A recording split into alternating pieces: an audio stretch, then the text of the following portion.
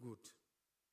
I invite researchers and innovation project teams to go further and make their results more informative to our policies. Come up with marketable intellectual property. My colleagues know how much we've been debating about our output when it comes to intellectual property. We need to generate income from these innovative products, services, or processes. We are in the process of even establishing companies that will be startup companies to promote the products that we are having, some of which are not probably going to be showcased here because they were funded through other projects, but there are a very good list of those products that need to be put to market and contributing to the development of the country. We also note that, as I mentioned, the three principal mandates, I will not spend more time now on teaching, but the second one, which is academia industry linkage, I talked about it. We are now also into the third one of disseminating what we have gotten.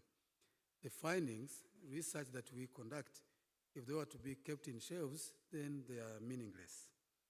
Now, this is one other phase, and I congratulate the PCO and the embassy and the university committee for having come up from the last year's dialogue meeting to have come up with this decision to find time to come together and show, guess what we've done. You must agree with me that a lot is being done in departments, but a lot is even known to the college level, leave alone the university level.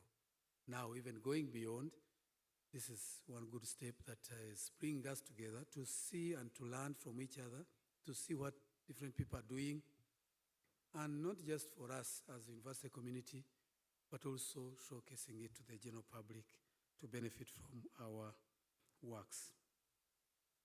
So the University of Rwanda will continue to keep in place an enabling environment. We are always striving to improve it to the better for research and innovation, providing necessary infrastructures and resources needed for our community of researchers and innovators to achieve higher performance. And of course, that we cannot do it alone. I therefore want to express our gratefulness to the generosity of the Swedish people for their financial support.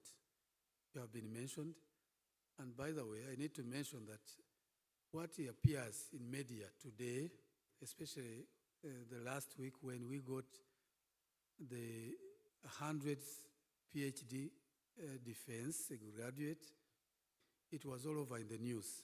And what is known mainly is about training. 100 PhDs, more than 300 masters, but little is known about research output. Now, this is the forum. This is the way to make it known that we have also benefited a lot from the support of the Swedish people when it comes to research. And not just for this phase, for these 5 years, but all along for the last 22 years. So we've been having a lot of output when it comes to research, but little of that is known. And so congratulations for having thought of this moment to have that made public. The fund used by research and innovation teams has been provided by the government of Sweden through the UR Sweden program, and it is the same funding that made this symposium possible. We are so grateful for that. We are also thankful to the representatives of the Swedish Embassy who are here with us, Swedish partners who traveled all the way to come and join us, and all our collaborating partners in the research and innovation sub-programs who contributed to the organization of this event, and as I mentioned, that traveled all the way from the University of Södertörn and Lund to take part in this symposium. Once again, thank you all, distinguished participants, guests, for your presence today, and we hope you will keep with us tomorrow, because only when what we do in research and innovation is spread to the world is when our research shall be meant to be relevant and impactful. I wish all of you a successful symposium and of course, fruitful discussions for these 2 great days. I thank you all for your kind attention, and I take the second part of assignment to invite my friend, our partner's representative, Martina, Head of Cooperation, to come and deliver your remarks to us. Thank you very much and welcome.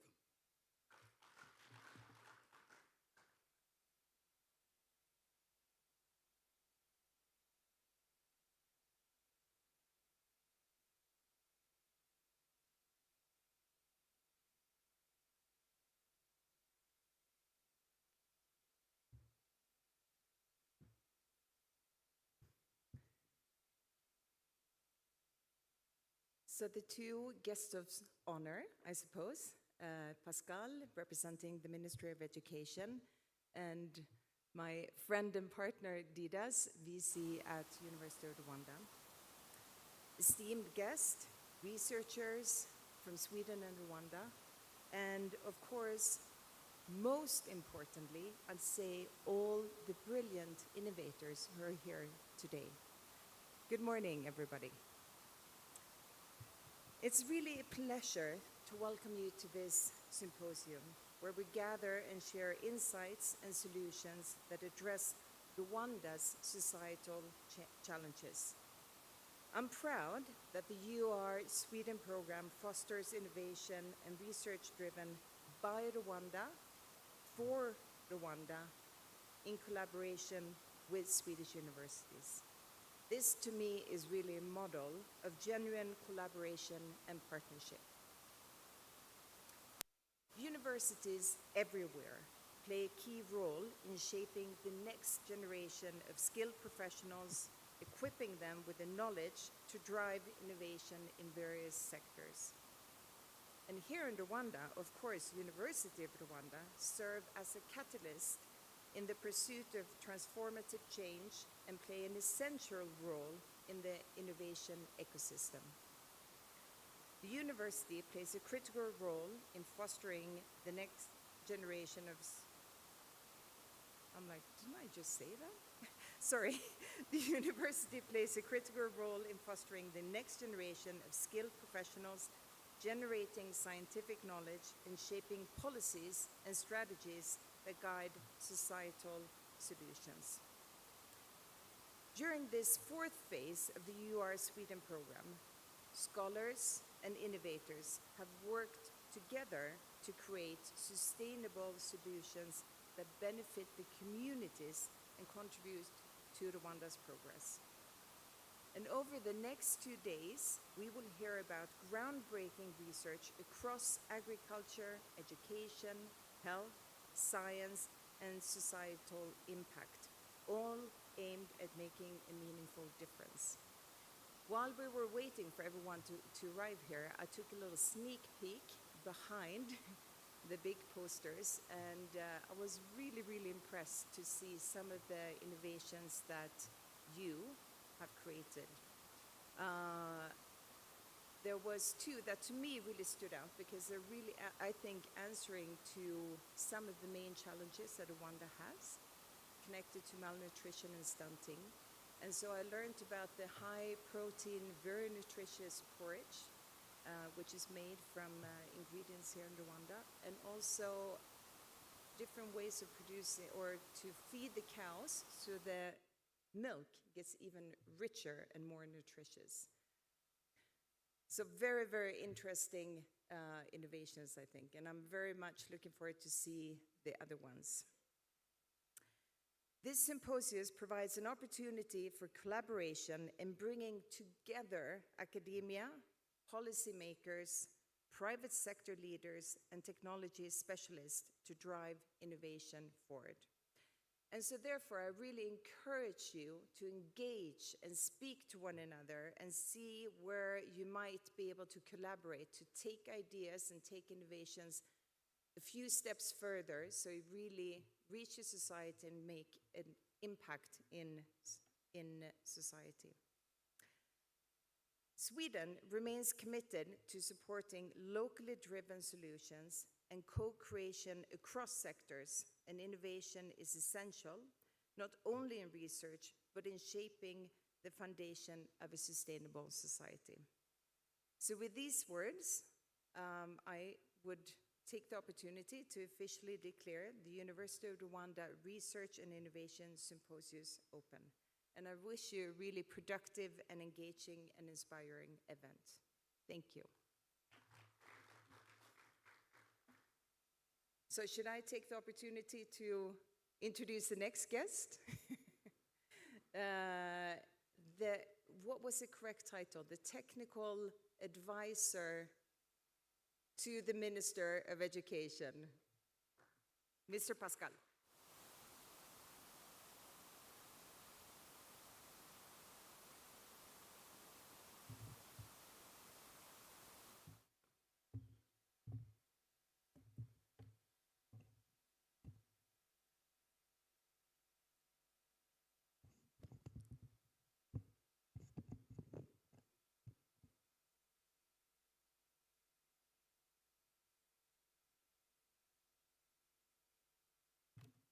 Yes.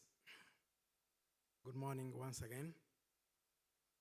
As introduced, my name is Pascal Gatabazi. I'm the Chief Technical Advisor in the Ministry of Education. I'm very happy to come back home. My journey started with the University of Rwanda. So every time I come here, I say I come back home.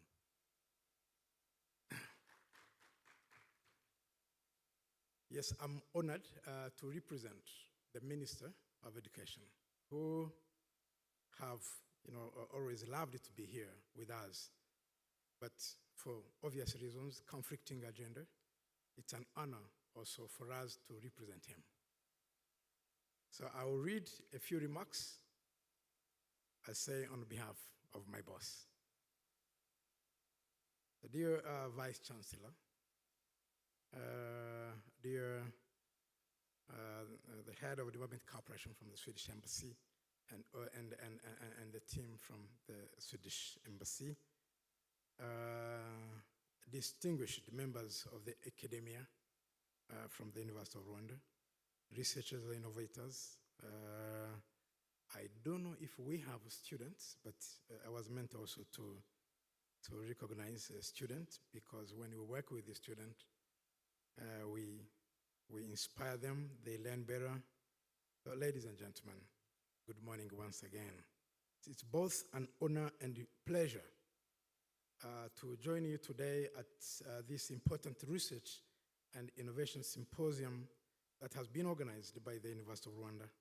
We want to start by expressing our deep appreciation to the Swedish government. I think our VC said it better.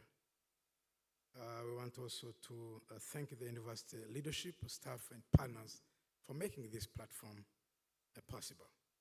A space where knowledge meets action and ideas transform into impact. Thank you, the Swedish government, again, for an incredible, significant support. Under the theme, research and innovation, research and innovative solutions from UR to a sustainable society and economy in Rwanda could not be more timely. It reflects our shared aspirations to build a nation that thrives on knowledge, creativity, and evidence-based policies, and to foster a society that is not only prosperous, but also inclusive and resilient. In today's knowledge-based global economy, nations that prioritize research and innovation are better positioned to solve complex challenges, from climate change, food insecurity, to public health and industry and industrial development. As Rwanda accelerates towards our Vision 2050 goals, we must ensure that our development is grounded in data, science, and local solutions. You know what I'm going to say, you know it better than me. Research is no longer a luxury. It is a necessity. It must be relevant, applied, and accessible, informing policy, guiding investment, and improving the daily lives of our people. That is why that's why platforms like this symposia are so important. They are a bridge between the laboratory and the community, between the theory and transformation. The University of Rwanda, as our premier institution of higher learning, has a pivotal role to play in this journey. We are pleased to note the strides UR has made in expanding its research capacity, nurturing homegrown innovations, and fostering collaboration between local and international. We are seeing the University of Rwanda researchers addressing national priorities, from developing clean energy solutions and improving agricultural productivity to enhancing digital education and tracking public health challenges. These efforts speak directly to the kind of the Rwanda we want: the self-reliant, smart, and sustainable. We urge the University of Rwanda to continue positioning itself not only as a center of academic excellence, but also as a driver of national transformation by integrating research in teaching, engaging with industry, and incubating young entrepreneurial talents among our students. I want to commit on behalf of my boss, the Minister of Education, will remain committed to supporting research and innovation through increased investment, capacity building, and policy alignment. Recent efforts to strengthen the National Research and Innovation Fund, support postgraduate training, and promote partnership with the private sector are all part of this broader vision. Of course, beyond the University of Rwanda, we need our universities, researchers, and the students to take initiative to pursue excellence, challenge assumptions, and above all, to keep the public good at the heart of the inquiry.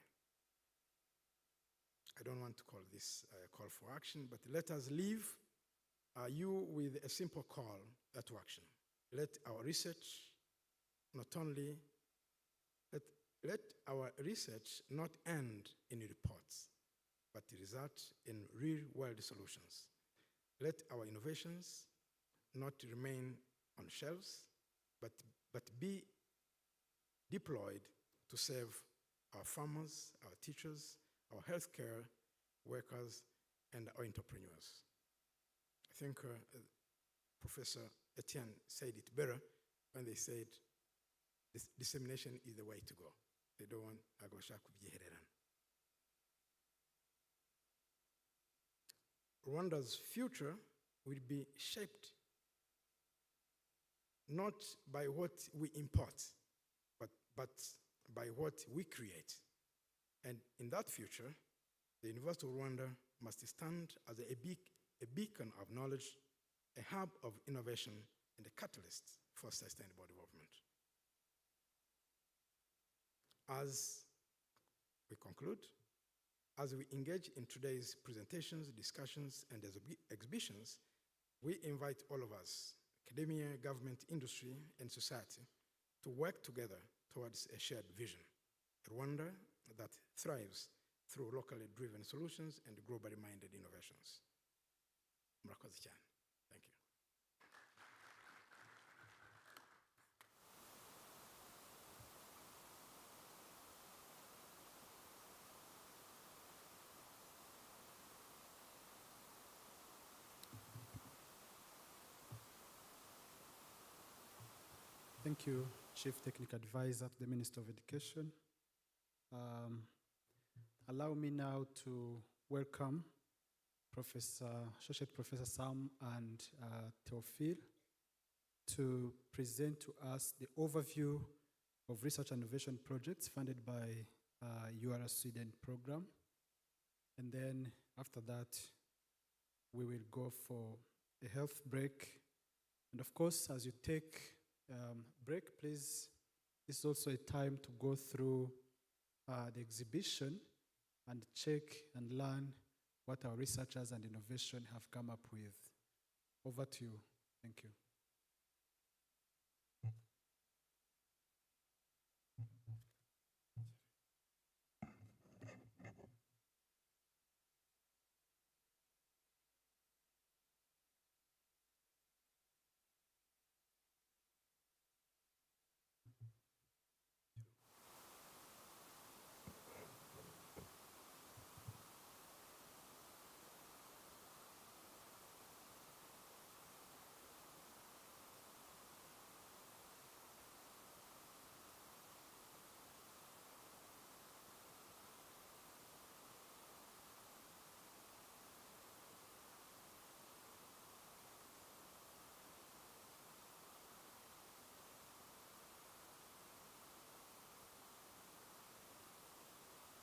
Good morning,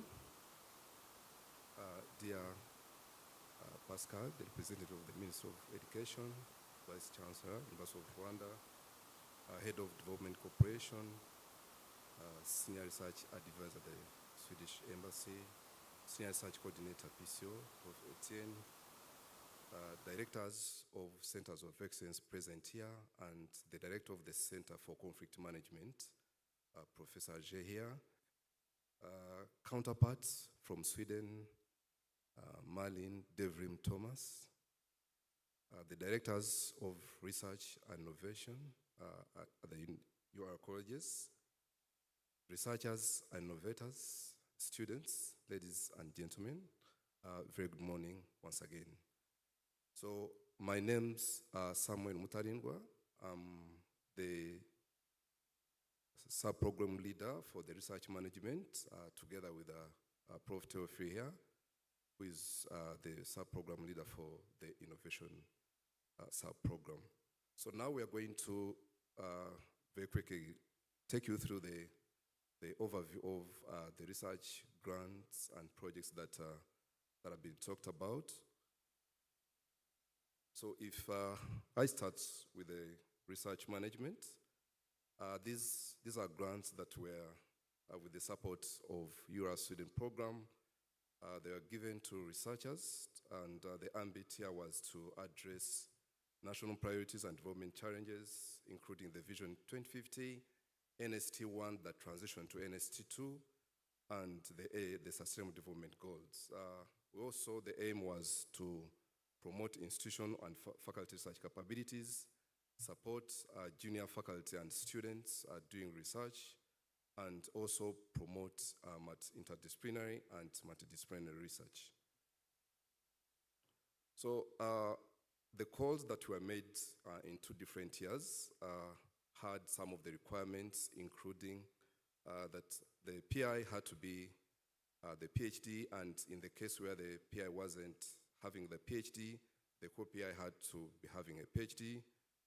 The research team composition was that they had to be having proven evidence of research activeness based on research publications, and there was also a requirement to include postgraduate students, gender aspects, and also it was a requirement for the researchers who were applying to align their proposals with one of the 10 research clusters. I think when we stand up to go for the coffee break, you will see some of us that do not know these clusters.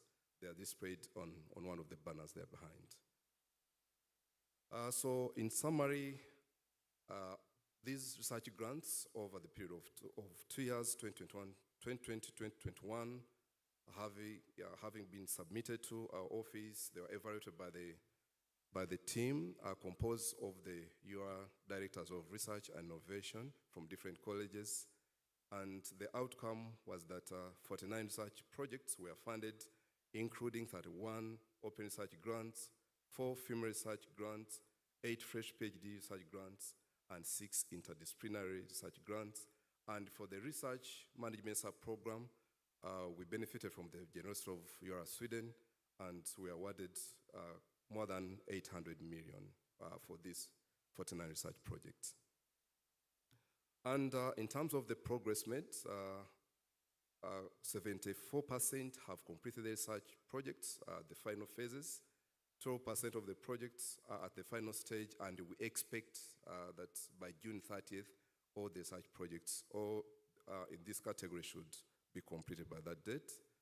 However, we also had some of the projects that were not progressing well, and the decision was made to stop them because they are not compliant when it comes to submission of the project reports and other deliverables that we wanted them to submit to us. So in terms of the support, we see that at least 231 researchers have benefited from these research grants if you look at the team compositions, because we see that from CAS, the teams that were from CAS, 40 researchers, 40 from CAVEM, 10 from CBE, and 85 from CMHS, and 56 from the College of Science and Technology. In terms of dissemination, until now, we see that 27 publications have been, we've had these 27 publications over this period, 2020-2025, and I would like to communicate that most of these publications are in good journals. And we have 2 resubmissions, that is, they received the comments from the editors and reviewers, and they're working on the comments. And until now, we do have 21 submissions. So in terms of the challenges, we saw that there are non-compliance of some of the projects. They could not submit projects on time. And the decision, as I mentioned, was taken to stop them. But in terms of the lessons learned, we see that collaboration is very important in terms of grants implementation. We've really benefited a lot from the support given to us by the PCO, management of the university, the college directors of research and innovation, and the college research and innovation officers. They've really helped these researchers. So also, in terms of the lessons learned, we see that these grants are really bringing in something. They are building capacities of researchers because the junior faculty is working with senior faculty, and you see them not only even on these research projects, but also they are applying to other research grants, and we see that this is maybe a lesson learned from the projects that they've had. We also see more of the outputs research outputs coming out of these grants, quality and efficiency. But also what we learned is that it's a learning, challenging process for this on the side of the researchers. Some of them, have, got the grants for the first time, and they didn't, have the experience of managing grants. But over time, informing them that you've got to be doing this and this. So it's learning, although challenging, but we see that they've learned over time. So with that, I thank you so much. So allow me to introduce. To give the floor to Prof. Tofik.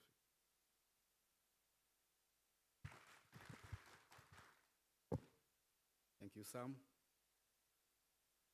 Sam is a bigger brother because innovation is a younger brother or sister, where research is a bigger brother or sister. I'm saying this because when we wrote the first proposal for funding of innovation, it was in 2014, and before that, people didn't talk much about innovation. It's from that 2014 that we are successful to have the funding that started the development of innovation at the University of Rwanda. And when this sub-program started of innovation, it was actually under the College of Business and Economics. And it was found that it could be difficult to coordinate the development of innovation at university level. And this is the reason why the Center for Innovation Entrepreneurship was proposed to start two years later. And the sub-program through the center has really accomplished a lot in terms of even initiating the understanding of the concept of innovation at the university, in terms of developing some policies like innovation policy and strategy, intellectual property right policy, and so on. Through the center, the sub-program has also established itself as an important member of the university ecosystem. Now that the innovation is now known under different units, it's no longer the monopoly of the center of the sub-program. We are taking part in different activities at university level or nationally, like organizing the University Innovation Week and other programs. Obviously, one of the important activities we have had is the implementation of the innovation projects. In all, we have had 3 cohorts of innovation projects. The first one started in 2017, 2018, where we had 3 projects only as a pilot, while a year later we had 11 projects. Before we could take the project, we are now going to hear about the output. What I can say is that from the starting of the pilot projects, you know, people at University of Rwanda have really been interested in getting involved in innovation. When you look at these different cohorts, the first one, we had only seven proposals. The following one, we had 29, while the last one, we had 73. So people now are very, very keen to get involved in innovation. So what I can also say is that these lucky projects have been really selected through a very rigorous process, where we had the appointment of people who could be involved. You know, we had people from Sweden, people from the University of Rwanda, mainly directors of research who were involved, who were appointed by the DVC academic. Then at the end of the selection, we had to make a report communicating the outcome to the concerned applicant. So if I come back to the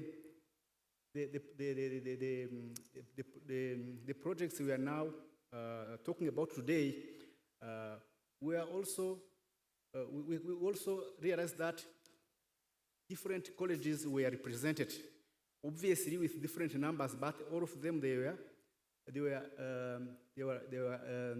represented. And also among the projects that we had 32, we had 18 from the staff and 14 from students. Some of these students are today graduates, and I think they are here. Yeah. So what is the status of this project today? We selected some years ago.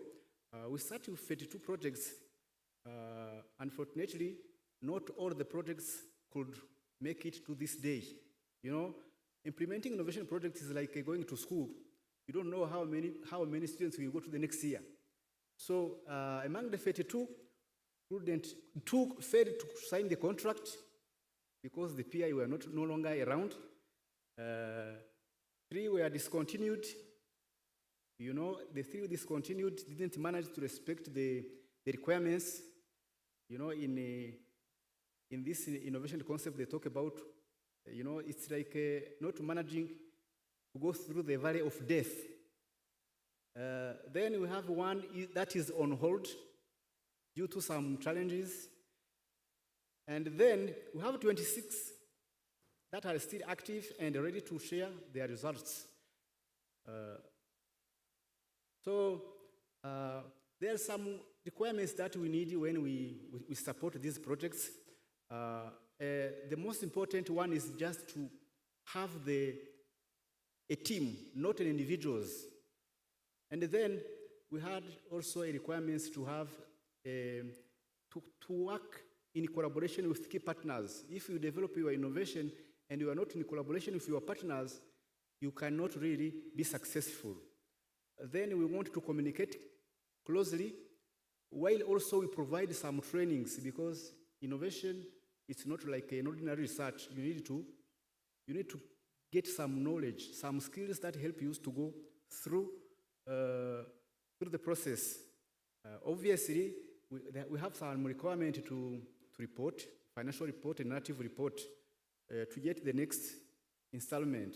So if I just talk to achievements, we have really some success because most of the projects, they have some results in the form of prototype, and we expect them to apply for patent, utility model, from the prototype they have.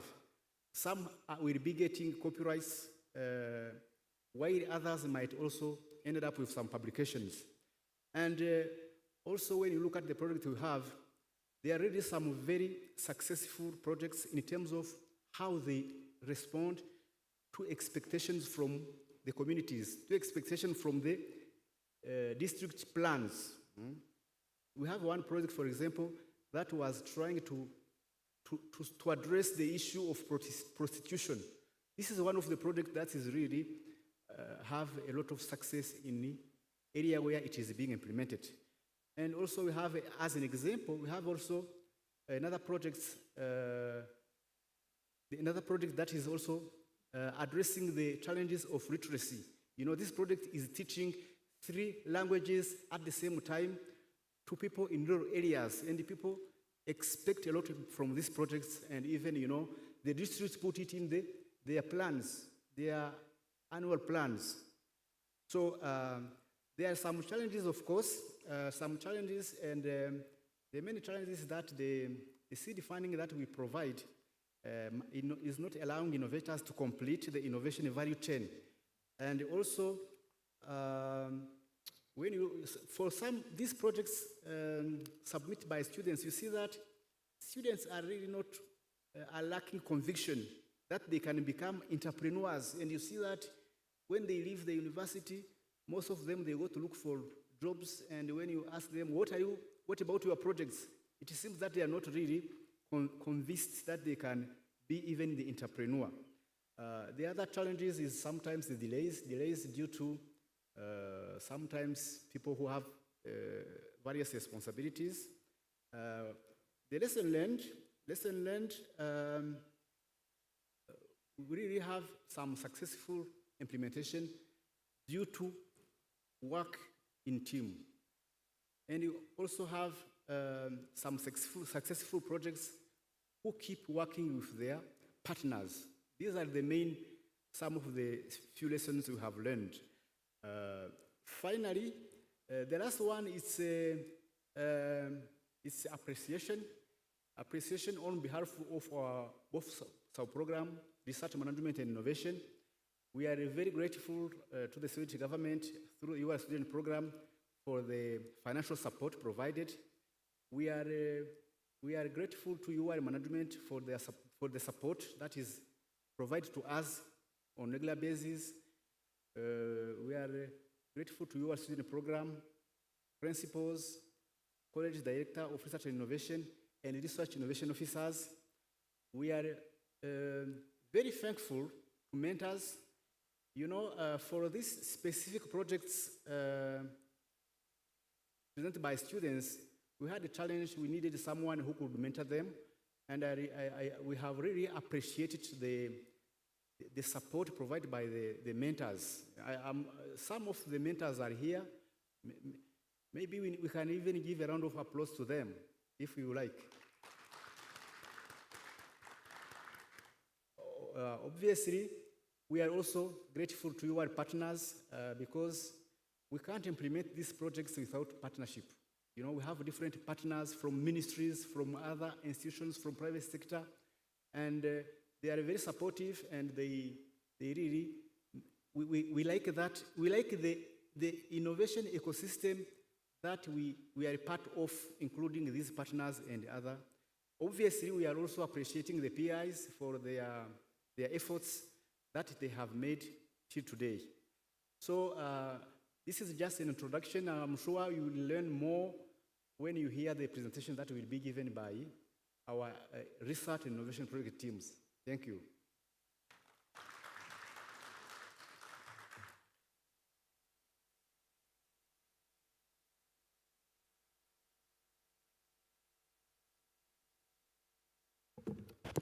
Thank you so much.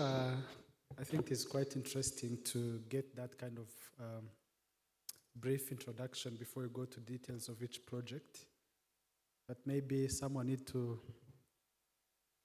do a research on factors that contribute to discontinuation of innovations. That's what I heard, at least from this presentation, that most of the projects don't finish. So I'm reminded that the statement in Kinyarwanda, they say, nta foto nta cyabaye. That is, I'm reminded about that. So before we go to break, we'll first have a group photo in front here. And I request our dear guests to step here, and then all of us will come and join them for a group photo.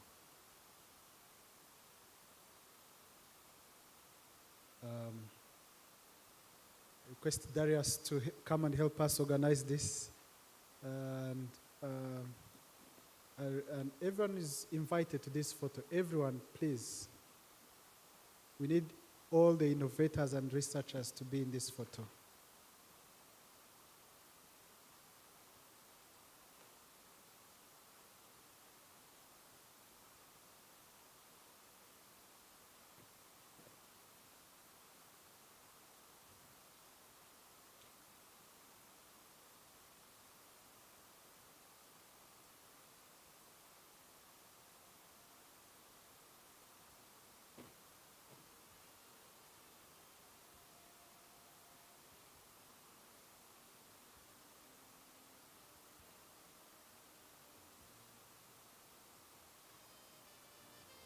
Yaza kwishyiramo.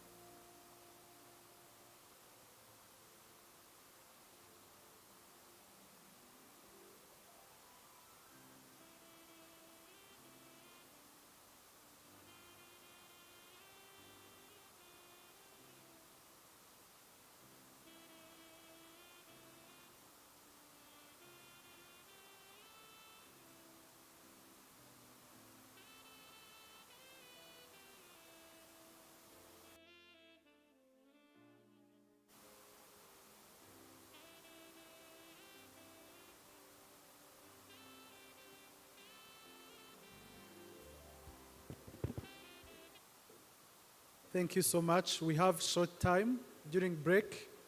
Please be mindful of the time. Thank you.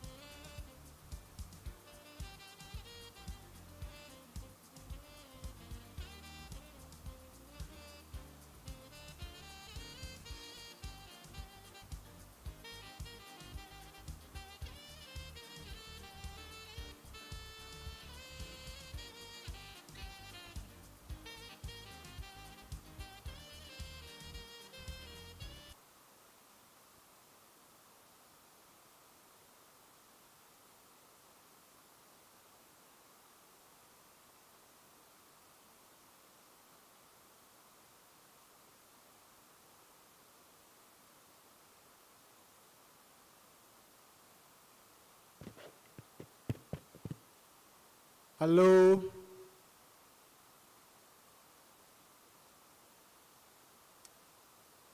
Can we all come back?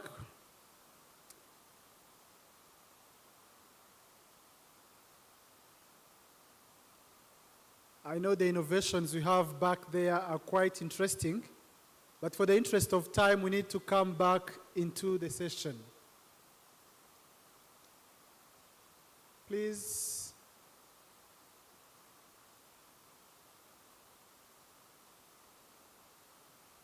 Consider winding up and come back to the session. We are continuing to the main session.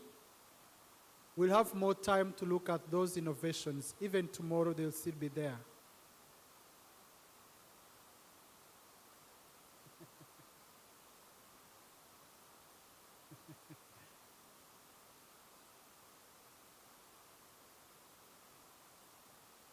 So we need to use time wisely, otherwise we won't have time for lunch. Yes. Thank you for coming. Yes. Thank you. Those behind that innovation, the nutrition innovation, would you please join us? We are waiting for you.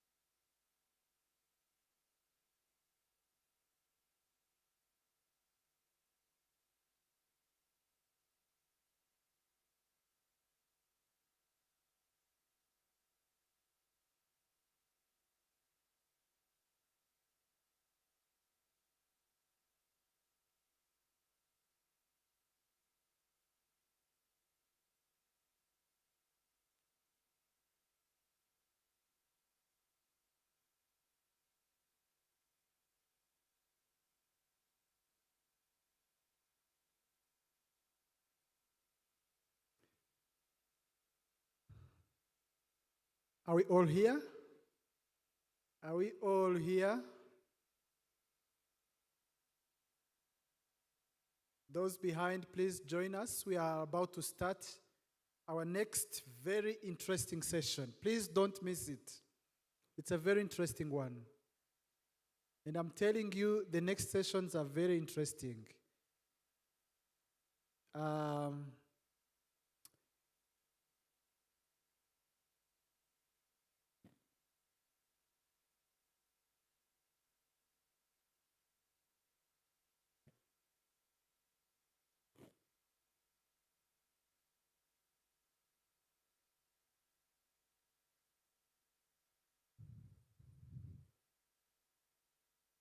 Okay, I think we should start.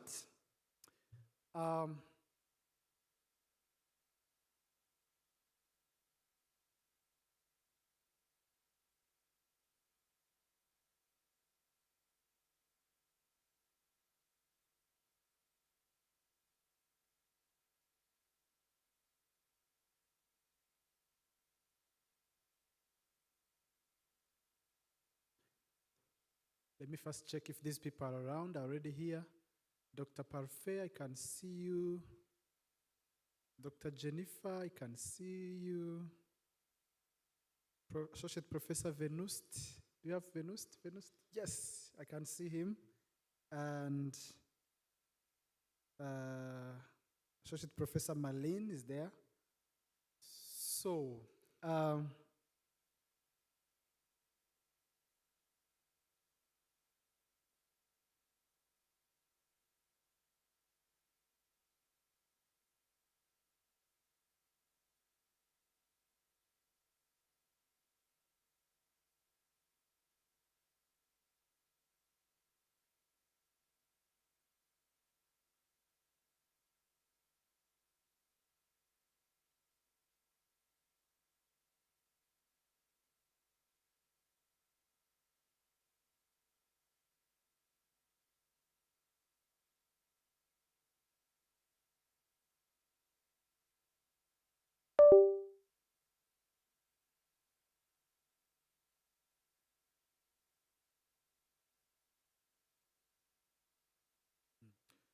Okay, so we are about to start now the next session, which is a keynote speech, and is about linking research and innovation for sustainable development. And then it will be followed by a panel. But the next arrangement, let me call Associate Professor Marlene Gawel for her presentation and then take us through the next session. Over to you.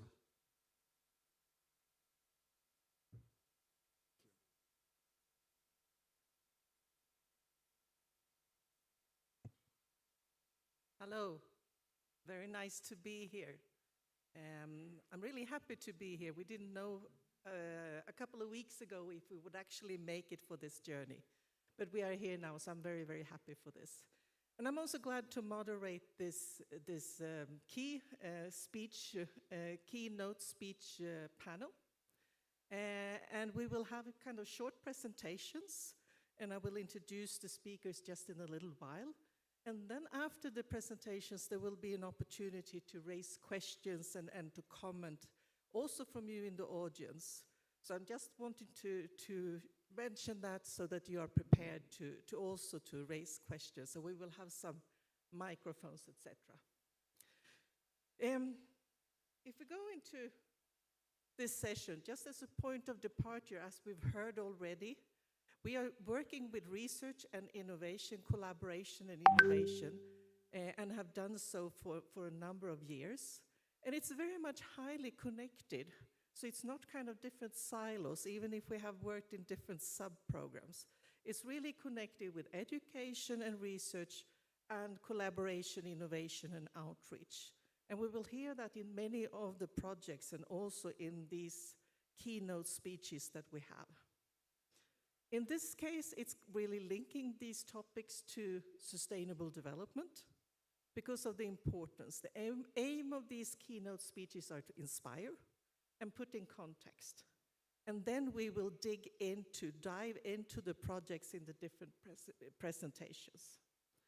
We have this panel consisting of Dr. Parfait, who will give a keynote just in a little bit. We have Dr. Jennifer here, also from University of Rwanda, an associate professor, Wednesday, over here, I think, that will join me just in a little bit. My name is Malin Gavell. I'm with Södertörn University in Stockholm, and I had the privilege to join my colleague Thomas, that you will meet more tomorrow, in 2018, to work in the innovation sub-program, together with Theophil and all the staff for Center of Innovation and Entrepreneurship, and all these fantastic projects. Really kind of spanning across the university, across the schools, working on the ground to really use practice as a way to learn and to contextualize entrepreneurship for sustainable development in practice. And we know this takes time. We know we need to learn from each other. We have that experiences from collaborating. And there's a step-by-step journey. And it's impressive to see how far and what has happened during these years. And it's a privilege to be here when we can actually harvest some of the results and reflections. And of course also discussions on how to move on in the best way within University of Rwanda and with partners in Rwanda, and also with external partners from outside. So with that, without further ado, I want us to continue, because I'm really interested in listening to the keynote speeches and to see what they bring up. So let us start. Dr. Parfait, please come and join us. And we hope your presentation is here, otherwise I know you have it on the computer.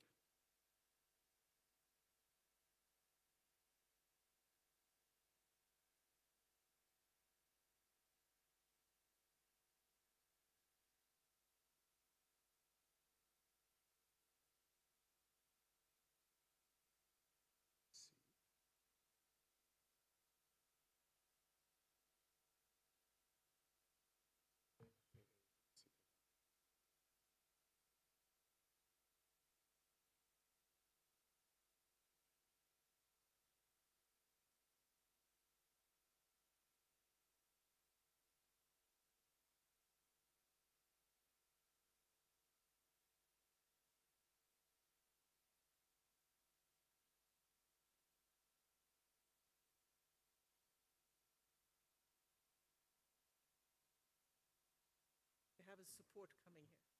This is wonderful. Thank you.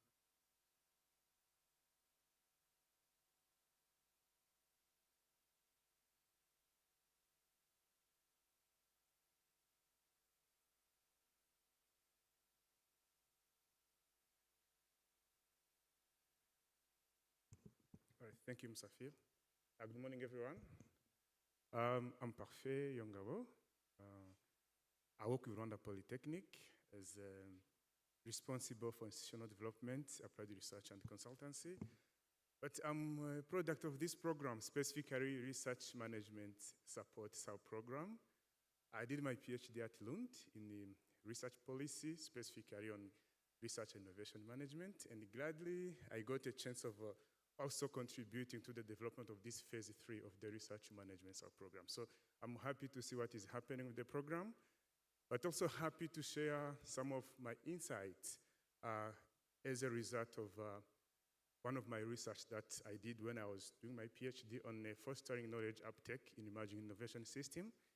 And for this keynote speech, I will be also trying to bring in some of the insight from my recent research on the political economy analysis of Science Granting Council, where I tried to look at how the political economy dynamics influence the science funding and the science impact. So I will be just to try to bring in all those different aspects, but mainly with the focus on understanding the role of universities for societal development. So where do we locate universities in the societal dynamics, and what is happening at the universities impact the society, or what can we do better to do that, and probably what does it take, and how do we understand those dynamics to be able to navigate them, and what are the avenues for impact making for research. I will start with trying to position the university in the dynamics. Marlene started with the sort of iconic symbol for the triple helix, trying to position the functions. But for me, I'm trying to start by positioning the actors themselves, the university, the industries, and the government. And how do those three spheres interact to be able to ensure that the knowledge that is produced leads to the needed impact. And here there are some of the key things that needs to happen if we want the universities to be positioned these dynamics, but also provide their impact. So there are the functions mainly of knowledge production, which is paid by the universities, but also there is the function of the normative control, where the government has to provide the enabling environment, the policy framework, and those other aspects related to the political economy, so that the knowledge that is being produced can be facilitated for uptake. And now there is also the industry. And here, when I talk about the industry, we need to look at it in a more comprehensive way. It's not the industries that are into the manufacturing. Let's look at the industry as the set of the society with different actors. And here I'm trying to bring this up because there is this debate if we need to continue the triple helix or if we want to extend it to hexahelix, pentahelix, or whatever, octahelix. And then how many helix will we have? So it's better to be able to understand when we talk about the industry, it's the society at large. And that bigger part of the industry involvement mainly leads to the function of the wealth generation or the economic growth and the social transformation. And with these interactions, having each actor plays its role, but also be able to have these overlaps as they interact, we can be able to reach the societal impacts. And of course, here in sometimes we have these high expectations that the impact can happen overnight. It takes time. It takes time and also patience to be able to reach the needed impact. So that's why first we need to have the system well set, have the commitment, and be intentional in the undertakings. Here, I just want to share with you a bit of the situation analysis that I did for the Rwandan context. How does this triple helix is reflected in the Rwandan context?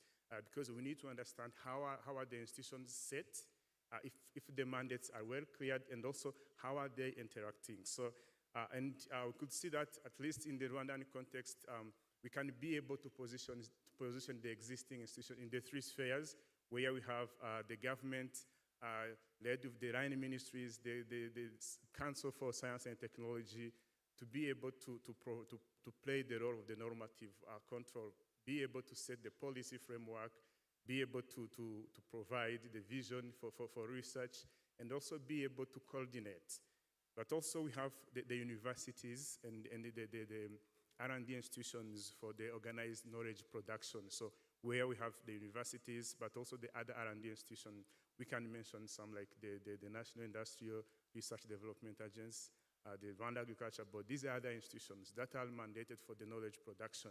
We also have a setting that is meant to facilitate the wealth generation, where we have the private sector that is still growing to uptake the research that is coming out, but also we have the Rwanda Development Board that sets the stage for the knowledge commercialization. And of course, here we need to notice that we are still at the evolving stage.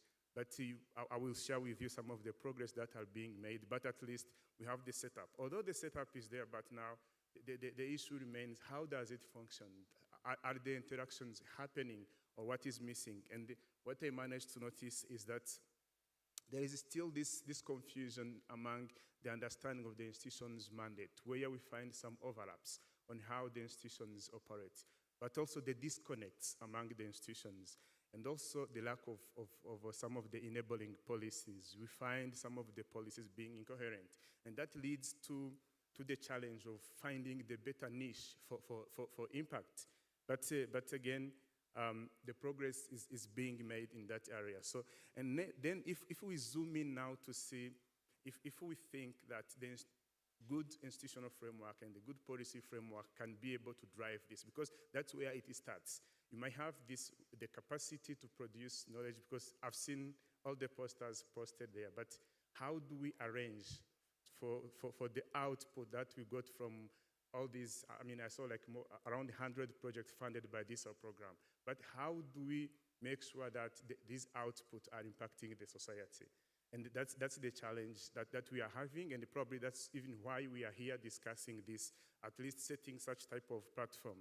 But on top of the institutions, we should be able to have collaborations that are enabling. I was trying to browse around the participation here, but maybe I'm mistaken, but I couldn't see the high presence of industries, the presence of the policymakers, because here we are still operating a bit of the traditional way in the Ivory Tower, where we come here, we discuss what we did.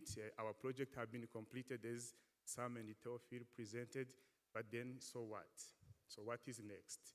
So I mean, it would have been nice, and I think probably there will be many more sessions around that, where we bring the end users of what we produced here to discuss what is happening. So I think that's the whole essence of collaboration, but the collaboration that is more intentional. And probably I will be happy to see, as the researchers will be presenting, to see if they have managed to see their impact dimensions. Who was the targeted end users? Of course, I know that I'm an academician as well. I know that we focus mainly on getting our papers published. And so then when they are published, we are promoted. And of course, we have made our academic progress and the impact, but how about the societal impact? Of course, the knowledge community is part of the society as well, but we need to go beyond the knowledge community. But also on top of collaboration, we need the funding, and this program is a good example of the funding availability. But how do we sustain this, and the capacity building as well? So, if I try to compare when I was at the University of Rwanda back in 2014 or whatever, so you can see that the capacity has been growing, because I remember we are trying to look at 90% of the people with PhD. Now, when you see the recent report, it's around 30% of people having PhD. So we have the capacity here. But how do we use that as well to be able to drive that? And how do we incentivize those capacitated people? And how do we avail the infrastructures for them? I'm trying to talk about these factors to see how do we reach the needed research quality that can be uptaken in a sense of commercialization, but also in a sense of community use in a different aspect. Because here we are talking about innovation, and we tend mainly to focus on product innovation, technology innovation, process innovation, but also there's a dimension of the social innovation. How do we bring that into a picture, and how do we set up that framework for that? So we have these drivers in place, but then how do we build on them to take forward some of our initiatives? So I think what we need as the university is to be able to position ourselves, but also be able to take all those aspects forward and be able to understand the dynamics and from different perspectives, be it from a managerial perspective, resource endowment perspective, but also the leadership perspective. And talking about leadership, there is this issue. If we want to look at the role of the university, we need to have the university identity and also choose where do we belong. And there are a lot of frameworks that are coming on board, and we tend to be more of picking things on the shelf. Okay, we are a university in transition, so the university in transition do that. Then later you find, we need to be inclusive. Then you also try to bring in the inclusive innovation in the dynamics. Then but we need to be an entrepreneurial university. So we are in this dilemma, so trying to find, those identities. But I think the bottom line here is to see even the combination of both can work, because all these concepts that are being, that we are borrowing, I mean, sometimes they don't fit into our context, the others fit in our context, and probably we are not yet ready to take them forward. But here I'm trying to bring on board having this bottom line on how do we define the university vision, irrespective of the concept that we want to embrace. Ensure that we identify the type of research, the vision of research that aligns with the societal development. And as I was talking about our research on the political economy analysis, what we realized is that most of the research agenda, we did the research in the 15 African countries, and most of the research that are funded by the Science Granting Council or conducted by the universities, they rarely take into account development programs. You find a country research and innovation agenda which has the priorities that are different from the national development agenda. So because each and everyone wants to have the paper on table, the agenda is approved, then the box is ticked. So, but the issue is how are we intentional in shaping those agenda? I'm happy that now there is a close collaboration between the University of Rwanda, the National Council of Science and Technology in drafting the agenda. But we need to involve many more actors to be able to have this vision, which is intentional in aligning with the developmental agenda of the country.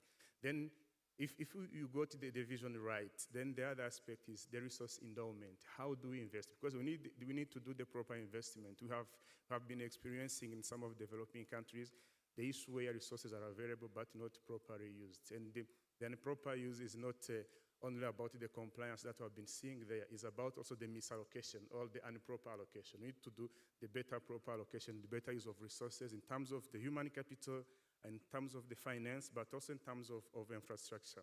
And then the other aspect is about the leadership and the academic leadership and the governance. How do we govern all those things to be able to drive the innovation and the societal impact? And the other thing is now to know what we want is to balance the excellence and the relevance. Here I was talking about publications and the societal impact. You can be excellent in publishing a good journal, but not relevant to the society. So we need to be able to balance, and the balance comes on how do we choose the type of research that we do, the funding instrument that we use, but also the mode of our research conduct. If we go transdisciplinary research or participatory research, so that we bring each and every actor on board. So now I just want to highlight a bit on the effort that are being made, although there are the challenges that I mentioned, but we can see the good progress in establishing good research and technical programs that address the societal needs at all levels. We have here the University of Rwanda, we have the Rwanda Polytechnic, all trying to produce the right skills and the right research to address the societal needs.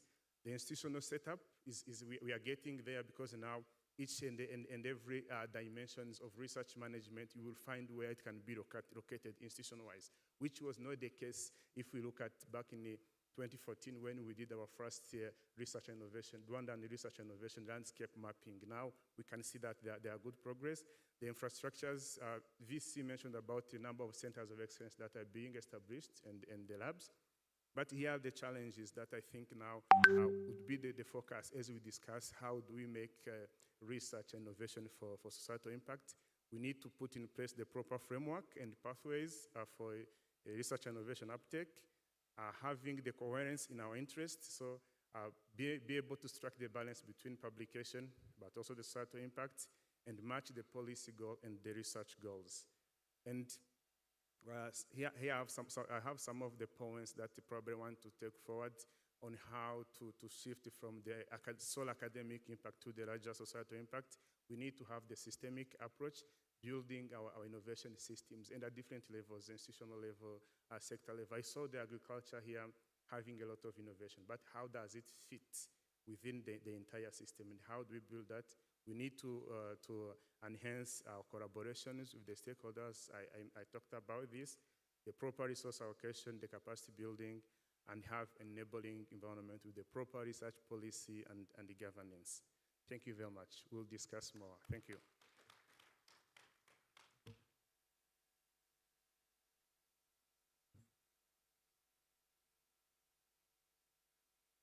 Thank you. And for the sake of time, I was moving closer and closer, right? You saw that in the corner of your eyes.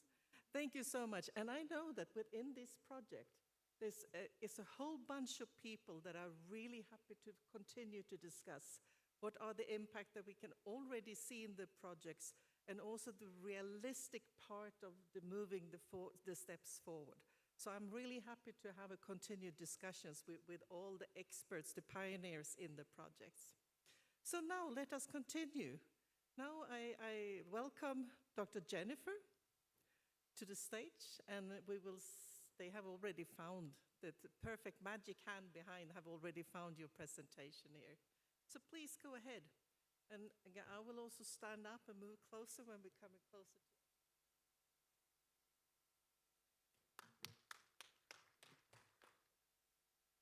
So good morning. Yeah, so I'm really happy to be the second. I didn't want to be the first. At least he has set the flow. So I'm going to continue from where he stopped. So I'm by the names of Jennifer Batamuliza. I'm a lecturer at the University of Rwanda, teaching technology courses and data science courses at master's level. Wearing different hats at the University of Rwanda, as also the head of Data-Driven Incubation Hub and short professional courses at the University of Rwanda in African Center of Excellence in Data Science. So I'll start by, first of all, just talking about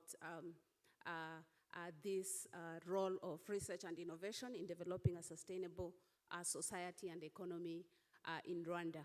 So this, I'll just talk about it briefly. As you know, sustainability is key in both society and economy because it ensures long-term well-being, environmental health, and economic stability. Research and innovation is powerful forces that shape the future of societies and economies. So I'll just move faster. Here, when we are talking of research and innovation, of course, it's very key or crucial to link or to align it with the, let's say, the Vision 2050 of the country, aligning it to the NST2, aligning it to SDGs and all that, so that whatever we are doing can be relevant and it can be impactful and contribute to the development of the country. So you know about this Rwanda's Vision 2050 of being a knowledge-based economy, middle-income economy, and also talking about the National Strategy for Transformation 2, which builds upon the achievement of NST 1. It aligns with the broader Vision 2050, aiming to transform Rwanda into a high-income country by 2050. And research and innovation is one of the key drivers that will help this work. So the current state of research in Rwanda, here I'll just talk briefly about National Council for Science and Technology. As he mentioned, the institution is really doing a lot in promoting research and development. We've seen that they have different ways of promoting the researchers so that they can make sure that research that is done is of high quality, and also helping in funding. So we've seen different initiatives that they have, and all this is to help in promotion of research and innovation. I'll talk about the universities, maybe being biased, starting with where I am, at the University of Rwanda. We've seen that at the University of Rwanda, there is a rise of publications and innovation hubs. So I can say in the past 5 years, maybe you can all testify that the University of Rwanda has really contributed much, especially in publications.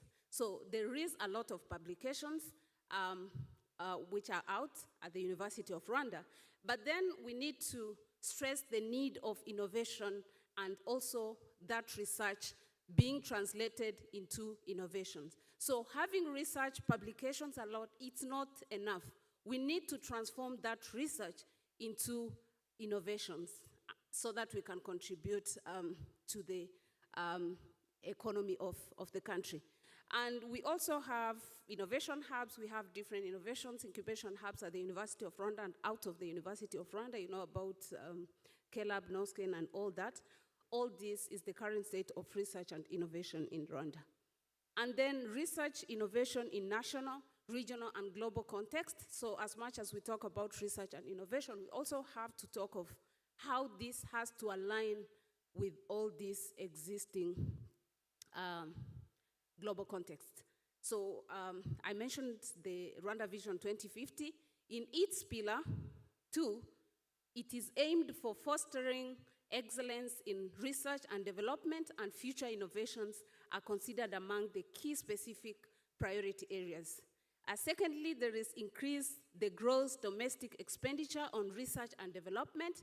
And then thirdly, there is increase the promotion of academic staff involved in research publication relevant to socio-economic development under human development objectives. This is all under the Rwanda Vision 2050. And already we are in the journey. And then I'll also have to talk about other global contexts, because Rwanda's Vision 2050, NST2, all those also need to align with global contexts. Here we talk about the East African Community Vision 2050, which also says, the vision acknowledges research and development as a key enabler of research and technology development initiatives. Several actions are planned, including establishment of regional research and innovation capacity building programs. We have the African Union Agenda 2050, which also highlights research as one of the pillars to achieve the Africa we want, where it stated that there is need to promote science, technology, research, and innovation to build knowledge, human capital, capabilities, and skills to drive innovations and for the African country. And then lastly, I talk of the SDGs. The role of research, technology, and innovation is well documented and and needs to be further updated to respond to the needs of policy, advisory, and to the emerging challenges, calling for more technology innovation. So here, I'll talk about this in 3 categories: innovation for social sustainability, tech-driven healthcare. For example, we have the drone technology by Zipline. We all know about that in Rwanda. So these are examples. This is one of the examples of innovation for social sustainability that is very key. We have smart education platforms. We have ICT solutions for governance and service delivery, such as Irembo. We can all testify how this has really contributed to quality service delivery in the country. So it's very key. All these are innovations that leads to socio-economic development. Let's talk also of economic sustainability. Here we talk about agri-tech, improving yields and value chains. Here we've seen that there is a lot of innovations that have been created in this sector. Renewable energy projects, we've seen many projects which are there. Digital economy and fintech supporting entrepreneurship. And then lastly, we have the environmental sustainability. We have different innovations such as innovations in climate resilience and sustainable agriculture, and all those. Yeah. So these main roles of research and innovation for the development of sustainable society and economy can be categorized in this, such as driving sustainable solutions, informing policy and decision making, promoting economy, fostering collaborations, sector impact areas such as the different thematic areas that we have at the University of Rwanda, enabling factors for linking research and innovation such as skills development, roles of institution and stakeholders such as the university, which contributes to capacity building, to research, such as government, which contributes maybe infrastructure-wise, policy that guides the research and innovation and all that, and also in well-being of the people. So let me try to align the University of Rwanda to this role that I've been talking about. At the University of Rwanda, we know that our vision is to become a globally engaged, competitive, and innovative research-driven university, well-positioned to respond to major socio-economic development and environmental challenges. And the strategic goal, different policies have been developed at the University of Rwanda to position itself as a leading research institution in the region, with research having positive impact on the quality of education and research functioning as a driver for economic development and service delivery. And that's what we are discussing here. And then we have research and innovation agenda. He talked about this. So already at the University of Rwanda, we have the research and innovation agenda, which includes to improve the culture of research to ensure production of impactful knowledge, technology and innovation for national transformation, promote community dissemination of innovation and technology, parts of the research outputs. I think this is also part of why we are here. Embark on the process of commercialization of innovative concepts, ideas, and newly produced technologies, which will help in promoting the society. So here, before I go far, I would like to talk about an initiative at the University of Rwanda. I think most of you know about that initiative. It's called the SUVI, Societal University Village Initiative in Rwanda, which is an initiative that promotes community engagement and research by connecting university resources with local community.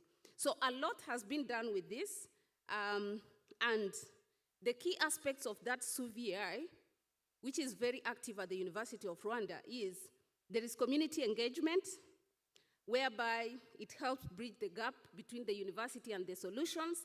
Different solutions are being provided for the community. There is research and innovation, practical applications, where the SUVI champions are sent to the remote areas. They interact with people, and after interacting with people, they get to see the challenges which are there, and then they provide real solutions to that. That's already happening. And all these are helping in contributing to food insecurities, for poverty reduction, and all that, which aligns to what we've been talking about. So this SUVI, yeah, there is community engagement, capacity building, because they take young people, and those young people are trained on how to interview the people to try to understand their problems and how those problems can be turned to solution. And the university, of course, provides the resources for that. So I think that's a great initiative. So quickly, we have this policy framework. Parfait talked about having the policy framework. I'm glad that we have this as part of our research agenda, where we have research, innovation, and dissemination. We have research capacity development. We have research management, funding, and partnerships. And all these are very, very key if we are talking about research and innovation. So I'm just concluding. We have different clusters, research clusters. This is very useful because people need to have a guidance so that they can be so intentional. So we have different clusters at the University of Rwanda. Behind there, you can see them.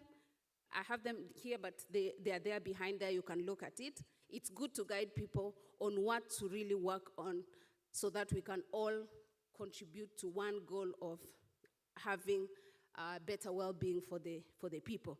And then interdisciplinary coaching and mentorship model. This is very key. We have professors, but we also need to promote junior people in research and innovation. So there is already a pathway there that has started to be followed, and this will help to promote young researchers so that they can also be at another level. So let me talk about the challenges just briefly. We have limited funding for research and development, fragmentation of research efforts, need for stronger academia, industry linkages, he talked about it. We have challenges in skills gap and brain drain. We've seen that. Infrastructure limitation, which is out there. I think the University of Rwanda is really doing well in this. And then opportunities are digital transformation. We have open science so that research is accessible to everyone, and global collaboration, promotion of homegrown solutions. So here concluding, I'll just say that we have to be intentional in whatever we are doing so that we can have research translated into a product or into businesses such as startups so that we can contribute to the society and also to the country's economy. Thank you so much.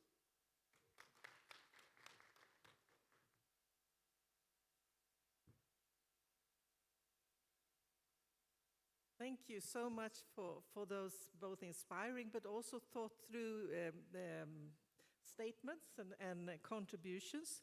And I think this is perfect. This is also showing really kind of the wish to participate in a discussion of the future steps for University of Rwanda and the development in this field in Rwanda. I'm very happy to hear that. Thank you. Then we have the third speaker, Ernesto, please.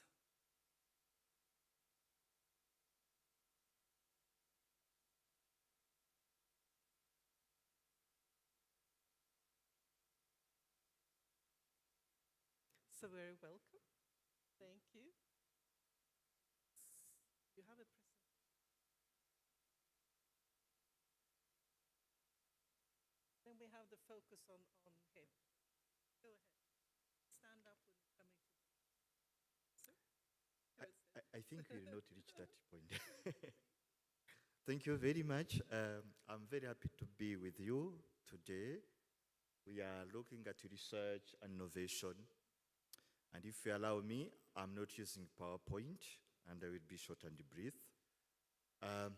I'm Venuste Nsengimana from the Center of Excellence in Biodiversity and Natural Resource Management, based in the University of Rwanda, College of Science and Technology.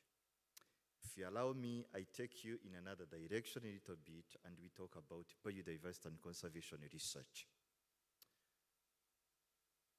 I don't know if it happened to one of you or all of you, that you take some time and think about the environment around us. This is because when we talk about research and technology in this era, everyone is concerned with a new product. And that new product is there for the people, for researchers, but also for money, for income generation. It's very hard for us now to talk about biodiversity and conservation. And when we talk about biodiversity, most of the people will think about these big animals. I used to talk with my students, asking them, what do you think about biodiversity? And the first outcome is that there are gorillas, there are elephants, there are lions. That's good. But maybe 0.05% of the good answer. Biodiversity is everywhere. We are living with it. And sometimes we are living with the biodiversity we never value, we never think about. And if we get a chance to meet it, the first reaction is killing. Have you ever think that a spider is very important? Have you ever think that a bacteria is very important? Yet we can't see it with our eyes, but we can see the impacts of a bacteria, especially when we are sick. And those are the most one we know. And sometimes, if we discuss among ourselves, the quick reaction is saying, oh, they are bad, they are causing diseases. However, we forget also positive benefits we are getting from them. We can look in another direction. How much money can you pay to the bees and butterflies that are pollinators? What may happen for us if they are not there? Which technology can we use to pollinate our crops that are producing fruits, seeds, and all kind of foods we need to survive? How much money can we pay to the pest controllers? Can we really rely on pesticides and chemical fertilizers? Can only this application take us to the improved environment and sustainability? When we plan for development, when we plan for research, do we take time and include the sustainability and health environment? There is a time I had a tower in Arboretum of Rohande, for those who know the place, and it was a complex group. The main purpose was to show that forest plantation can play a big role for biodiversity conservation. When we were there, some of people approached me and asked me, for how long these eucalyptus have been here? I said, the forest was planted around the 1930s. Now it is almost 100 years. They said, oh, have you ever harvested these eucalyptus? I said, I don't know, but what I see, it seems as it was not harvested. They said, have you ever think about timber and firewood from this good eucalyptus? On the other side, one of the local community members was asking, how are we allowed to collect firewood from this forest? Let me stop here. But those two examples show us how in one community of people, people making that community have different directions. We are making a field trip to talk about biodiversity conservation, to show how forest plantation is essential for biodiversity conservation. But another one is looking at eucalyptus and how good it can produce timber and money. Nothing else about biodiversity, nothing else about conservation. Another one is saying, oh, how can we collect firewood? The focus is not on biodiversity, the focus is not on timber, the focus is on firewood, because that is the most needed. Those two examples took me on another level of thinking. How can we conserve in this changing environment with a complex of people, with a complex of stakeholders, with different direction? And if I turn the question, how can we conserve biodiversity in this era of technology, in this era of research and innovation for the new product? Recently, in this month, we have celebrated the Biodiversity and Environmental Days. And the key point there was to find against plastic pollution. But here of us, look at our tables. How many water bottles do we have? And they're made of plastics. That is fine. But how can I convince a producer of this water, a producer of these plastic bottles, that they are harming our environment? What can be done in terms of research and innovation to replace these plastic bottles? Are we aware of how it is affecting our biodiversity and environment? There, the idea is that conservation is not a work of one person. It is a concern of all of us. When you look at a forest, a river, a town, let us think that it is there for us, but also it has to be there for our future generation.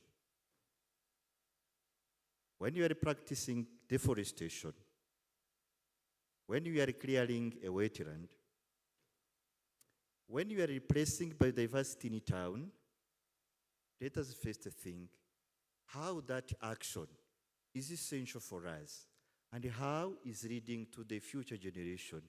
And then from that, we talk about sustainability. We talk about a healthy society. We talk about innovations that are not only producing a new product, but also contributing to the environmental conservation, to human health, not for now only, but also for the future generation. That's my effort, your effort, and effort for all of us. Conservation is an action of all of us. Thank you very much.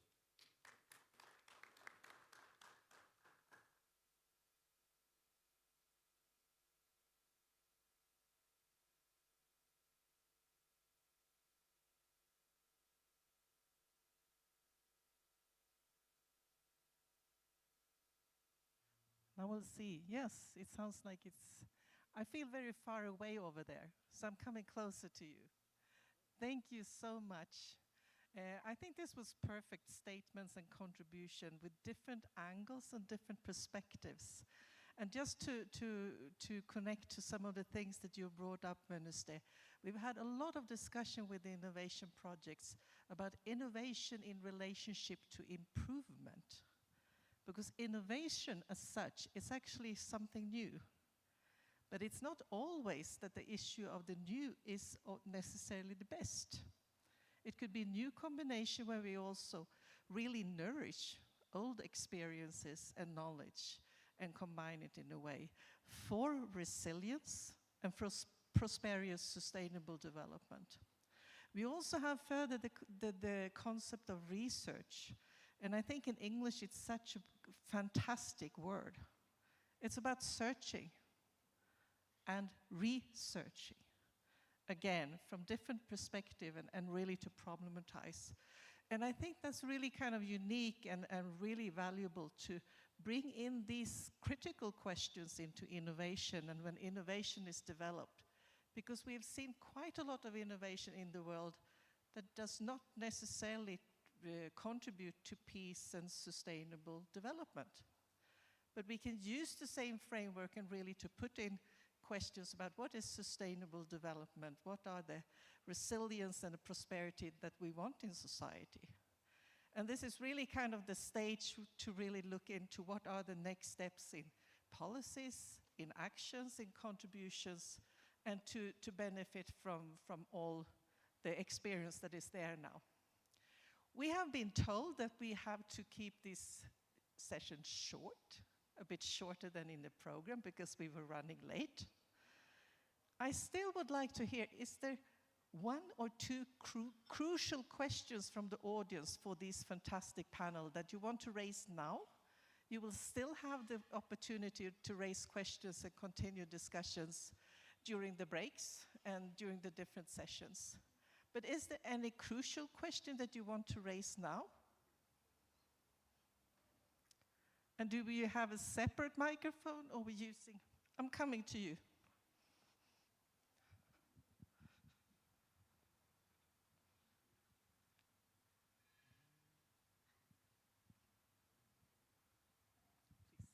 Thank you, moderator. I'm Joseph Nhaumhagaze from the College of Science and Technology. My question goes to Prof. Venost.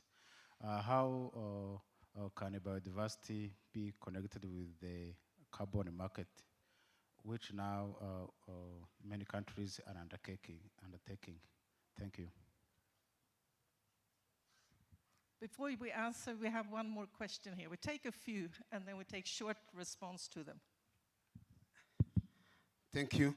I'm Karik Segatari from the College of Agriculture. My question is addressed to all panelists. What do you see or perceive as specific incentives for researchers for conducting research and innovations in the context of Rwanda? That's also a very good and important question. See if we have one more hand, and this one is the last one for this session. But remember, we still have the breaks and continued discussions. Thank you very much. My question, I'm Nadine Rujeni from the College of Medicine and Health Sciences. My question goes to Dr. Parfait. You talked about your assessment in Rwanda on the different efforts done to promote research and innovation. I'd like to know if you have some kind of weighing in terms of, for example, how much the wealth generation compared to the lack of policy, lack of collaboration, how each of those weigh in terms of promoting research and innovation. So basically, what are we missing most? Is it the wealth generation, or is it the lack of policy and the lack of collaboration? Perfect. That's also a good question. Please go ahead, very short responses, and then continue discussion. And we'll see if we have time before they close down the sound for us to go to the next session. Minister, please. Thank you very much for the question about carbon market and biodiversity. They are linked. When we talk about carbon market and we talk about biodiversity, we are mainly focusing on plant biodiversity, where you have to have different types of plants, forests that are contributing to the carbon sequestration or carbon harvesting.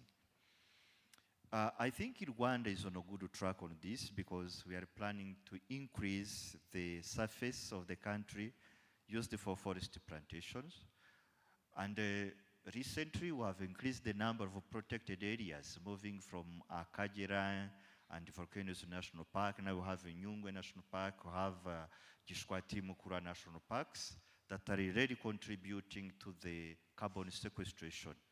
But also we are encouraging, the country is encouraging private sector, individuals to plant more trees.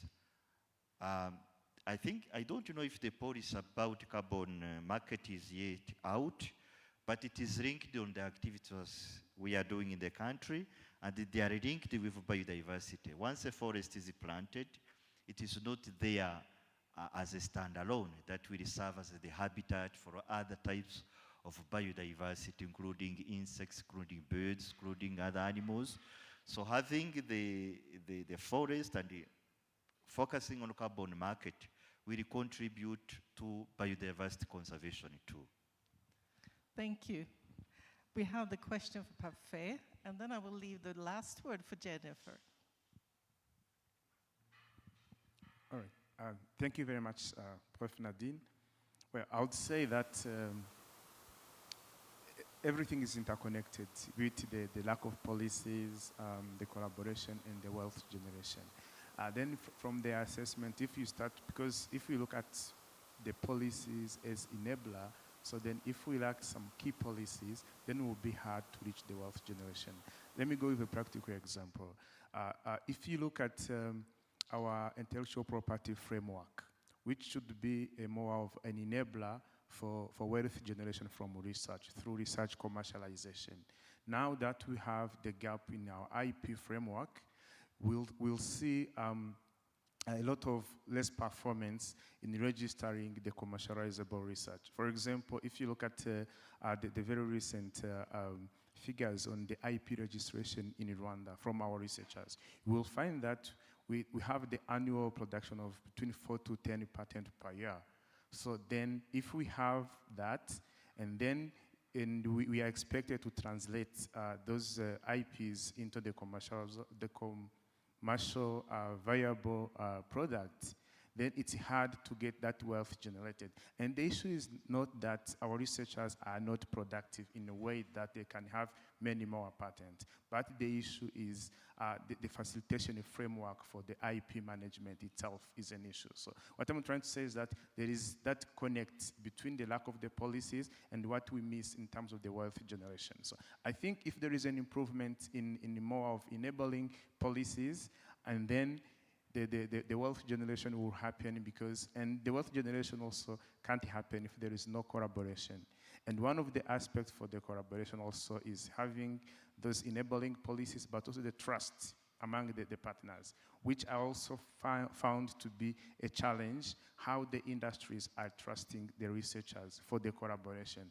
And you won't have any collaboration that can be more productive if there is no trust. And the trust is not between individuals. The trust is about the quality of the research, if it is responsive to what they need, and if it's worth investing in it.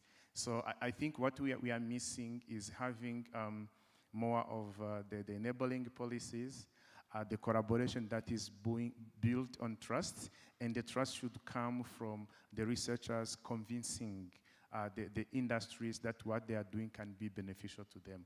Then the wealth generation can happen.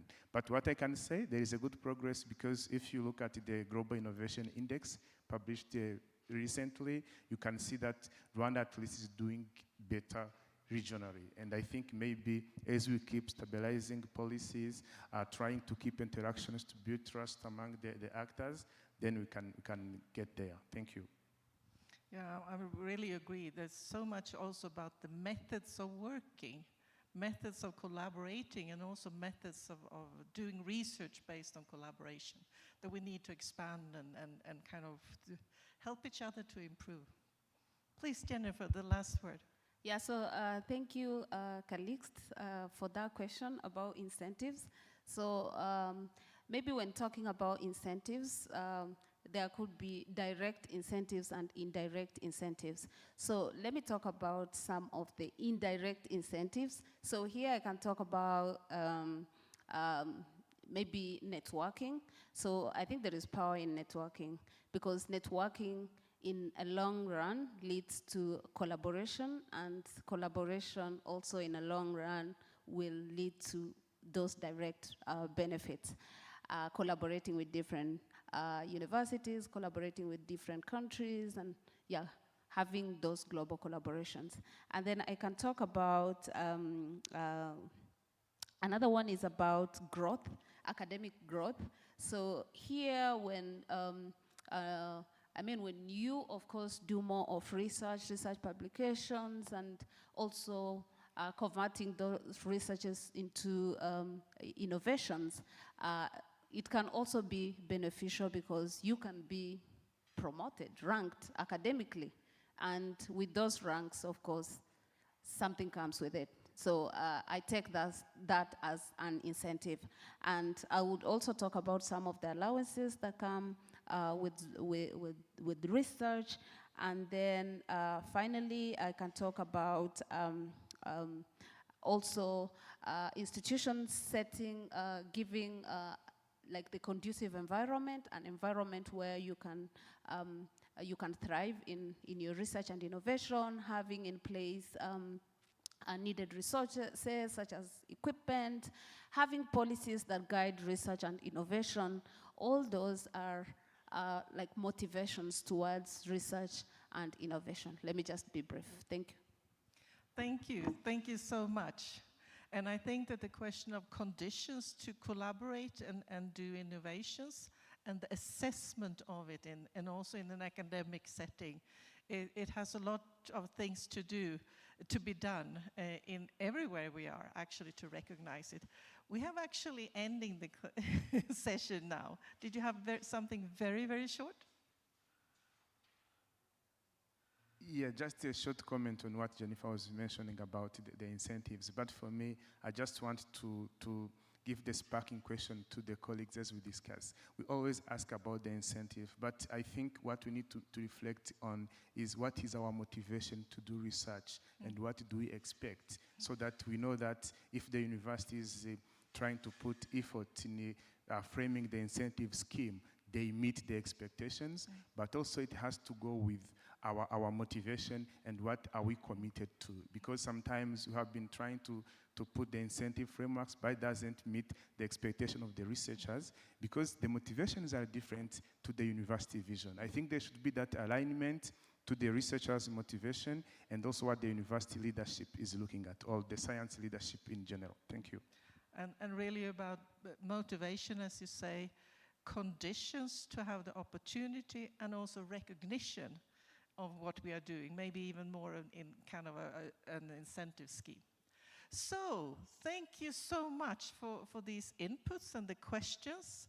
And the dialogue has really started in this way. And now it's time for parallel sessions. And I think that we will have some more information about that. But before rounding up and while you're entering the stage, please give a big hand for the panel.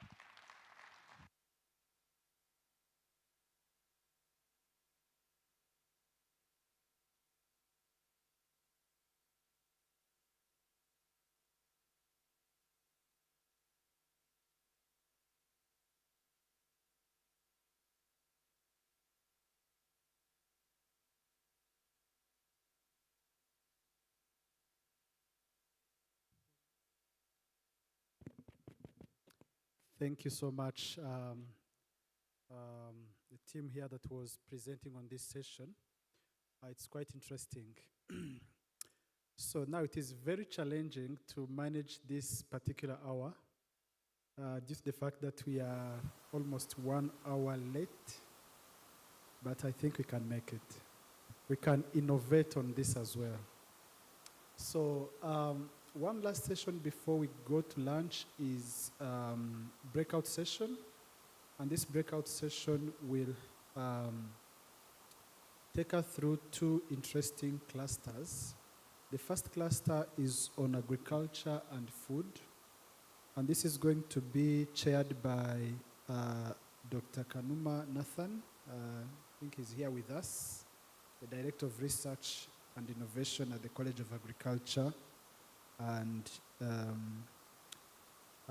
then we have the second session on education. The second cluster on education, it will be chaired by Professor Florian Sangamimana together with Professor Epimark Niwizi, Principal of College of Education. He's here with us. And this is going to be happening at our URA headquarters office. It's not in Gikondo, those who don't know it, it's just here next to the tent. And you can join there. It will be in classroom number 2 on the first floor. Whereas the agriculture cluster, they will remain in this room. So in the interest of time, let's aim to end this breakout session by 13:15. Having said that, we almost have nearly 30 minutes. So that's what it is. I think we'll try to be innovative in that way as well. So may I request the team that is supposed to go into education cluster to, protocol outside will guide you where to pass, and you will join Professor Florian Sangarmiman at the College of Education, the Principal of College of Education, and it will be at URA headquarters, first floor. It is just after this building. It's not very far from here. And those who wish to join the agriculture cluster will remain in this room. Thank you so much.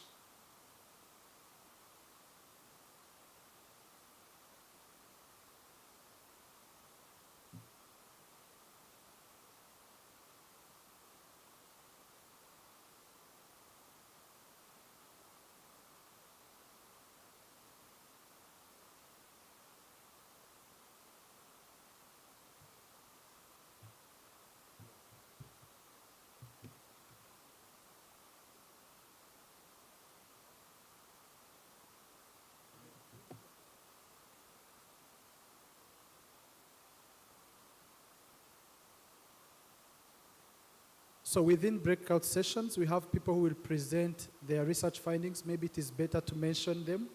In the agriculture cluster, we have Dr. Kalist Gatari and Tassien Uwiringiyimana, Dr. Miriam Mujawamariya, Thierry Shema, and Dr. Innocent Ndahiriwe. They will remain in this session. And then in addition, we'll have Theonest Rutaisire. They will all remain in this cluster. Then the second cluster in education, we have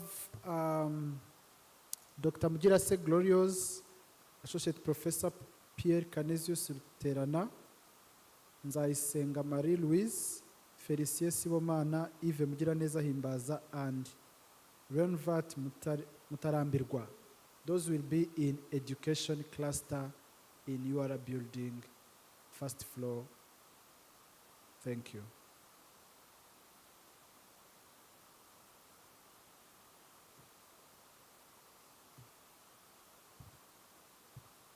Esteemed participants in this session, good afternoon to you.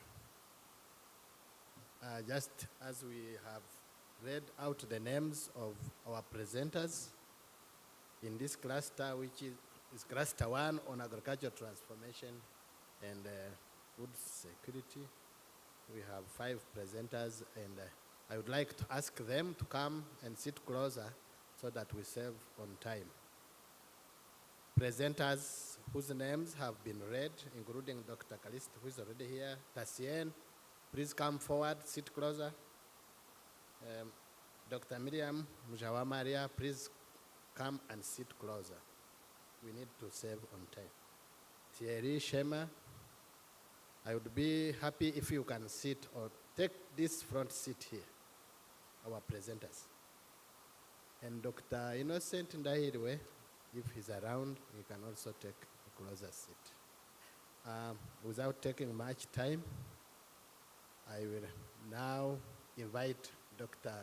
Kalist Gatari, who is going to speak about the first topic. He will tell us the topic and proceed. Just success stories in this project, because you may not necessarily have to go through everything, but the key message is success stories in this project. Thank you. You have 5 minutes.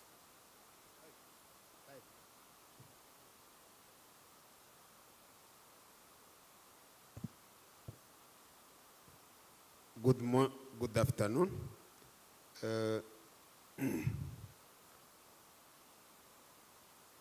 Dear ladies and gentlemen, I'm pleased to present you the results of our research on behalf of the team that conducted this research. It's about milk production by cows, where we want to increase milk production by including fodder legumes in the dairy ratio of dairy cows. Myself, I'm happy to be a product of the UR Sweden program. I completed my PhD in Göteborg in the program of Applied Environmental Science. This is the content of my presentation. As you know, the dairy sector is important by contributing to food security and also for generating income for farmers.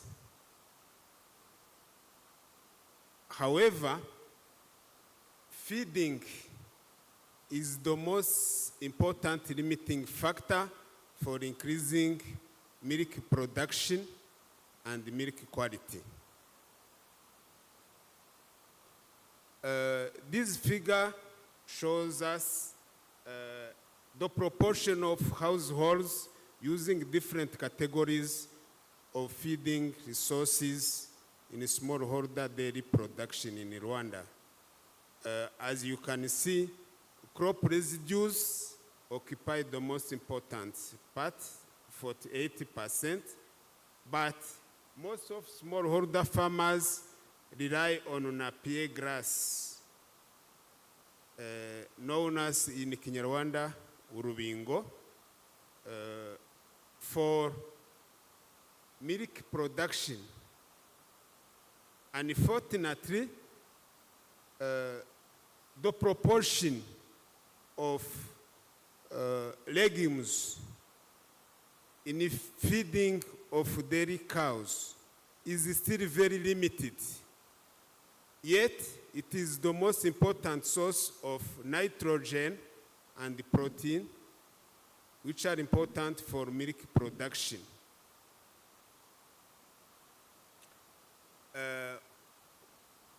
Here we have an example of two important legumes known in Rwanda, coriander and the Symposium, which are multi-purpose. Not only are used in feeding animals, but they also improve soil fertility, control soil erosion, increase biodiversity, excellent bee forage. All animals from bees, chicken, goats, pork, dairy cows can feed on coriander, for instance. Here we have two Brachiaria and Pennisetum that are important drought-tolerant grasses, especially when you move to the eastern province of the country. Grasses gives more biomass than legumes. However, legumes contain more protein, which is needed for milk production and milk quality. On this table, you see that when you mix legumes with grass, you get more milk rather than relying on grasses only. Promoting the use of forage legumes through on-farm feeding in poor resource dairy farms would be the best option for increasing milk productivity. The objective of this research was to promote the use of on-farm forage legumes in a dairy ratio of dairy cows. We had several specific objectives. I will not go through each of them for the sake of time. This study was conducted in 5 provinces of our country. In each province, we have one district, Bugesera in the eastern, Burera in the northern province, Ngororero in the western province, Muhanga and Nyamagabe in the southern province. The city of Kigali were also included, but they gave up in the middle of our research. We targeted 313 farmers organized into LFFS, meaning Livestock Farmer Field Schools. As a methodology, we used the farmer field schools. We demonstrated how to plant Pennisetum using Tumbukiza technology, and we distributed seeds and seedlings of forage legumes to farmers. In addition, we carried out a feeding experiment using a combination of Napier grass and different legumes using a 6-week replicated Latin square design, including 6 cows. We have different treatments. The inclusion of legumes was 0%, 15%, and 30%. And the milk samples were taken to the laboratory, to UR and the RAB complex, Huye complex laboratory, and the RAB Rubona for analysis for crude protein, fat, lactose, pH, TDS, meaning total dissolvable solids, and forage samples were also analyzed. As a result, we saw that most farmers moved for raising crossbreed dairy cows, the majority of farmers, instead of raising Ankore cows that are less milk productive. Our results also demonstrate that farmers agree that Tumbukiza technology have several advantages, including the quality of harvest, persistence in the field, and the quality of cuttings. If I can briefly explain Tumbukiza in Kinyarwanda,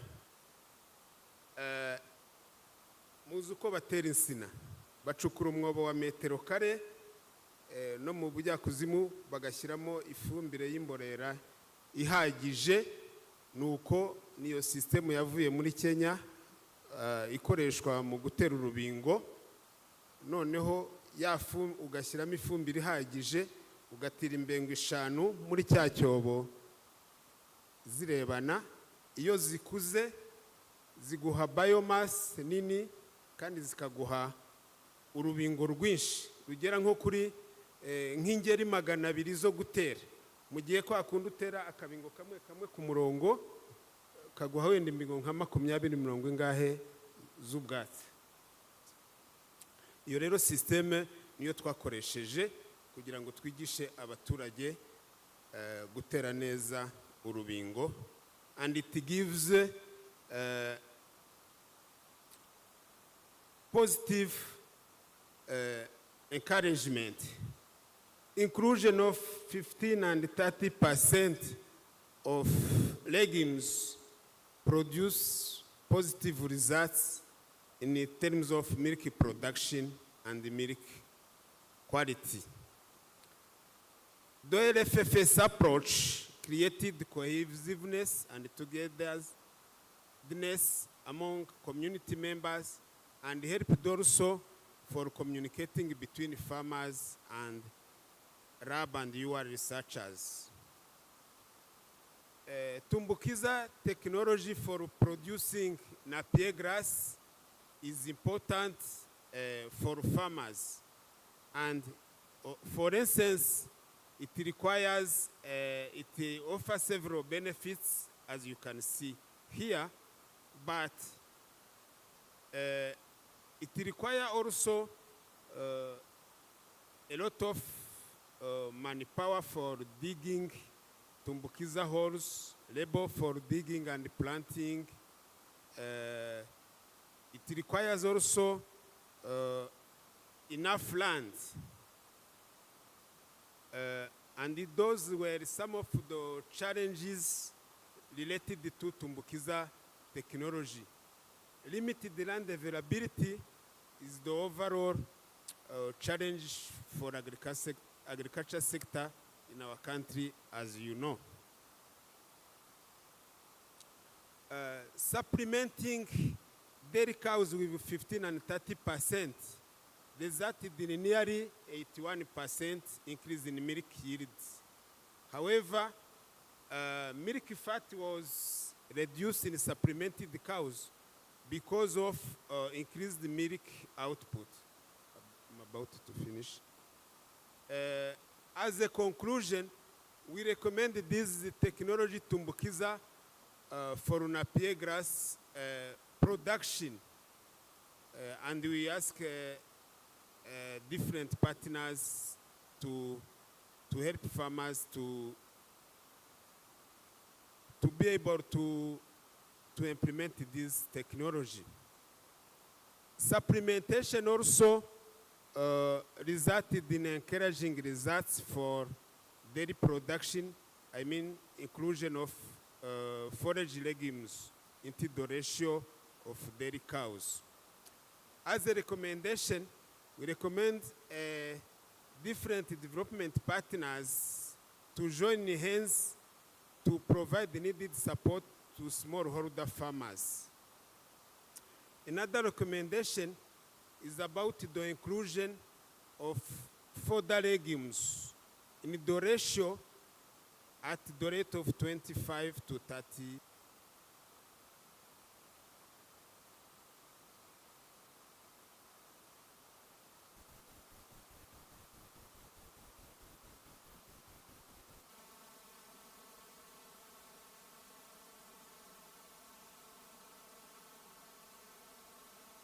In this study.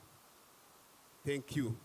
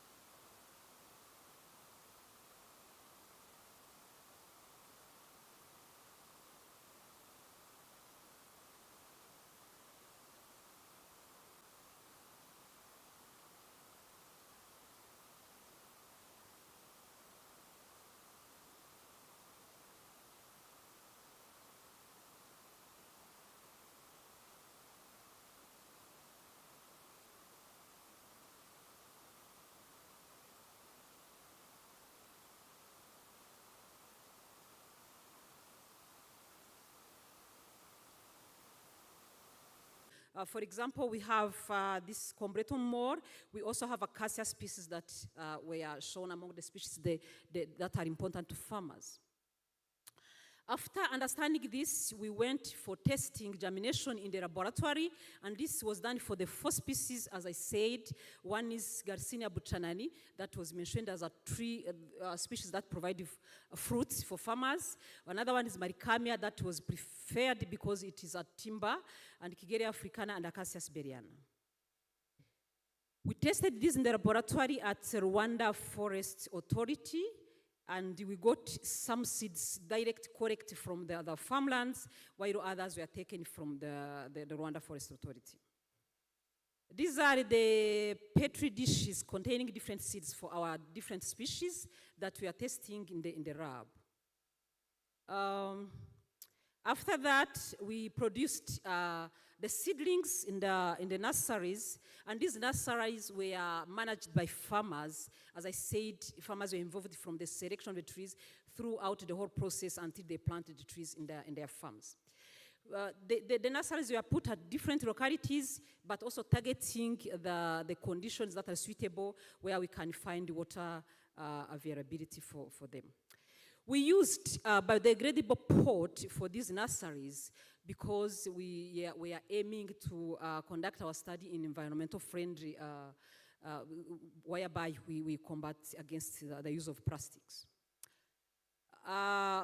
Farmers themselves, they owned the whole process.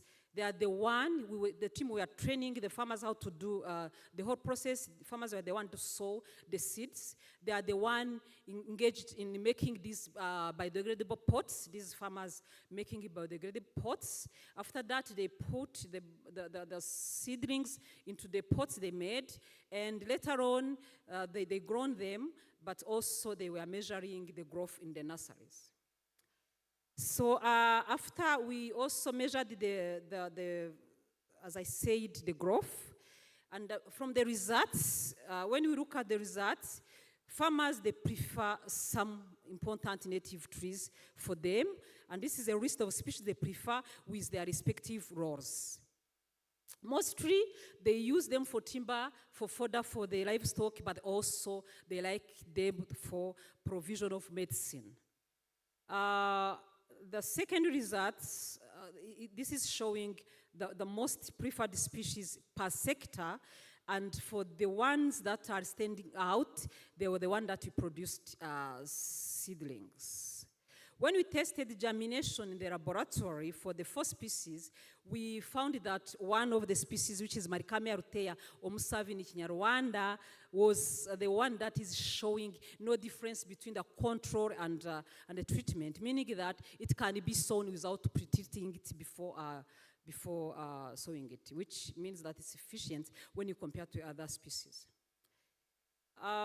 Again, the tree performance in the field, we measured the growth of the trees in terms of height and base diameter, and it turned out that Maricamia rutea was also doing well in the farmer's field compared to other species. The output, we have mentored different students, master students here, and also we have a manuscript that we produced. To wrap up with the conclusion, our study indicated that farmers, they possess knowledge about the value of certain native trees that are willing also to plant them in their lands. It's also showed that the germination rates, performance of Maricamia rutea compared to other species make it more suitable. We also have shown that survival and growth rate of these native species are within the range of growth and mortality rate of typical non-agroforestry, which means that they can do better, as even though people have misunderstanding about them. We also had that Maricamia rutea was a good performing in terms of germination success. And Garcinia buchanani was a good in terms of food security, as farmers mentioned. To recommend, These results suggest a way of domesticating useful native tree species in these smallholder farming systems using a participatory approach, whereby you can promote biodiversity, crop diversification, but also we can promote the uptake of the high-value trees. Restoration initiatives of those valuable native trees require supportive programs and policies. And we end by saying that further research linking these native trees in agroforestry to climate adaptation is highly needed. Thank you very much for your kind attention, and a big thanks to the research team, Wigesera district leaders who facilitated us for this study, to farmers who participated, but also to funders, the University of Rwanda and the student program. And to end, I also want to say that I'm thankful for the government of Sweden, as I'm also a product from there in terms of gaining the support, VRIR and FORMAS grant for my PhD research. Thank you.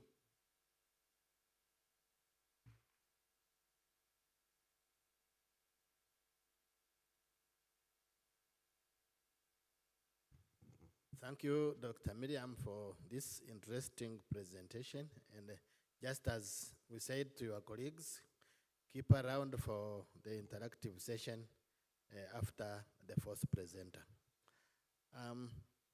I will now call upon Associate Professor Jean to give his presentation. Looking at our schedule, I mean the list of presenters, there are some presentations which we would not have because some of the presenters could not make it.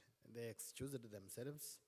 So we'll listen to Professor Jean, and then after his presentation, we will invite the other three presenters to come in front so that you can respond and interact with the audience. Thank you.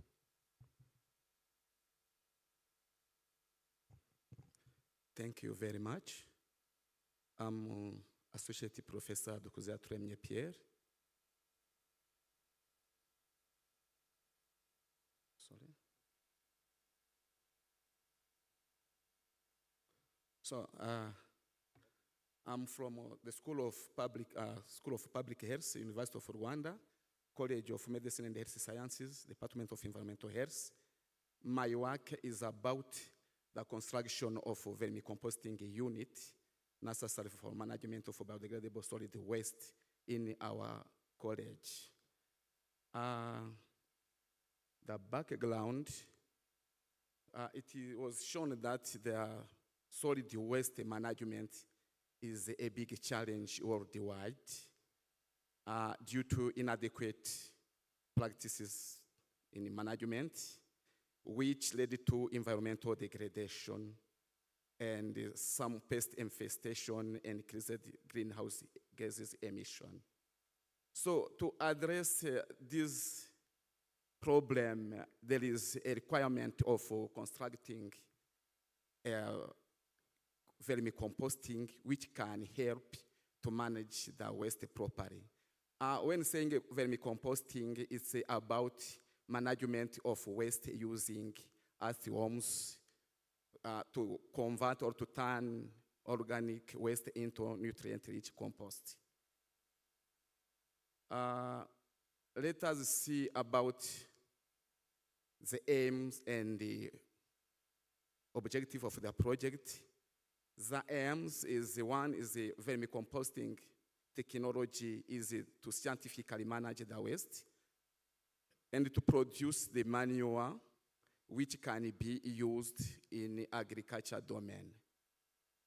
This program can help a community, including staff and students, to install awareness, train them in skills, and to turn their concern into action for environment.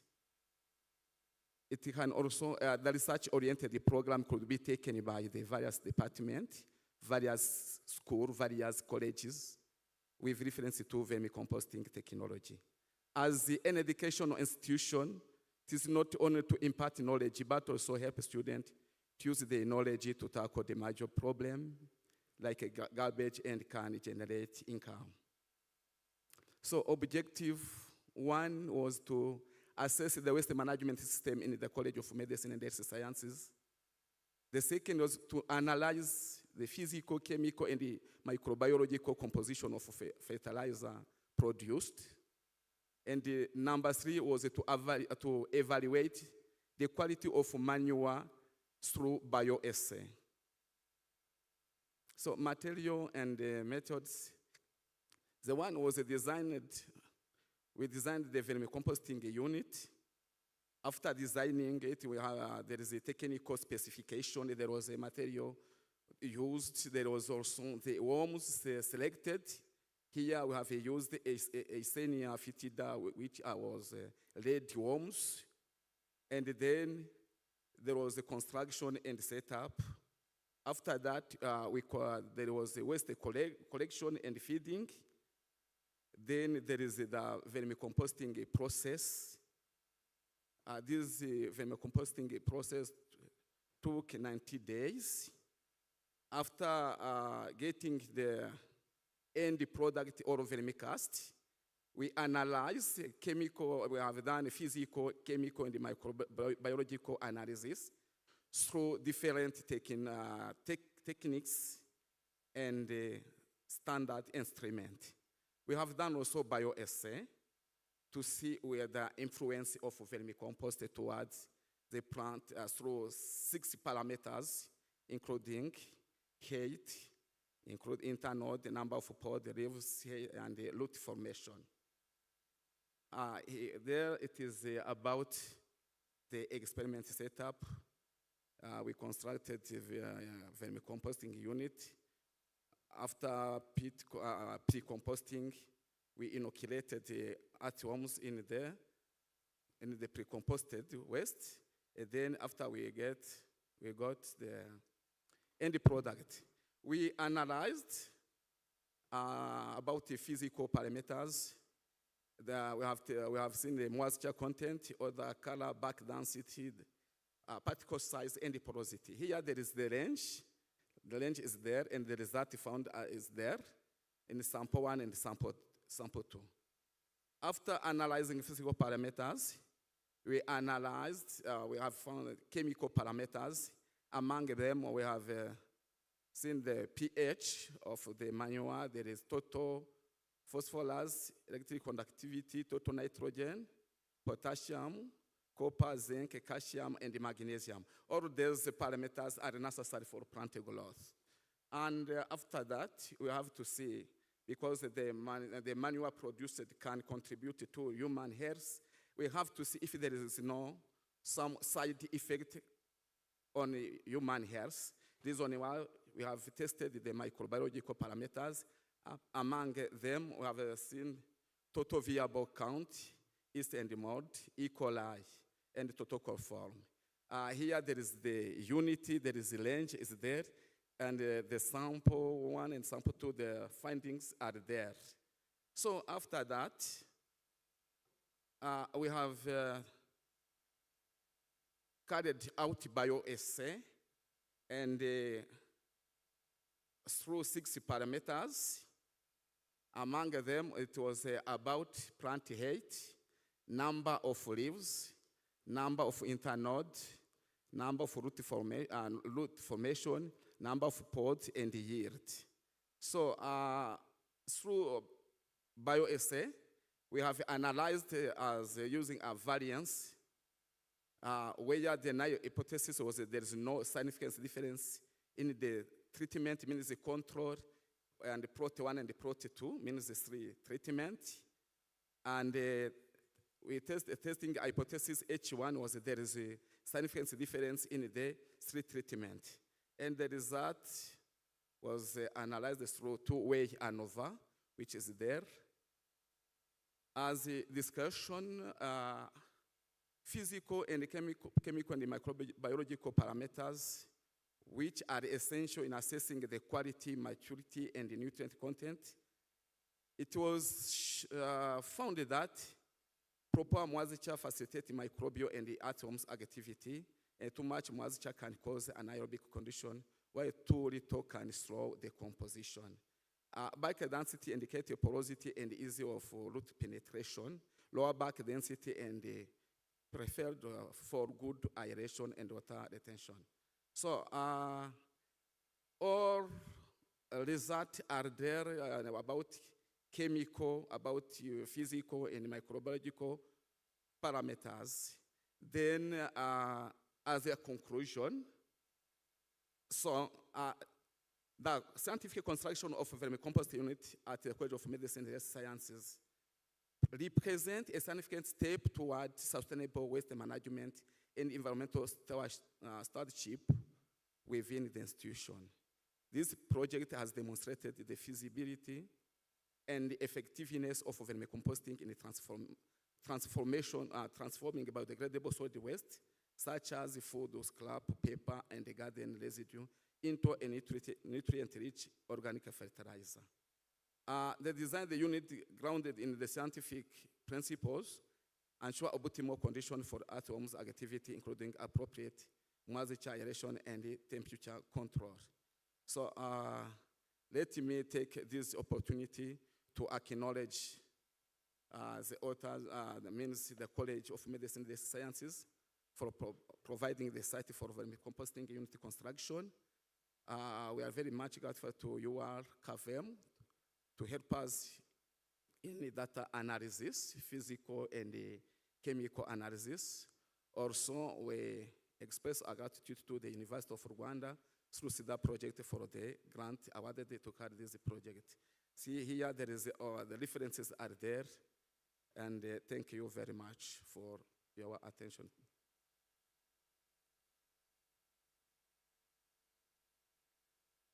May I request for a round of applause to the 4 presenters, and we congratulate them for their research.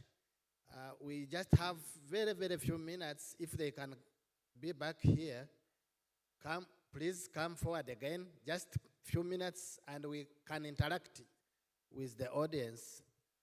If in case they have any question to them, please come forward. The 4 presenters. Your topics, your research was really so interesting. I'm sure experts in the house may have some questions or comments. And we have the microphone here. I will just randomly say the 4 presenters. Presenter number 1 was, sorry. The first presenter was Dr. Gatari.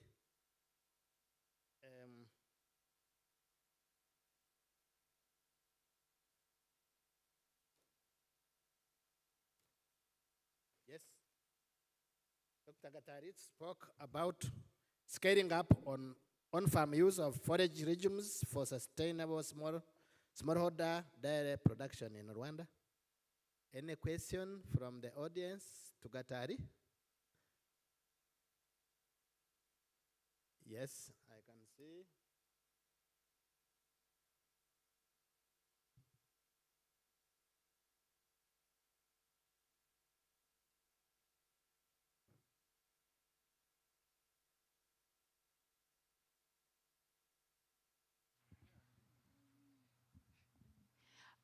Thank you, Dr. Gatari, for your presentation. I just would like to know the origin of the name Tumbukiza. Has it a special meaning in Kinyarwanda? Sorry to say, to me it has somehow a pejorative sound. I may be wrong. So I just would like to know the meaning. Thank you so much.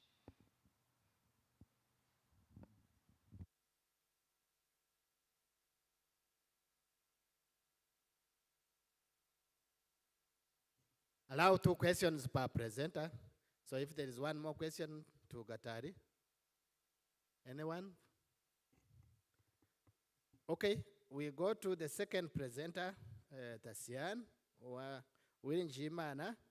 She talked about the effect of fertilizers and drying methods on yield, quality, and on nutrient composition of okra. I like this. Any question or comment? Yes? Yeah, thank you, Tassien, for the presentation. I see now that currently okra is really very used, I can say, in Rwanda. In your presentation, you talked just about using it as a coffee substitute. I would like to know if there is another use that we have. Many times I saw people soaking it in water and drink it. Do you think that people are using it like in soup or, yeah, another way to use it? Thank you. Thank you very much. Anyone else with a question to Willing Tassien? Tassien is yet to complete her PhD. I know she needs some questions and comments. So if there is any, I will allow. Yes? If not, we can listen to the third presenter. Dr. Miriam, she worked, and her team, they worked on an exploration of multipurpose native trees for ecosystem and community resilience to climate change in Rwanda. These are indigenous trees or native trees. Any question or comment from the audience? Yes, I can see from this Thank side. you very much. I have the mic. I can start. I have two simple questions, but I start by a compliment because these native tree species, especially in this semi-arid zone, where people have been very busy clearing all native species and spending a lot of money to plant the exotic species. When I go through Bugesera, along the roads, you can see a lot of Pinus and Grevillea. And Miriam, since the project is still ongoing, it will be very interesting to see the rate of germination and growth rate compared to introduced exotic tree species, because most of us, we are not happy on the growth rate, where for indigenous, you have to wait for 50 years and more, while those Grevillea robust, in 5 years you have a big tree and even timber. It will be very interesting to compare the growth rate with indigenous tree species. Then, from the findings, I was also very happy to see how the community-based analysis has been very capitalized. And to me, it should be community-based or community perception rather than participatory, which should have involved all stakeholders in tree value chain. Because to me, I'm already biased on foresters who are busy promoting indigenous, exotic tree species, and they can record on indigenous when the biodiversity conservation people advocate. Then in this participatory, each group of stakeholders input should be capitalized, because we think we have to educate communities while we also we need such kind of education. Yeah, thank you very much. Thank you very much. And now over to our last, the first presenter, Associate Professor Jean. Anyone with a question to him? Thank you very much. Yes, I have a question or a question and a half. My question is about the source of these earthworms that they use for vermicomposition, because I've seen that exotic species of worms sometimes cause problems long term. Another question, well, sub-question is whether in the wastes that was analyzed, they included also paper, because I think papers are the biggest wastes at the college that we have. And if earthworms can help in decomposition, then it could be very useful. Thank you. Thank you very much. Yeah, I can see there's a question or comment in front. We are happy for the questions. We are happy for the comments because research is all about that interaction. Yes. Thank you so much, and thanks for the very interesting presentations. I have a question that does not relate directly to your research, but rather to you as researchers. And I was wondering whether during this experience that you had, what do you take with you that goes beyond like the findings?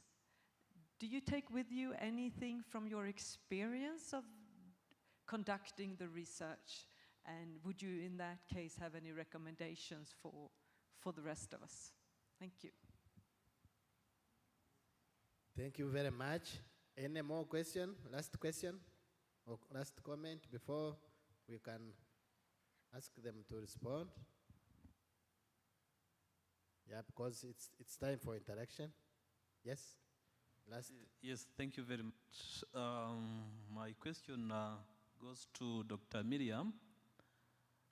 I'm sure you are recommending farmers to plant, grow those 4 species you have selected, native species, yes? And they are the ones who know, they are the ones who are clearing those native species, and they are the ones who know their food uses, their medicinal uses, and environmental benefits. Did you manage to know why they are the ones clearing the native species? That's my question. Thank you very much for the questions and the comments. Now over to you, presenters. You can get back to us. Yeah, we begin with, shall we begin with Gatari? Yes, the first presenter. Thank you, Doctor, for your question. Tumbukiza is a Kiswahili name. We do not have a Kinyarwanda name to explain this, but it means pressing in a hole. It was first experimented in Kenya. This comes from central Kenya. It has been tested there in Kenya and Tanzania for several years. And recently it was introduced in Rwanda by lab researchers as a new system of planting Penicetum urubingo. We dig holes like we do for when we are planting banana. And the spacing is about 2 meters. And when you dig this hole, you put manure inside, and the manure and water remains inside. And this will fertilize the Penicetum, which will grow faster. And the biomass also, we plant normally 5 cuttings of Penicetum in one hole. And when you harvest, you have several cuttings, new seedlings, new cuttings for planting. And this not only gives a lot of biomass, but also it is useful for soil erosion control. And between the spacing of holes, you can intercrop like the Symposium or beans or other crops. And this gives an advantage. Then part of our research was to collaborate with lab researchers to try to introduce this new system of planting Napier grass in different regions of our country. Thank you very much, Dr. Gatari. Now next, we will keep the sequence as you presented. Thank you very much, Dr. Noira, for your question. You said the okra normally is useless it is useless in Rwanda because it is a new crop and not known by many people here in Rwanda, but normally in the tropical region, especially in Africa, it is a very useful crop. As I said, all part of the crop it is used, starting from leaves. They are used as a vegetable in other countries of Africa, but in Rwanda we don't consume leaves. Also seeds, they are used for, in soup, you can roast them and mix with other foods, or you can make a soup from okra seeds. In addition, for seed, also you can use it. In other countries, they use it as a coffee substitute to reduce the intake of caffeine from ordinary coffee. It is useful, the seed. Also for pods, okra pods, they are very useful. In Rwanda, also we are at the beginning consuming okra pods. For pods, normally we consume the immature one in Rwanda, but in other countries, the over-mature one, they are used for soup and for coffee substitutes. And for how is it done? For okra pods, normally they soak in water and they consume water. And also they are cooked, the immature okra pod, they are cooked and used as a vegetable. Some they mix with meat, other they mix with vegetables, other vegetables. And also according to the testimony from farmers here in Rwanda, when you have a wound and you take the okra, you put it on the flesh wound, it is healed immediately. You don't face any infection from that wound. That's why we need to promote okra also in Rwanda and be useful. Even if our culture, according to the, I don't know if I can call the behavior, the way it looks, it has something inside, even if we are not using this one, but due to the benefits and their health benefit, the nutrient and health benefits, it is better to promote the crop and be used in our country. Thank you very much. Thank you, Tassien. Now we pass the microphone to Dr. Miriam to respond to the questions. Thank you very much. Let me start with the comment from Prof. Arias. Thank you very much, Arias, to raise the important comments. When we talk about native trees growth and performance, first of all, I want to highlight that there is a misconception about these trees, and this is mainly caused by the lack of research on them. But so far, the ongoing research are showing that some, not all of course, but some native trees can do better as exotic are doing.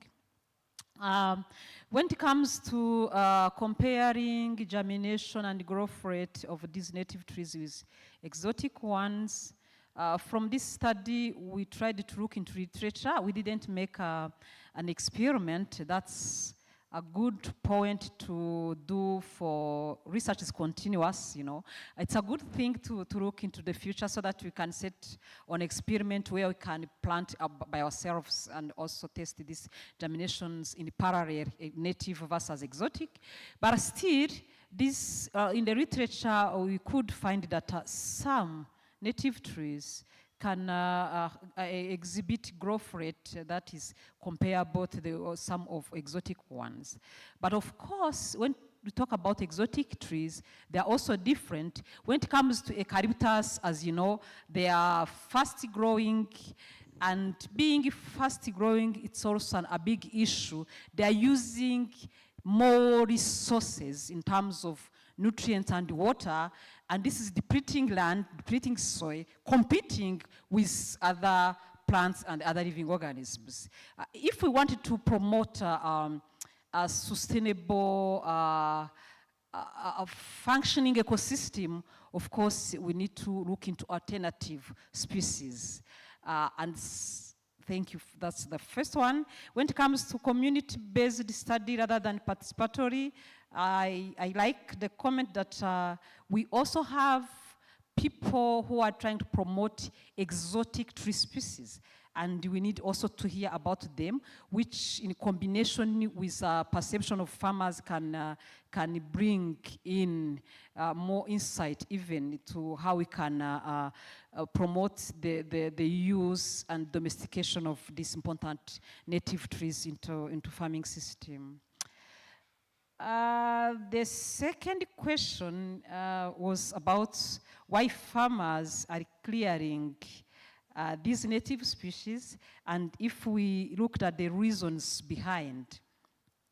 Well, we all know that our country is having high population. As the population is growing, remember that our land is not expanding.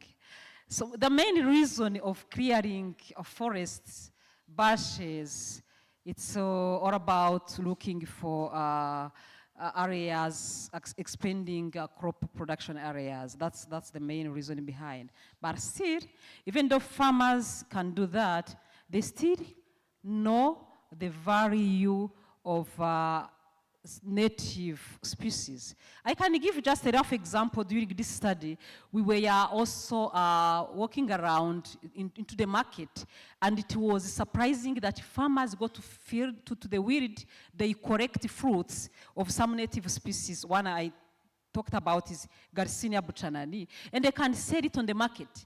Because we visited the Ruhuha market in Bugesera, and we could find the fruits that were collected in the wild for this species Garcinia, and they were selling it, getting money out of what they are collecting from the wild. Meaning that if they domesticate kind of species, they know the value of the species. They can even take care of the species so that they can profit in terms of economy of the household.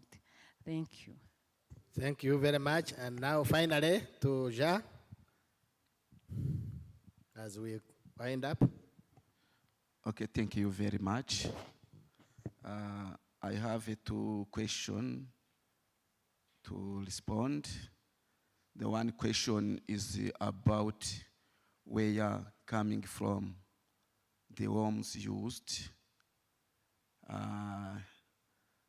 The worms used, they are that it is about a Eschenia ephytida, which was the lead worms.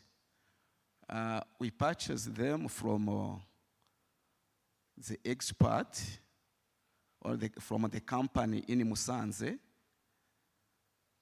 and these worms were alive.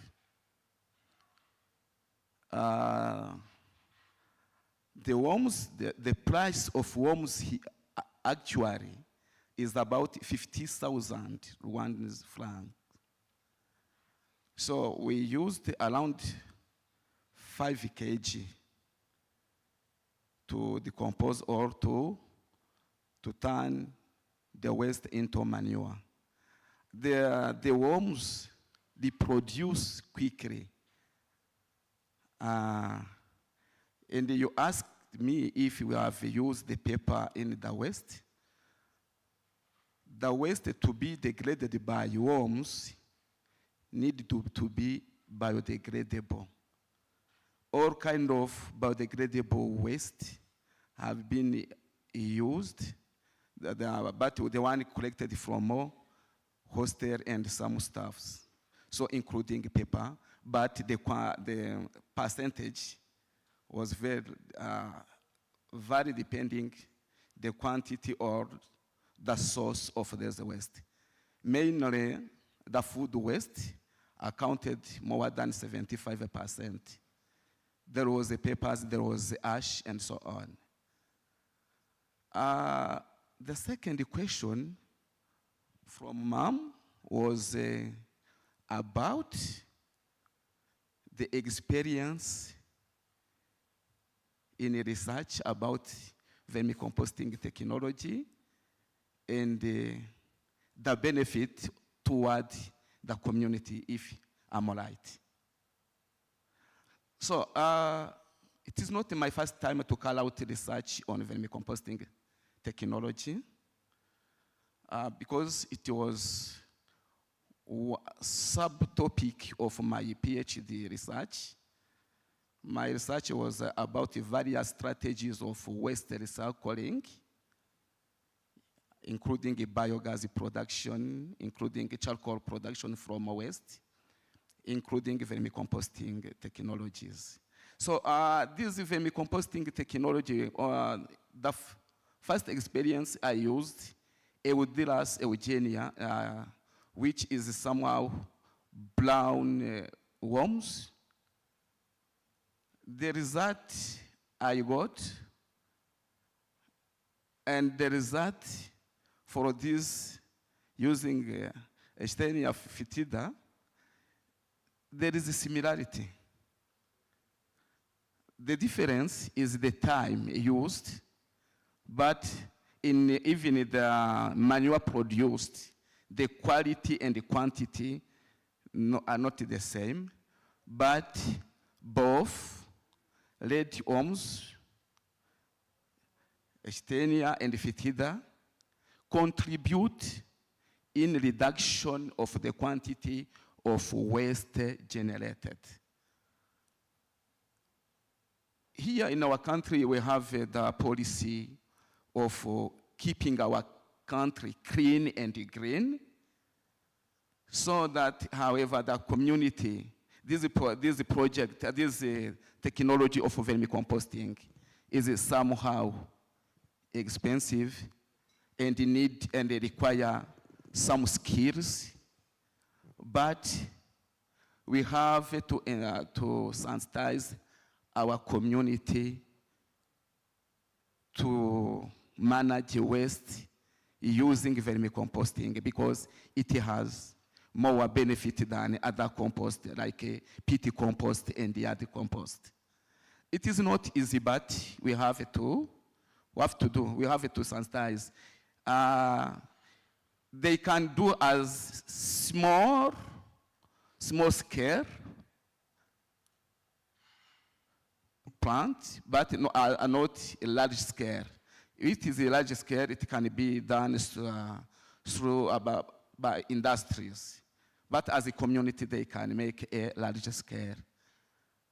To have one vermiculture of the size of 2 meter, 1 meter, it can be done in our community. It can be possible.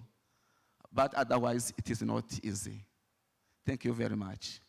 Thank you, dear presenters. I see one of the presenters is asking for an extra minute or half a minute. Then we can declare the session Thank ended. you. Yes. Thank you very much. There is another question. We were asked about anything we take from the research as a research, I think. For example, in our project, at the beginning, we were not expecting to have a prototype product, but when we're keeping reading, we found that in other countries, they produce prototype product. They use okra in coffee as a coffee substitute. Then we go ahead, we develop the prototype product. I think this is an advantage for us, but also for the community because we contribute something to the community. And also, we get more experience in research. And by keep on reading, doing research, I think we are able to contribute to the society. Yeah, thank you. Thank you very much, presenters. I want to thank people who gave questions, who asked questions and comments. Of course, this is always expected.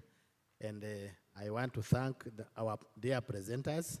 We will request them to return to their seats. Maybe we can give them the final applause as they get back to their seats. In this cluster where we have had the 4 presenters, cluster 1 on agricultural transformation and food security, we thank everyone that has listened, that has asked questions and given comments. I'm sure We are now ending the session. My name is Nathan Tarema Kanuma. I'm Director of Research and Innovation at the College of Agriculture, where most of these presentations are aligned. I want to take this opportunity to invite you for lunch. Lunch is ready, so we declare the session ended. Thank you very much once again.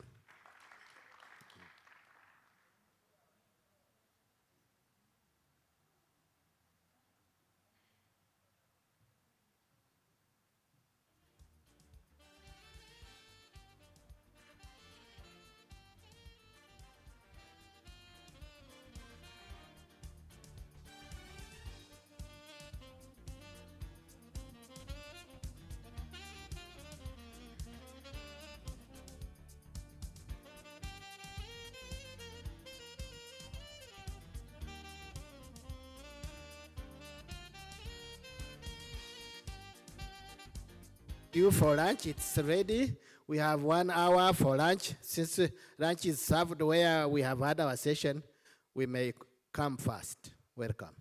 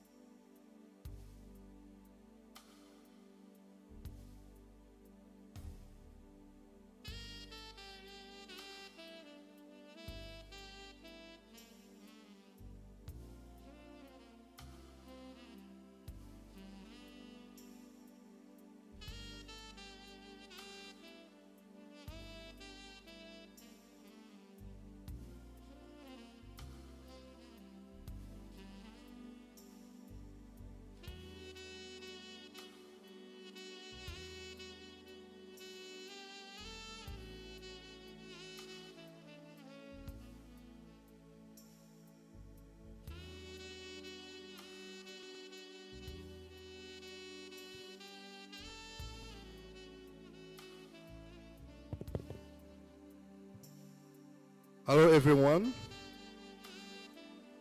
Can you kindly come back to the seats and we proceed with the next sessions?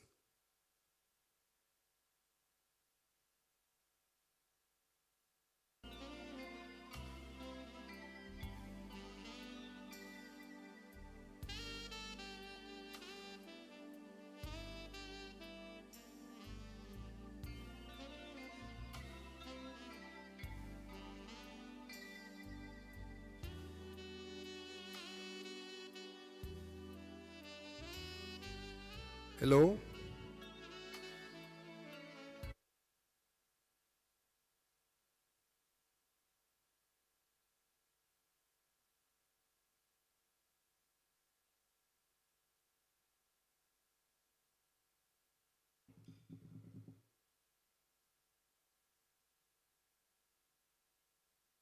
Yes, sir.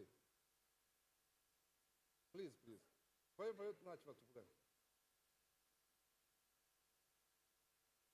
Waje se ugatangira bigende gute se hano oya wowe present mwigeze mukora ntuza se mwigeze muzitanga oya ndavuga PPT zanyu mwazisize musafiri nepo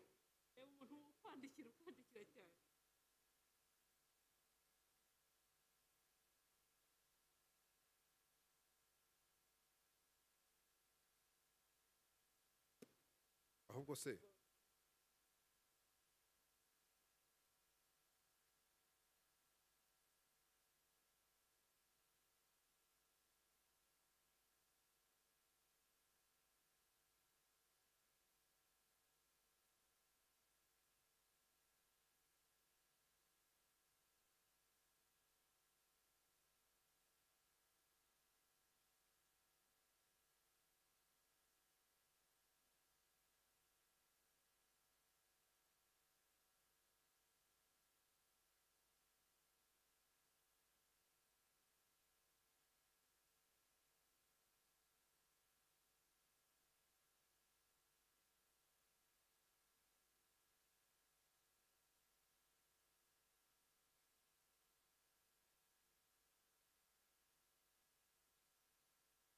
yeah. Hello? Yeah, the health. Yeah, we should be starting. Sure. Yeah. Do we have Phineas around? Phineas, please, can you come? Yeah. Dr. Domina, please. Yeah. Who is representing Prof. Reo?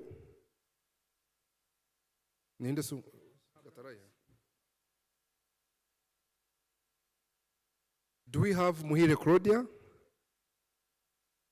Do we have Muhire Claudia here presenting? No. Do we have Eve Mzungu?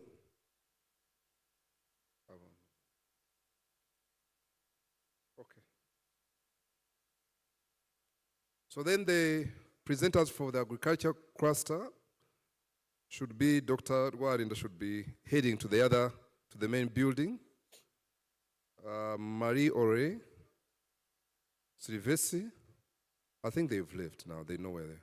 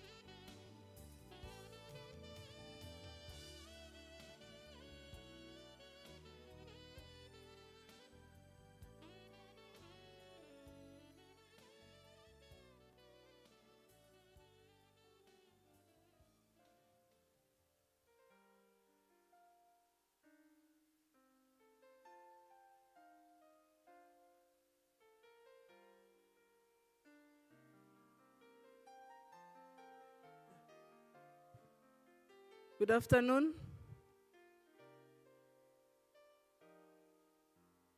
Can we please have your attention here? We are resuming, and I hope your lunch was enjoyable, but I'm hoping that it doesn't put you to sleep, because you have some very interesting presentations this afternoon.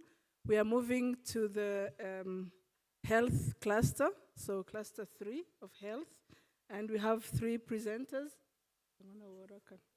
4 presenters. Yeah. So the first one is on assessment of diet-related risk factors for non-communicable disease among young adults in Rwanda, and it's going to be given by Phineas Nsabimana. So please, Phineas, you have 5 to 7 minutes to give your presentation.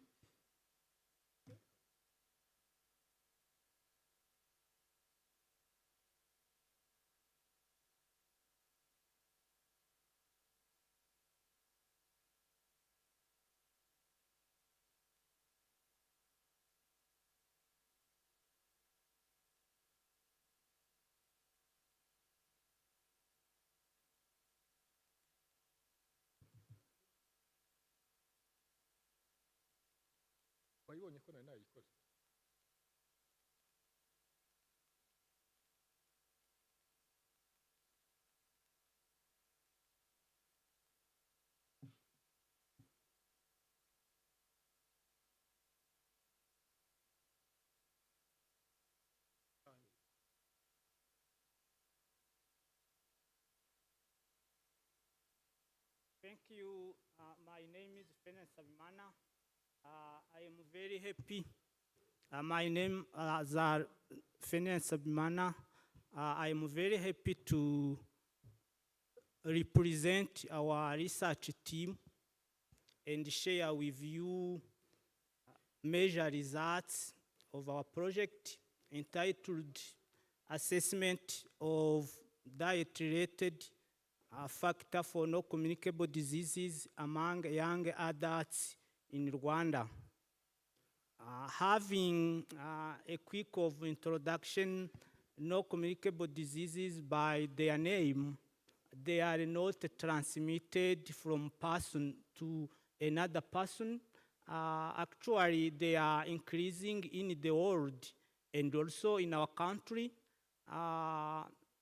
WHO recognize some possible causes of them, including lifestyles, genetics, and even changes in economic status.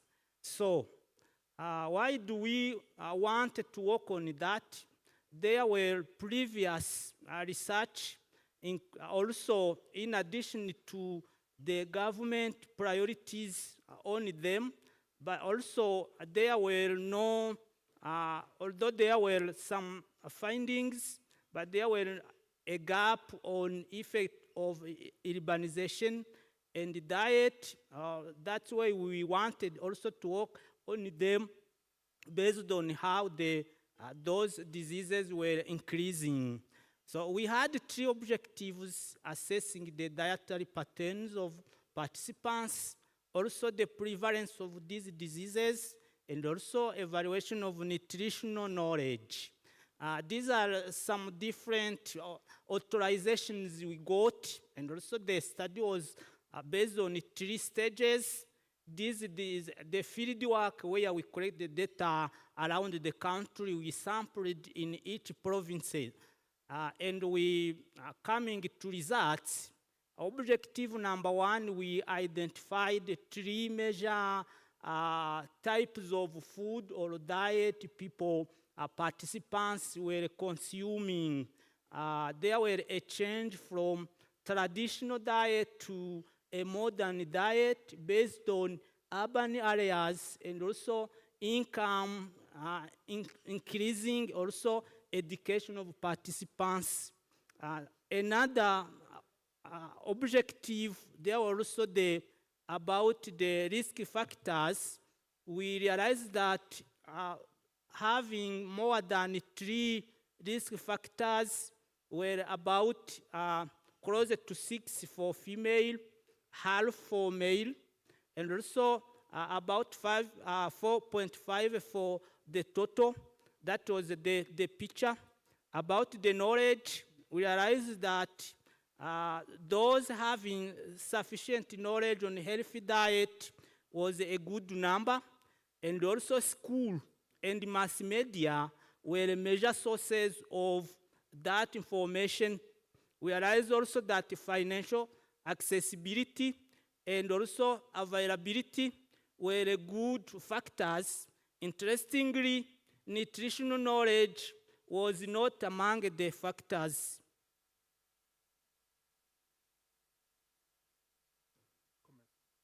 Yeah, thank you.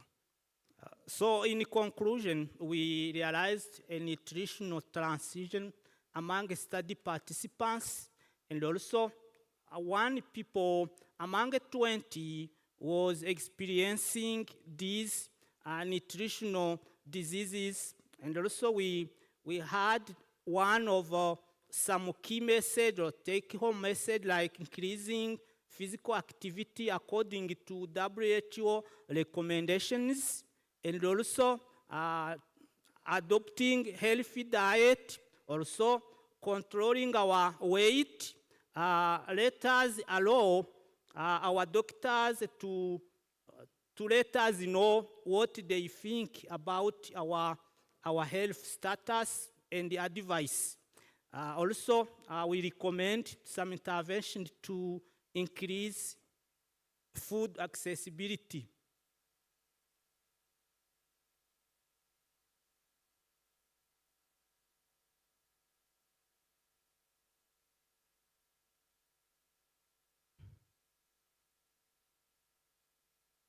This is the third session of finding dissemination.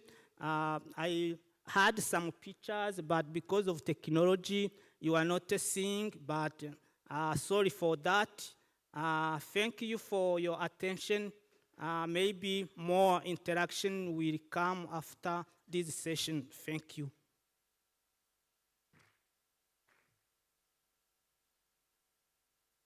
Thank you very much, Phineas. Next, we have Dr. Domina Singizwe. She's going to present on improving consistent use of malaria control measures, positive deviance experience. Welcome.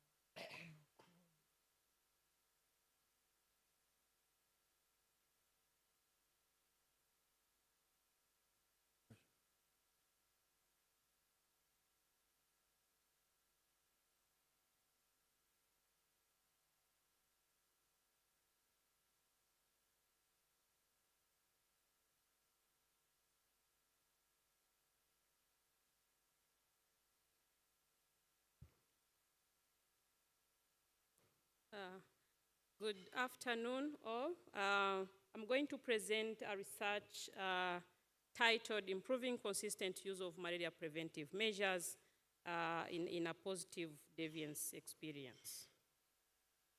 So I will talk about the background, the objectives, the method we use throughout, highlight key findings, and a conclusion. So to start with, as you know, malaria is still a public health concern, and recently different countries reported drug resistance. And if you observe this resistance, partly is driven by inappropriate treatment, threatens currently the control and prevention gains. So some existing interventions often fail, mostly to reach remote or high burden communities. This is especially rural areas, and definitely limiting the impact, and definitely reducing sustainability of some interventions. Therefore, we used a positive deviance approach basically looking into the individuals who perform better in the community using existing solutions. And the PD, which is a positive deviance approach, basically foster community empowerment and is peerly led behavior change, and definitely can foster mobilization in hard to reach areas or rural areas in this case. So this study aimed to assess the use of malaria control measures and treatment seeking behavior, identify positive deviance, and understand their motivations for their positive practices, and co-design a positive deviance framework that can be used to enhance the consistent use of malaria control measures. We did this study in three phases in Bugesera district, specifically Mareba sector, which is an endemic area. Phase one involved a baseline survey looking into the identification, basically use of malaria preventive measures and treatment seeking behavior. Phase two involved interviews among the identified positive deviant and least performers through analysis. And then phase three involved the co-design of positive deviant framework using community members. So we did a survey in 384 households using questionnaire and observations, especially when it comes to use of malaria preventive measures. Then identification of positive deviance, and these were the people who never had a fever case in the family in the last 24 months, who don't, with observations, present the bushes and stagnant water around their homes. As you know, these are where the mosquitoes can lay and hide and grow.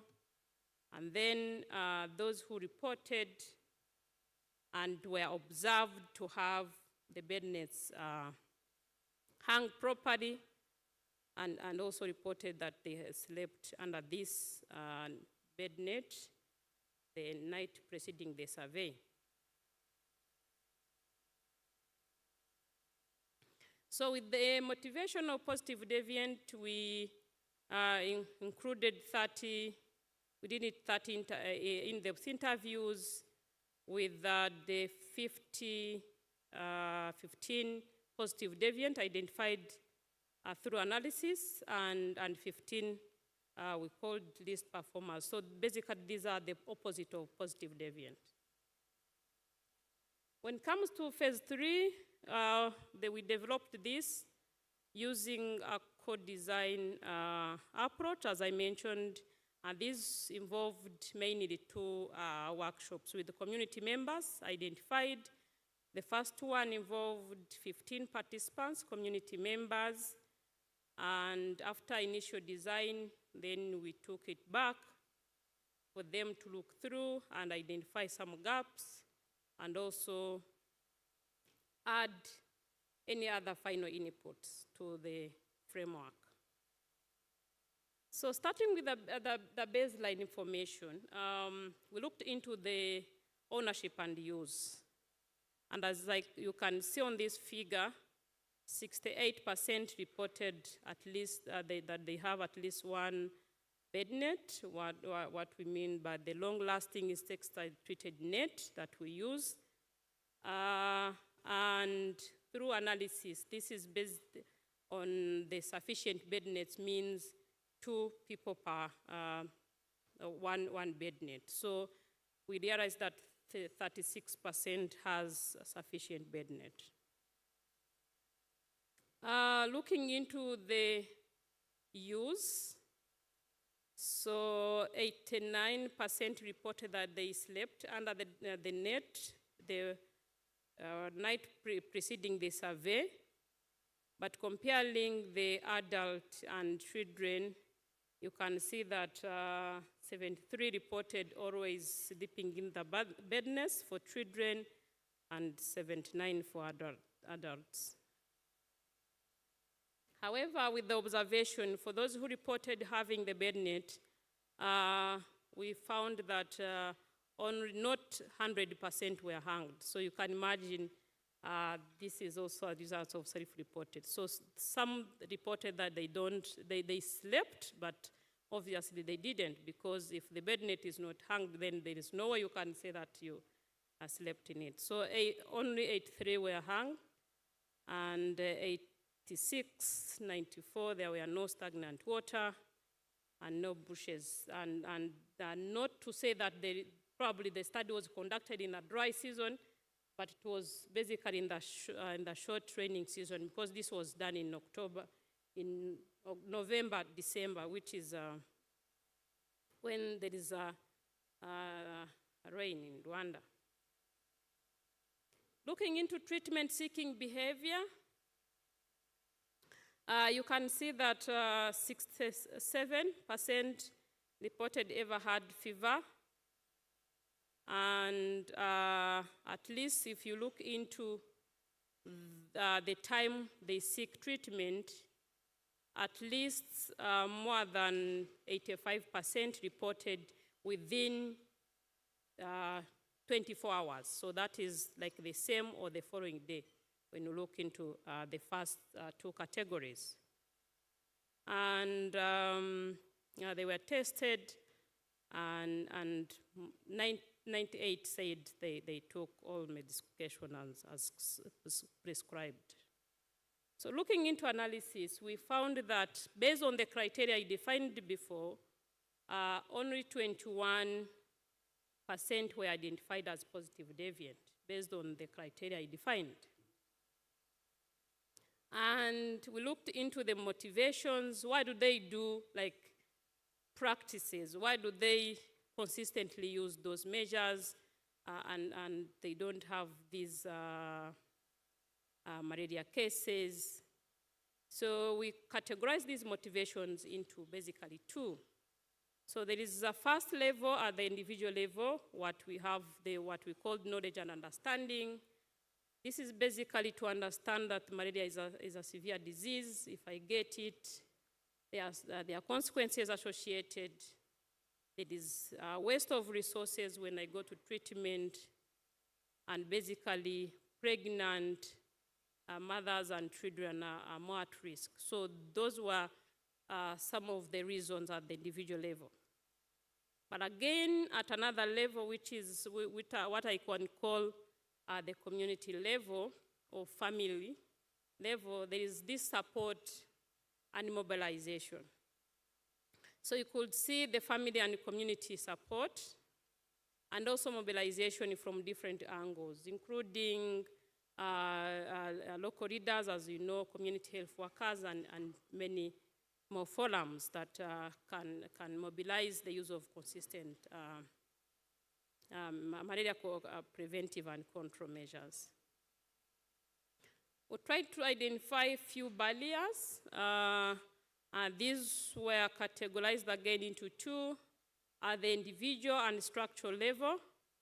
At the individual level, and these barriers were reported by the list performers, so those who reported having malaria cases and not seeking treatment as early as possible. So they reported lack of time, basically looking, which is they associated with poverty, looking into I can't buy a bed net if I don't have money, for example, or if I have a little money, then I have to use it for another purpose rather than buying a bed net. And also perception of, especially those who have bed net and they were not hung, saying that, yes, you have heard that sometimes they report the bed bugs have this, it's very hot when they sleep under that. There are those bed bugs or any other associated kind of perception. And then, of course, the lack of bed nets. So when they say we don't have resources to replace, so they said, for example, at the government level, then they can get them for free. So we invited some of them, now the 15 ones, to look into the element that can have, that can be considered when we want to make sure that we control or prevent malaria. So at the end, through the discussion, they came up with a framework with the 4 blocks. And these blocks are basically interlinked. So we have the first, the very well-known strategies for malaria preventive measures, which is the first block, the bed net, the indoor residual spraying, the removal or clear the home environment. We have the barriers reported as also come back here. But we have those interventions that are in place, and they normally help to increase the knowledge, both at the individual, but also at the community level. And here, now they were looking into the role of positive deviance, basically themselves. So what can we contribute in that regard? So you can see the back loop where we have the positive deviant contributing to the interventions and also contributing to reducing or addressing the barriers reported.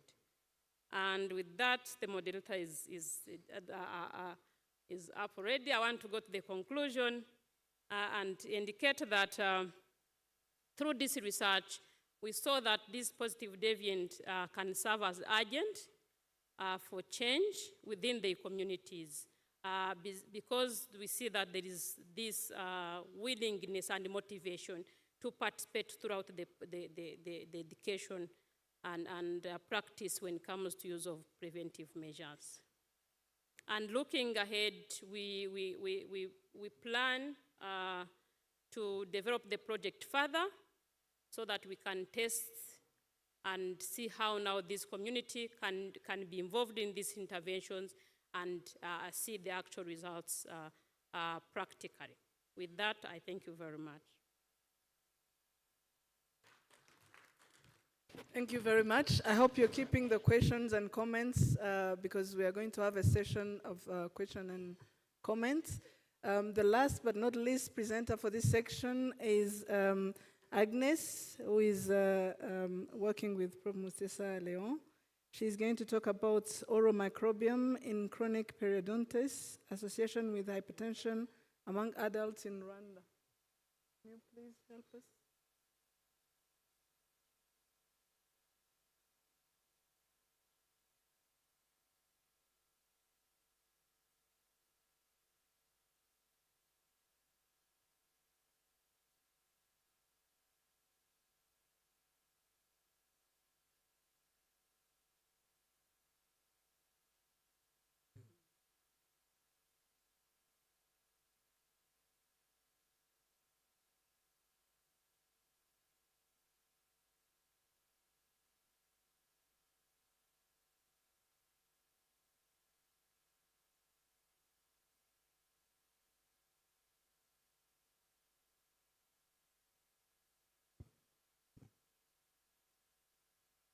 Good afternoon. Agnes Gataraiha. Are you sure?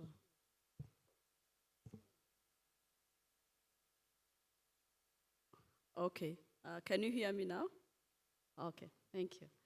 I'm going to present to you our the research titled Oral Microbiome in Chronic Periodontitis, looking at the association with hypertension among adults in Rwanda. But this one, I'm going to emphasize on one objective, which we have already published one paper. This has three objectives.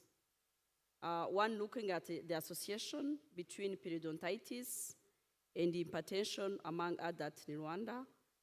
The second was looking at the kind of microbiome that are related to the periodontitis and hypertension, and then at the end to see the association between all of the three. But we managed to do for one publication, and then we still have the data that are under analyzing in the laboratory. As researchers, as we don't know, the cardiovascular diseases are the leading cause of mortality globally, whereby the hypertension being a significant contributor. It has been shown with evidence that in Rwanda, it affects 15.4% among adults in Rwanda. Though that there are a lot of intervention that has been done for reducing hypertension, but maybe there are some other factors which are not looked at, where the periodontitis, which is a disease of oral, of the gum, that might be contributing a factor through the bacteria that we know that are living together, which sometimes when to get into the dysbiosis can cause inflammation, and then those inflammation can trigger the bacteria to enter into arteries until it causes it can also cause the hypertension. So the study, our methods for this study, we conducted this study at the Kigali University Teaching Hospital in internal medicine, and in Ruhengeri Hospital in non-communicable diseases clinic services. And it was a cross-sectional which involved 420 participants, age 18 to 25 years old, and then to involve men and female were all involved. We use a structured questionnaire to obtain the participant information on social demographic characteristic. We did on dental and medical history, but we went alongside, and then we did a clinical oral examination to look at into all those to assess the periodontal status. And we mainly focuses on the three parameters. There are other parameters that we can look at, but these are the three ones that we really focus, and then they can give the periodontal status that we're looking at. One was bleeding on probing, and the periodontal pocket depth, and the clinical attachment loss. These were included and excluded criteria for our participants, and we got ethical clearance from the university, ERB, and also we get the permission to conduct the data in the study areas. I think this is yeah. So for the data analysis, we use this SPSS version 25 software, where we did a descriptive analysis and the chi-square test for the statistical significant difference. Univariate logistical regression were also used, performed. Multiple regression, logistic regression was used to confirm the association between the two conditions, hypertension and periodontitis, after adjusting the potential confounders. I'm going to present one of the results of the study, where we found that the people with age above the adults, above 55%, were associated with hypertension, and then also location in Ruhengeri. It was also showing the association, and then the prevalence of periodontitis among hypertensive were also high, and for the odds of developing hypertension was increased by age, and the site location, Ruhengeri, and then other factors such as people with diabetes, and the bad oral hygiene due to non-cleaning of oral health or dental cleaning, and then people with that were with gum bleeding also with another factors, and then clinical attachment loss as a parameter was also for those with 6 millimeters and above. We also significantly higher in people of developing hypertension. To come out the conclusion, we found that this study underscore the significant association between two conditions, hypertension and periodontitis, among these people in Rwanda. And our findings, we suggest that further interventions in order to establish causality and then evaluate the long-term impact of periodontal therapy in hypertensive patients. And we will also recommend integrating into dental care into the routine of hypertensive checkups for the prevention and the management of hypertension and improvement of cardiovascular diseases. I thank you.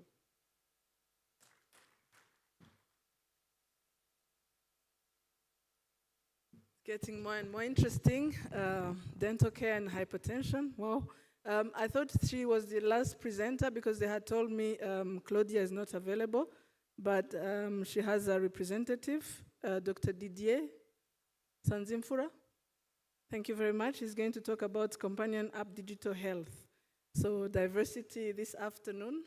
Very welcome, Didier.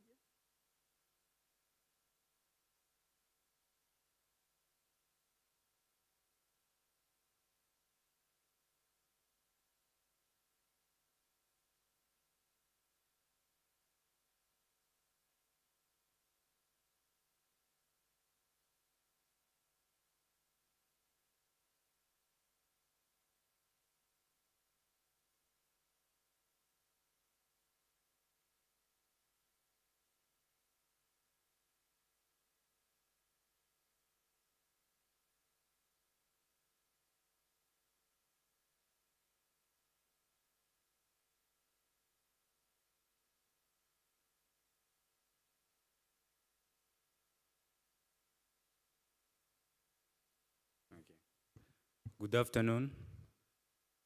My name is Dr. Sanzimfura Didier. I'm a medical doctor, but also I work with the companion app. And I'm representing Muhire Claudia, who has been awarded support from the University of Rwanda, SIDA. So I'm going to talk about digital health that we've developed, and I will take you through also other product that we have currently. So our product is companion app. So just a little about the history. So it was founded in 2019 as a University of Rwanda student alumni. And basically we started with a companion app as a mobile application that links patient with their healthcare providers with the mission to improve patient follow-up and adherence to antiretroviral medication. So we're very grateful that in 2020 we received 10 million Rwandan francs from the University of Rwanda SIDA program. So as you can see, that is the interface of the app. So it gives different youth-friendly and important features that there's HIV patient that use. So it has features of reminders so that they can be able to get reminder to take medication. But also for us, it helps us to track our patient whom are taking antiretroviral medication. So with Companion app, we're able to test it with 50 volunteers, but also we expanded and tested it with 50 healthcare providers. As you can see, that is the workshop that we did, that we interacted with them, we discussed with them. Also, we got feedback regarding user functionality, but also acceptability within this population. So our key milestones, we also had additional funding from the National Council of Science and Technology. So with that, we were able to develop more and add features from our workshop. So we'll be able to add some key features for medicine reminders and also custom regimen. And also we're able to work closely with software engineers and also experts to develop this app, mentioning also the privacy and security for the data. So we grew from having just a mobile application, but also we thought of expanding our mission to reach to other users. So that's where we invented Companion EMR as an electronic medical record that will help us to store data fastly, but also synchronization of patient files as we are moving from paper to fully electronics. So Companion EMR will be used. It was first piloted with Companion Clinic, so that's where it is now being used. And also we have more than 1,000 registered clients. So this is a very good also platform, a digital health, that help us to navigate easily and also be able to store data for many years. So we also, with this Companion EMR, we're also able to not only work with the HIV patient, but we broadened our mission to work with giving healthcare services to other population, primarily starting with people that are in our working areas. That's where we also provided a hybrid services with the Companion Clinic, so based at Gisozi. So we're able to come up with idea and also mentorship. Then that's how we introduced the hybrid service with a mission to provide quality healthcare services that were primarily for HIV patients, but also we broadened to having a Companion Clinic that use both our product and be able to serve the large population. So in short, that was our product. But throughout the journey, we faced challenges as University of Rwanda graduates, the fresh graduates, so we're not, it was not easy for us to, for the market penetration, but also we faced a challenge of high cost of have data servers because it requires high cost to store the data at iOS. But also we experienced, because we're now working as a small team, and we experienced limited experience in business management. But also we have where we want to go and our future roadmap. So we want to scale our product in public health facilities, at least in the public, but also we want to scale both our product, either companion EMR, into 10 private health clinics. So it will be a milestone to reach 5,000 clients with a personalized electronic medical records. So we thank University of Rwanda for making this happen, and thank you for being part of our journey.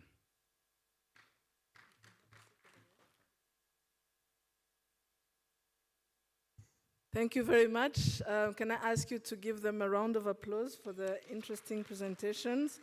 I'll just a bit summarize the topic for each. So the first presenter, Phineas, talked about the risk factors associated with non-communicable diseases. And then we had Domina, who talked about the adherence to control measures for malaria, and Agnes, who talked about oral health and hypertension, and Didier, who talked about digital health. So please, if you have questions, raise your hand or comments. Some of them are still PhD students who are looking forward to your feedback. So please raise your hand and let us know who you're addressing your question or comment.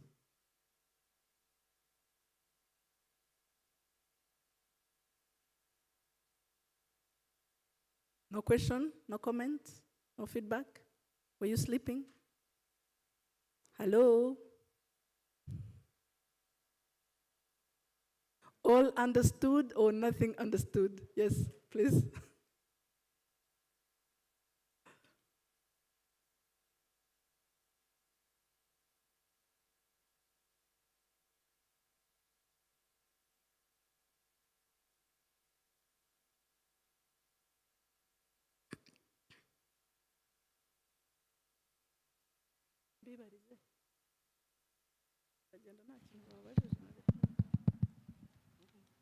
I'm not allowed to be loud. Thank you so much for your presentation and your interesting research.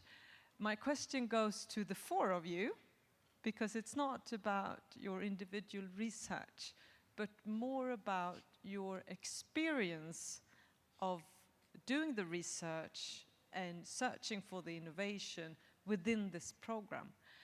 And I'm just curious to know whether this journey that you've been on, if you experienced and if you learned something that surprised you.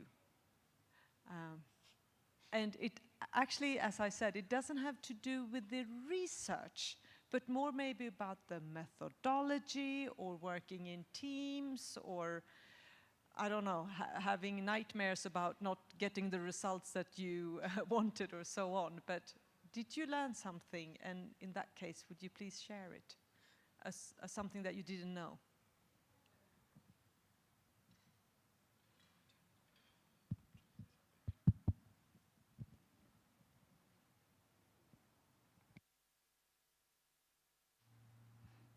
Thank you. I am Phineas Sabimana.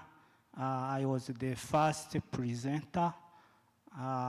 Coming to what I learned in this journey, I learned a lot. Since it was my project where I was the principal investigator. I learned how to manage a project. It was my first project. I learned how to work with the community, how you got authorization of the your study, how to interact, how to mediate your research team, data collectors with the community, how to take some immediate decisions. So I learned a lot. I think in the next step, I will be ready to be successful in the project based on skills I got in this project. And thank you so much. Okay, thank you. I'm Agnes Gatareiha. Of course, I have learned many things. First was being responsible of managing a project, including financially, because I'm in the health sector, and we most of the time difficult even managing our own salary. So managing the fund that you have to use it efficacely and to get to the point. The second thing is why writing the project. You think that the fund that we get can give the whole findings that you want to attain the whole objectives. But it is different when you start going on the field. You meet I met different challenges, but it's a journey, and I'm glad. Thank you. Thank you very much. For me, my answer will take you to the community, where I was eager to see how community members are interested to participate and contribute to research or science per se. Because when we did 2 co-design workshops, initially we did 1 and then they were contributing. So when they saw us coming back to validate, to take them through what they gave us and see whether there are any additional comment or subtraction, they are really, really happy to see, yes, we can really contribute in that regard. So to me, as a public health personnel, I always see this as beneficially and the end user in that regard.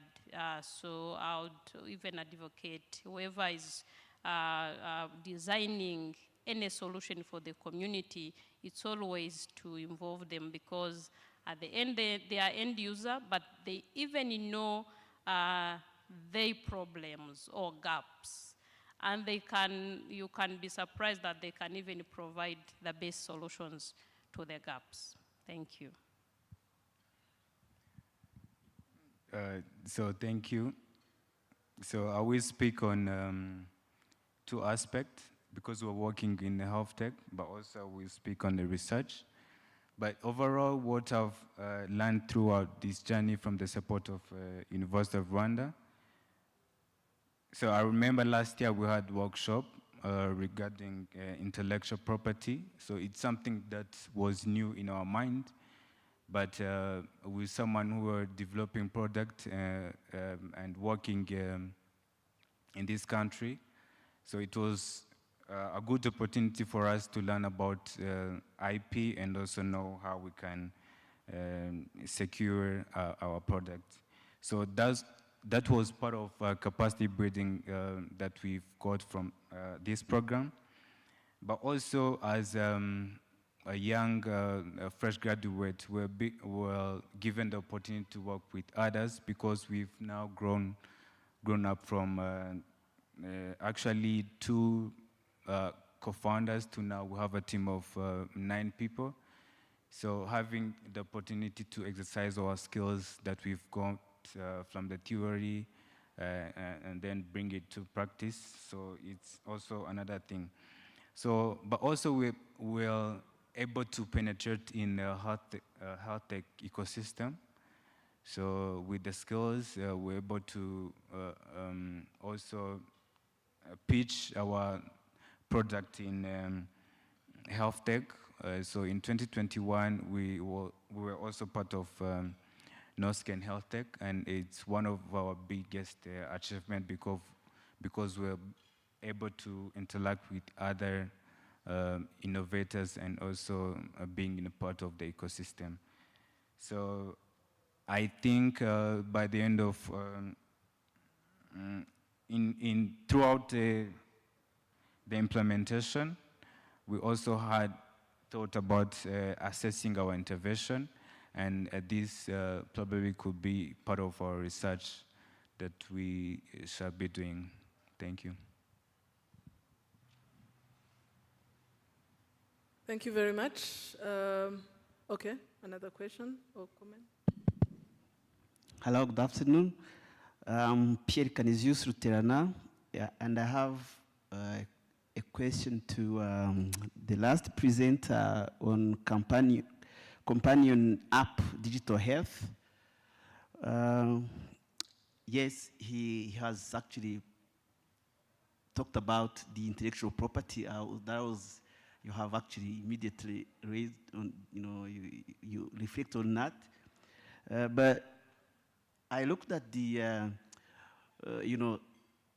scaling, the next steps for your project. I mean, community outreach. I saw you thinking of implementing this app in private clinics, expecting to reach about 5,000, I don't know whether they are participants. I'm thinking of the cost involved in that. Who is paying that?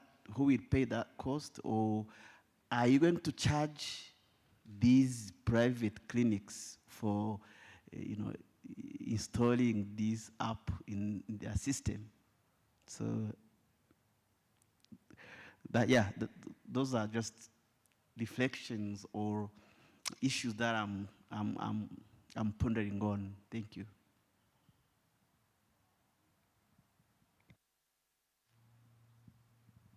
So thank you for the question.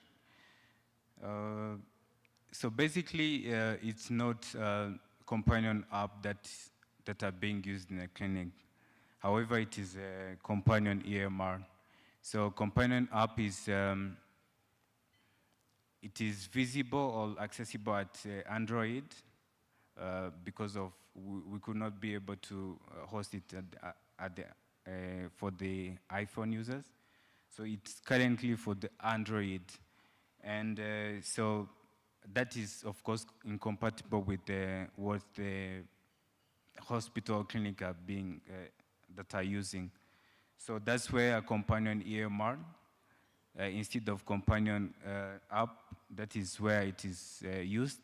And of course, it's among of a living new model where we charge private clinic to use our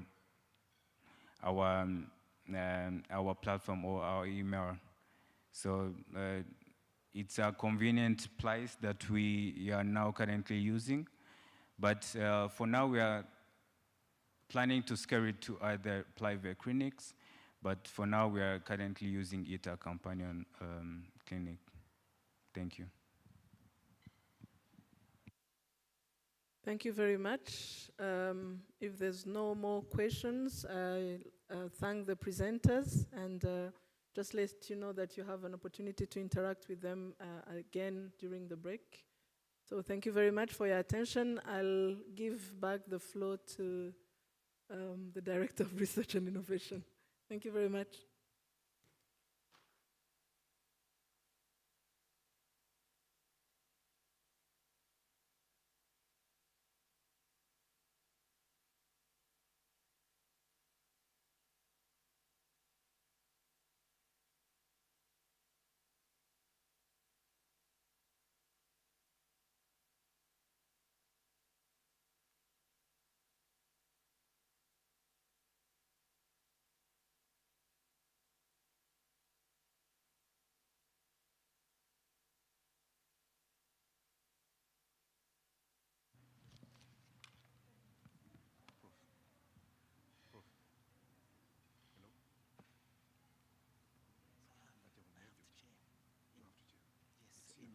education down. No, it should be here. So you have changed it. Hariyo mfite ngiye kujya fiya muri education.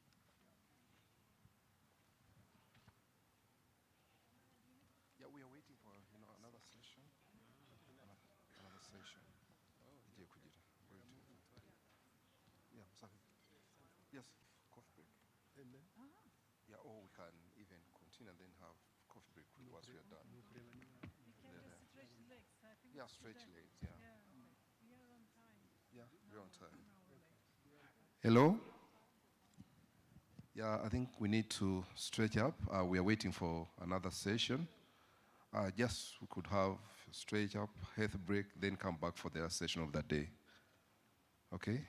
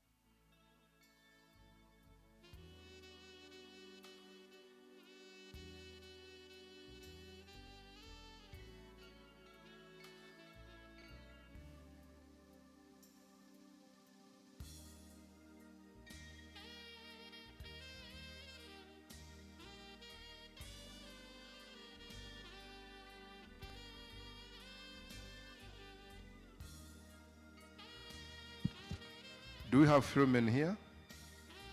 Philomene? Philomene? Oh. So you interchange. Do we have Prof. Epimark? Prof. Epimark? Do we have him here?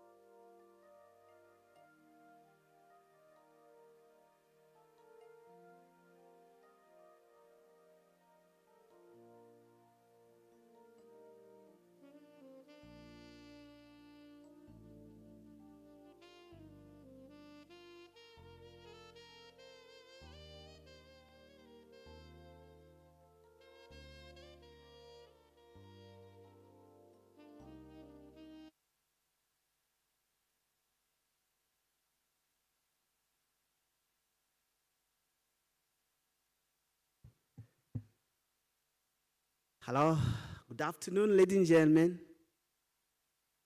So this last session of this afternoon in this cluster of education, we have 3 presentations.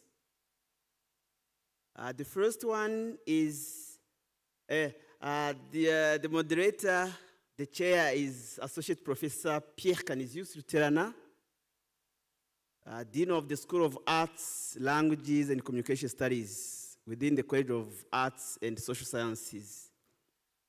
The first presentation we have is Effect on First Aid Training on Business Drivers' Knowledge, Skills, Attitudes, and Self-Efficacy in Managing Road Traffic Accident Victims in Rwanda, a quasi-experimental. So we have Ms. Rumagiwari Berata, who will be presenting on behalf of the team.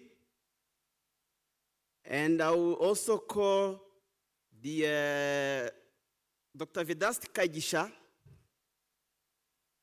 the second panelist. And the third is Mr. Emmanuel Mutawazi, who will also be the third presenter.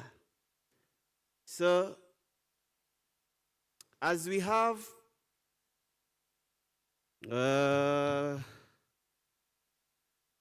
45 minutes, and with the 3 presenters, we would allow 8 minutes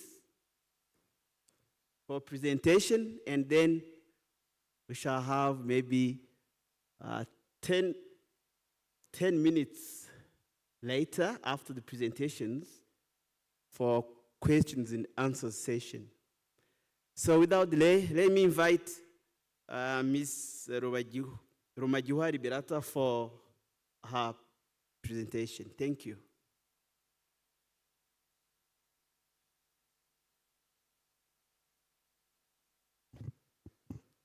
Good afternoon.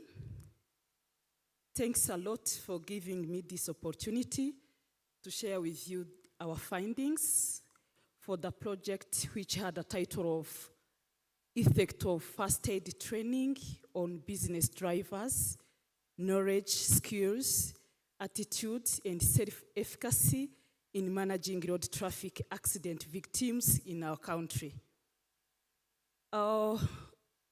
Going back to the background of this topic, with my daily exposure to pre-hospital emergency room and intensive care unit, the idea came in with my colleagues, and we started as 3 people for this project. Then later we recruited other key persons who would help us to implement the idea that we had.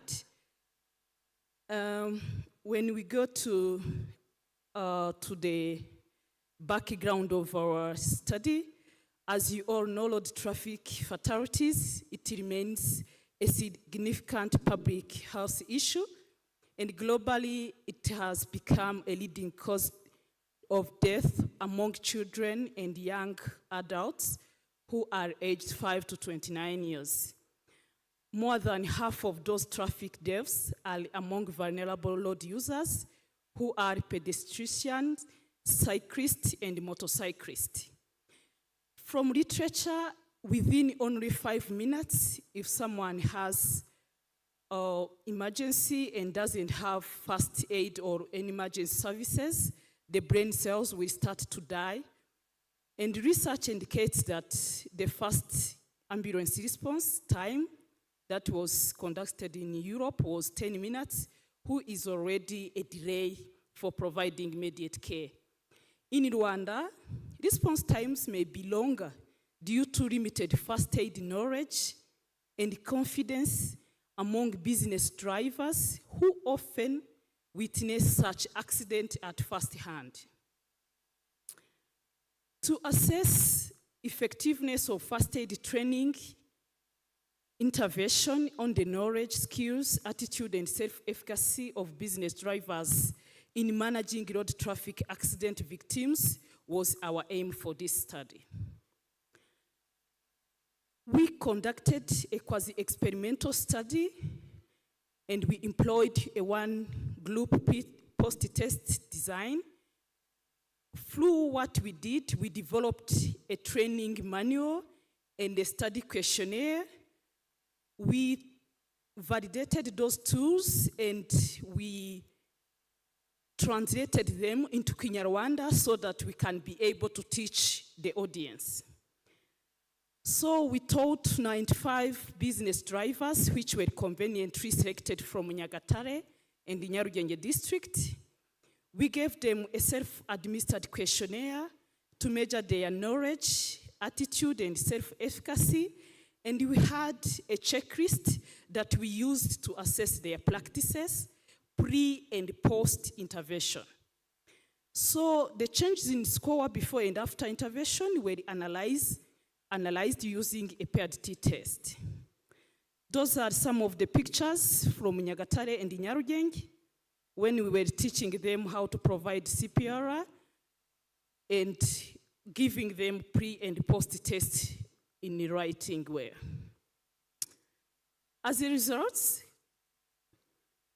the mean age of our participants was 33, which highlights that they are still young, they can help. The mean for experience, it was 6.5 years. Most of them, they were bicycle cyclists. On education, most of them, they completed primary school and secondary and tertiary education. Some of them, they attended university. Many of them, they witnessed accidents several times. Key results for our study was to assess if really first aid intervention can have an effect on knowledge, attitude, self-efficacy, and first aid skills. And interestingly, the results showed that the intervention had a great impact on our participants across all those 4 domains.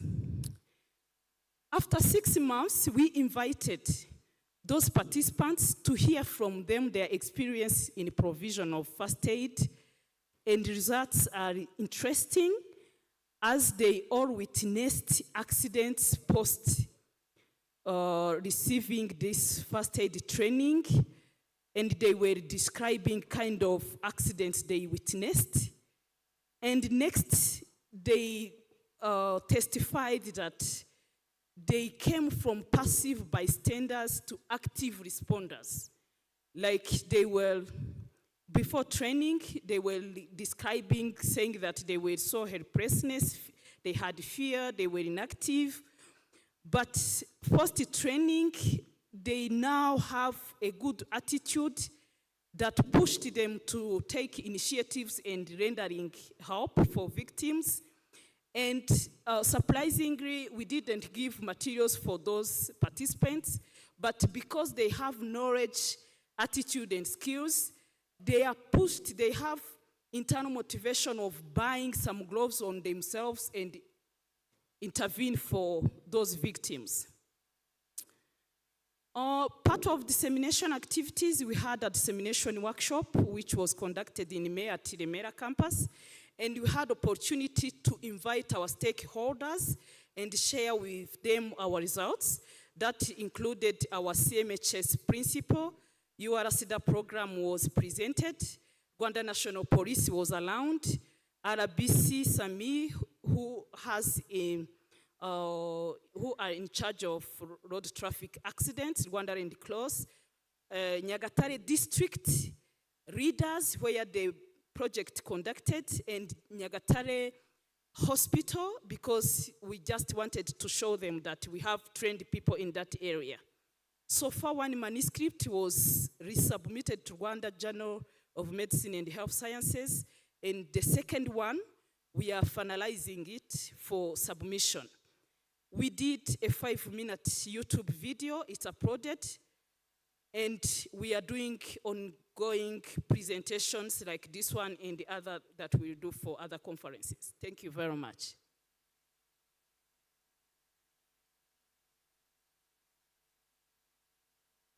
Thank you very much, Liberata, for keeping time.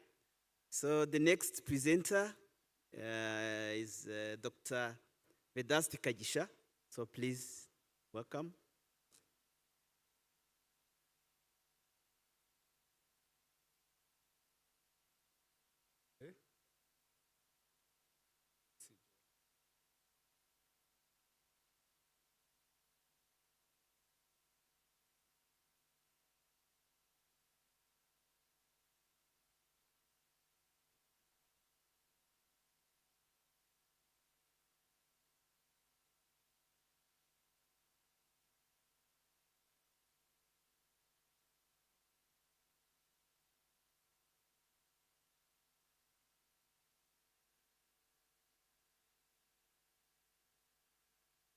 So thank you very much.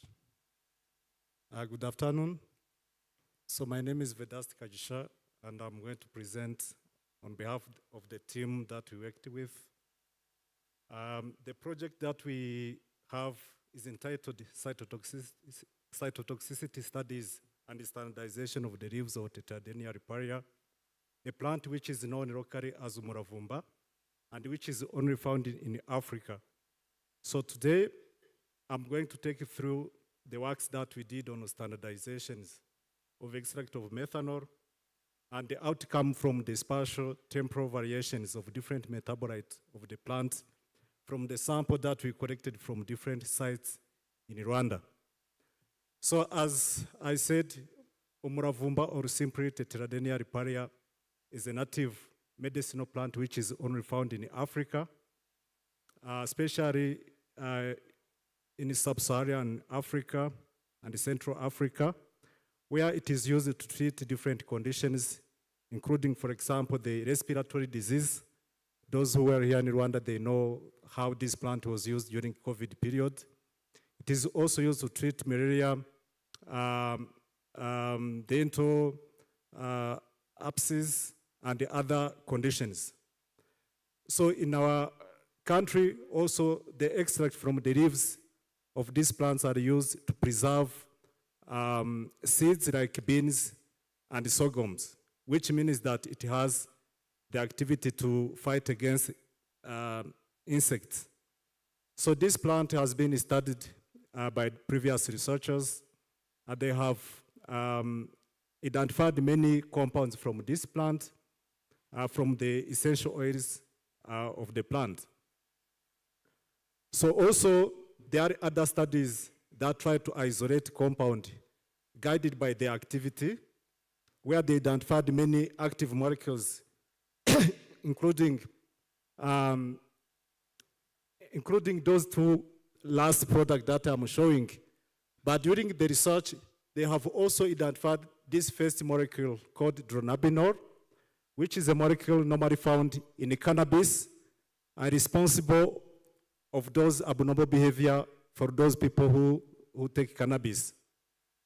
So also, those two encyclopedic products are the ones that are responsible of several activities of this plant, including antibacterial, antifungal, and the other several activities. They also found that the acetyl muravumboride, as well as muravumboride, are the other key molecules which are responsible of the activity of this particular plant. So you may wonder why we are studying this plant. This plant, which only exists in Africa, which means that it will not be studied, it will not be found in the other Western documents like European Pharmacopoeia, United States Pharmacopoeia, or other pharmacopoeia. So there are Africans who should study this plant and establish the data that could guide the use, as well as the guidelines that we may follow when using this plant. Also, when you read the literature, you find that different researchers who were conducting research were finding different active products. For example, Pivot, who worked on Rwandan plants, identified sandaracopomaradigine alpha-18 diol as the antimicrobial compound, active compound, as well as the acetyl muravumboride, as well as muravumboride.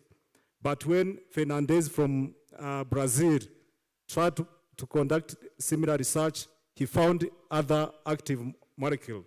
And from there, we suspect this plant to be having a metabolite that changed from one place to another one. Also, previous researchers, as I said, they reported the presence of one molecule which is normally found in cannabis.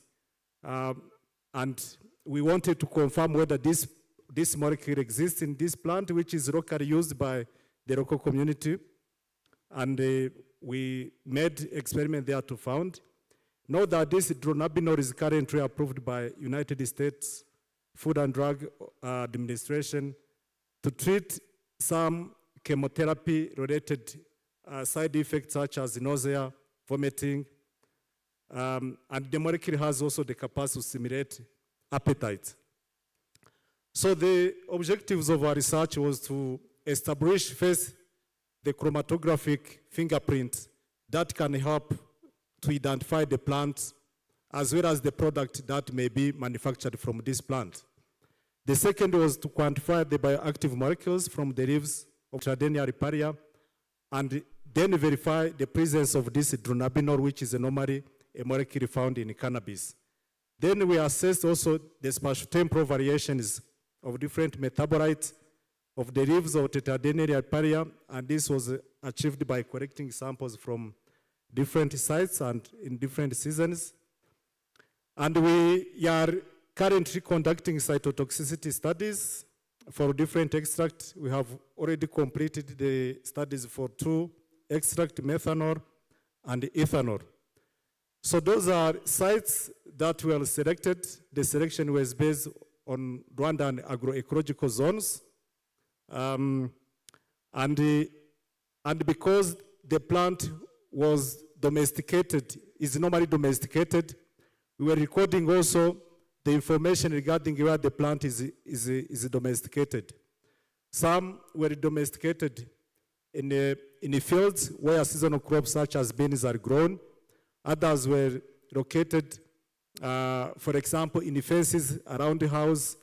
In a developed area like capital of Kigali or other cities, people do domesticate this plant in the gardens. So we took into consideration all those growth conditions.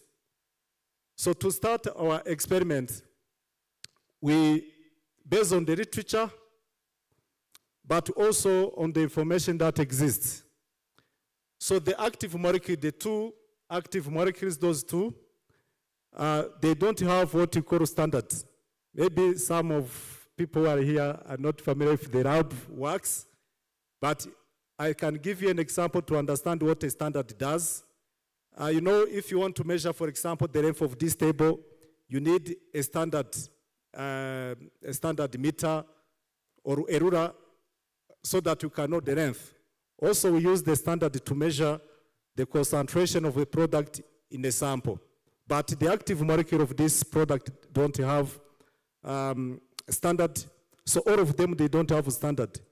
So what we normally do in the case we face this situation, we go in the literature and identify a molecule which have physical-chemical properties which are closer to the one that we want to analyze. So for this, we identify the molecule that is called masoia-lactone, which is closer to umuravumboride and the acetyl-umuravumboride, which are among the active molecule. So then we went into lab and we developed methods. So to do so, we first dried the samples from the collection site. We then weighed 0.5 grams of powder and we did extraction with 10 mL of methanol under sonication for around 30 minutes. And then we developed the plate by using the mobile phase, which is composed by toluene and the ethyl acetate in the ratios that are shown. And we have got this chromatogram from the experiments. So after getting this chromatogram, the next step was to know what those key compounds that we are seeing, like this one, so the key compounds, what they are presenting. So we proceeded with a complex task, which is to isolate a compound. We did this isolation by using open column chromatography, and we get each of the compound alone. So this, after this step, we proceeded with the analysis of samples from different sites. But before we analyze the samples from different sites, we used what we call liquid chromatography with electron spray ionization. Liquid chromatography we associated with mass spectrometry using an electron spray ionization source. So those experiments, we conduct them in the Rwanda Forensic Laboratory because we don't have this instrument in our laboratory. And this helped us now to identify what those compounds we isolated are. So, this chromatogram you are seeing is a chromatogram from samples from different sites. But you could see how they present some differences. For example, this compound 3, which I'll show you the name in the next slide, is abundant in those samples, but is less abundant in this sample.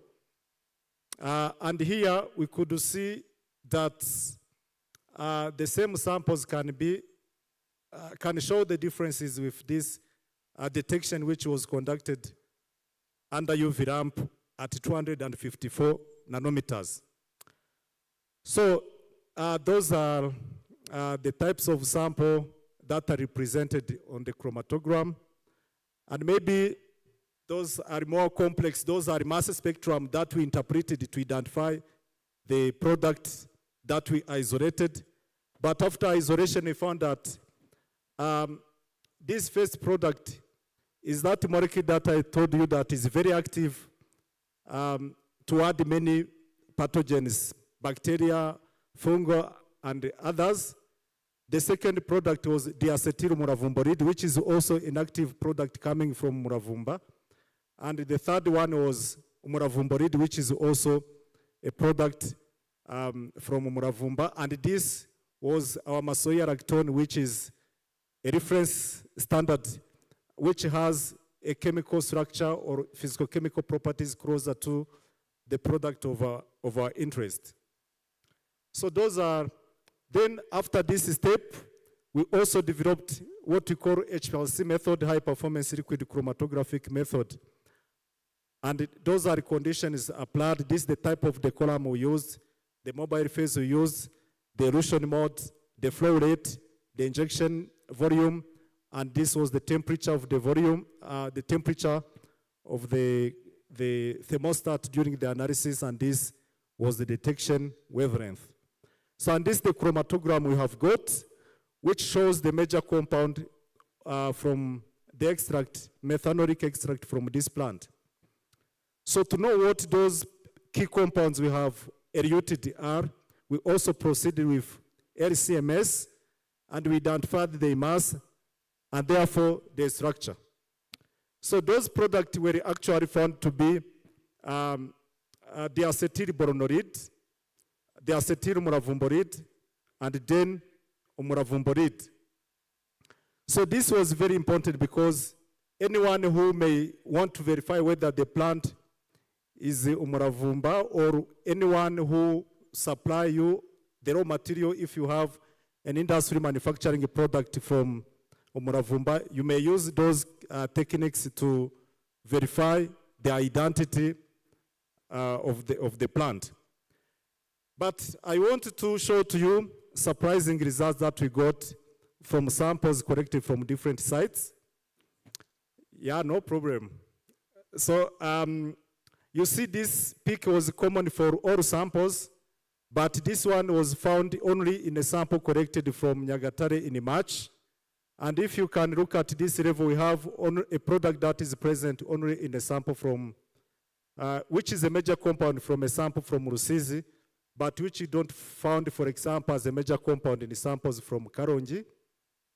And when we analyze also fresh samples, we could detect other products that were not seen in the dried samples, which means that when we dry, those products undergo degradation. We also verified the presence of dronabinol, that molecule that I told you that exists in the cannabis, and we didn't find it. And when we dig into the literature, we found that people who have confirmed the presence of dronabinol did the experiment and use the library of the equipment to confirm. And sometimes if you don't pay attention, you may do a wrong confirmation when you use the library. So this was a mistake from that previous research. So we quantified different molecules, and the conclusion as shown on the previous slide, we found that some metabolites may exist in one area and be absent in the other area. So which means that if you wish to manufacture an improved product from umuravumba, you need to know the site or the quality of umuravumba to use. So those are actually the conclusions of our study. We established TLC and HLC method for identifying tetradenea riparia and its metabolite in various samples.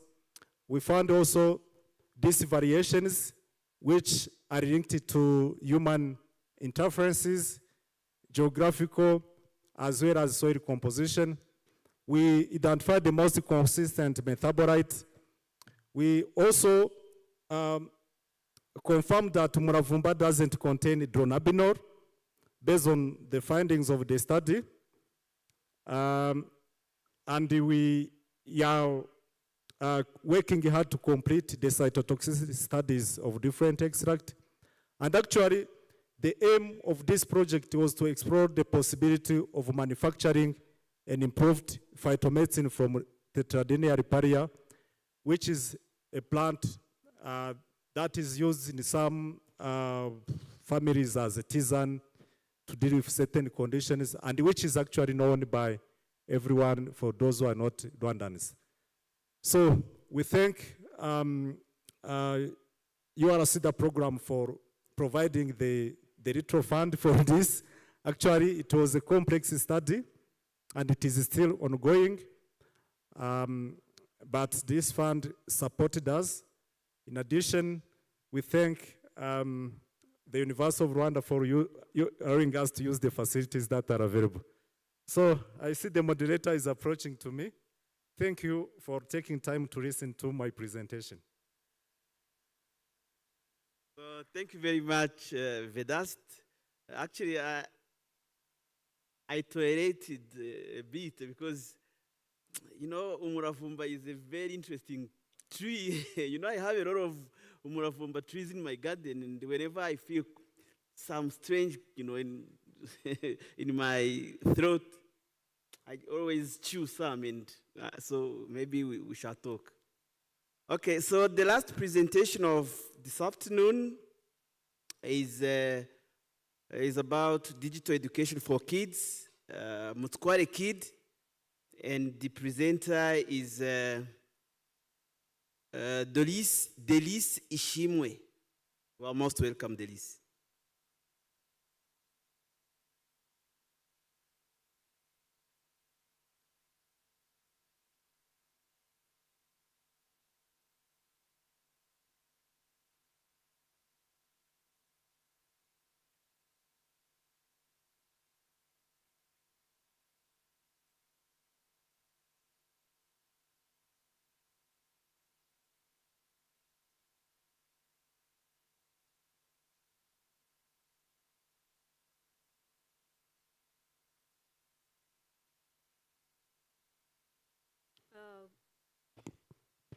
Good afternoon, ladies and gentlemen. I'm honored to be presenting Mutwale Kids Project.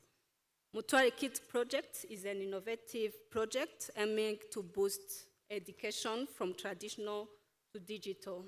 So basically, what do? We make education fun for kids. We take the curriculum, then we convert it into games and animations. So, of course, we provide both digital games and tangible games. So in that line, let me close by introducing to you the highlights of our journey.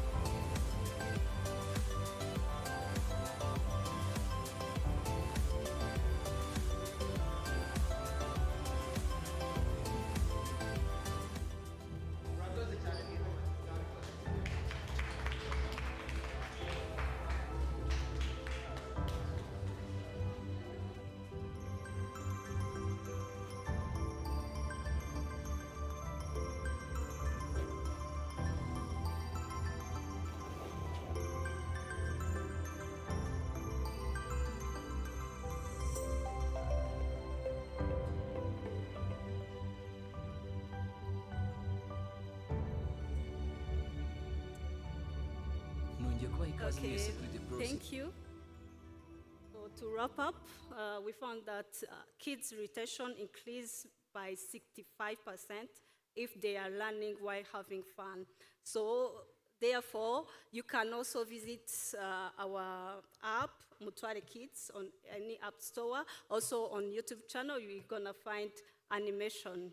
Let us help our kids learn better. Thank you.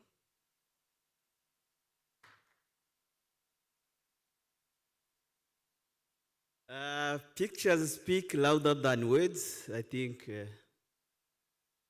we have seen. Now, I had announced that was going to be the last presentation, but our last presenter just arrived. So let's give him a chance to, to share with us what his team was able to get as their research findings. Associate Professor Niwizi, whereas I was informed that he had arrived.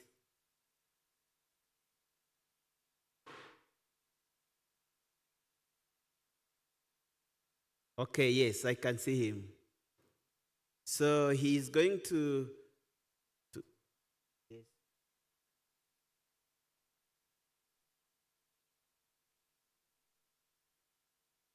Now, or else, because we didn't want to go beyond 5 p.m.,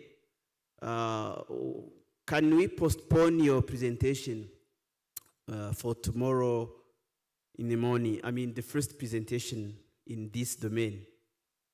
Okay, so he says yes. So can we now, let me remind you the presentations we have had, and then if you have comments or questions, you will have you have 9 minutes, and then we shall close our presentation of today. So the first presentation was about effect of first aid training on business drivers, first aid training. The second was about research on umuravumba, this medicinal plant, with a lot of products from it. And then Mutware Kid, this digital education for kids. So if you have questions or comments to share with the presenters, you have the floor. 3 interventions, and then we will wind up this afternoon presentation.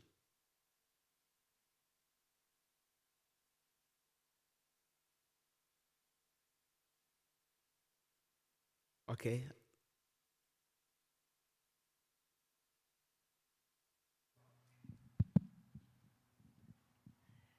Hi. I'm going to repeat Katarina's question to you all. What sort of surprises you have experienced during your research, and what sort of skills you have developed during this process? Thank you. Okay, thank you.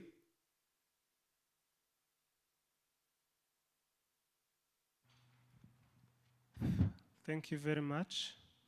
My name is Evarist from CAS Center for Language Enhancement. I have 2 questions. The first one will go to, I don't remember, those who presented about first aid, something like that. You said that there is probably research that states that the time that it takes for an ambulance to get to where an accident took place is 10 minutes, maybe in Europe.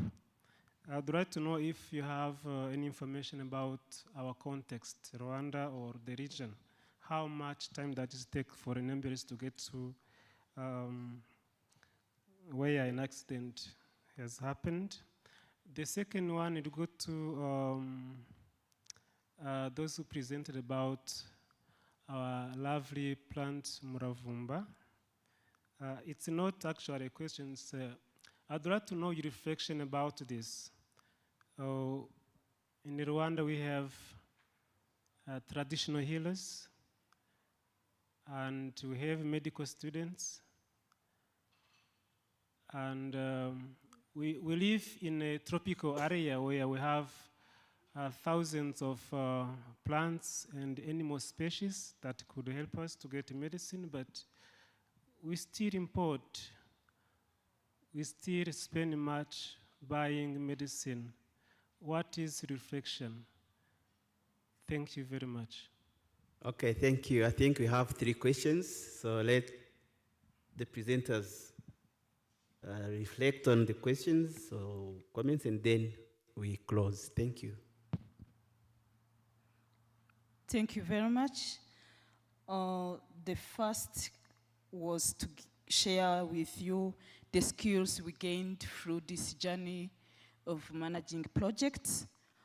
I myself was the first time for managing project, and it was like,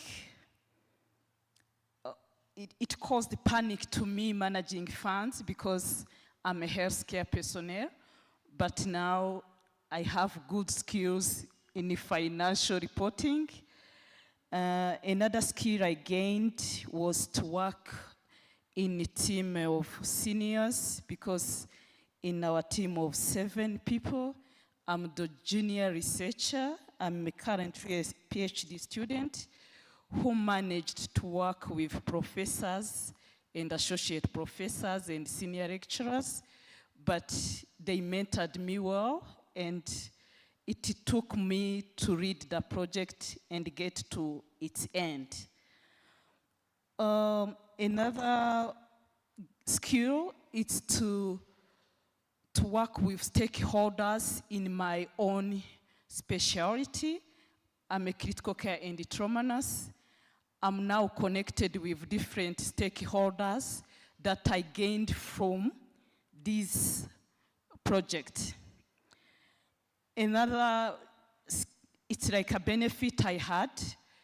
This project pushed me to think about bigger projects in a pre-hospital, and this is an area that I'm working on for my PhD.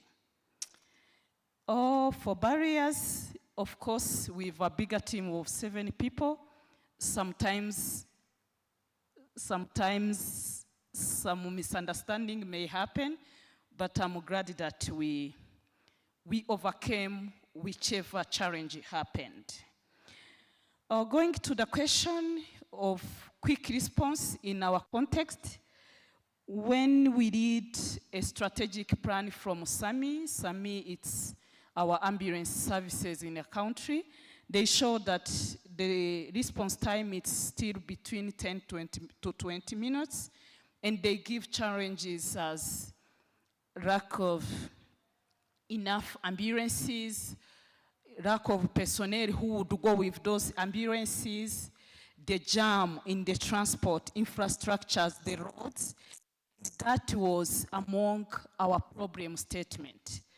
If ambulance services is reporting such challenges, what we as researchers can do in filling the gap so that we can avail trained bystanders who can respond while waiting those ambulances which are still insufficient. Thank you very much. Thank you. Thank you very much. The most surprising thing that we got by just starting the research is the mindset you got out there having is not what you're gonna come back having.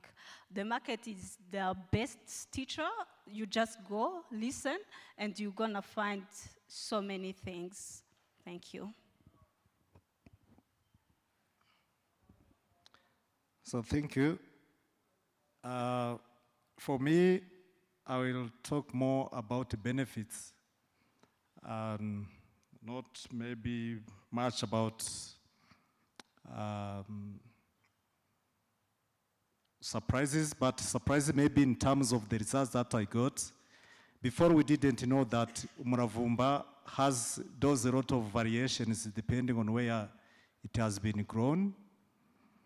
And this is a good scientific information for future, because there are a lot of discussions around this plant, and the idea was to explore the possibility of manufacturing an improved medicine from this plant. And this has shown to me that this will require a lot of precautions in that aspect of selecting the real raw material to use. Because maybe some of those products that we found in some places which are absent in other places may be responsible of toxicity or may be reinforcing the activity.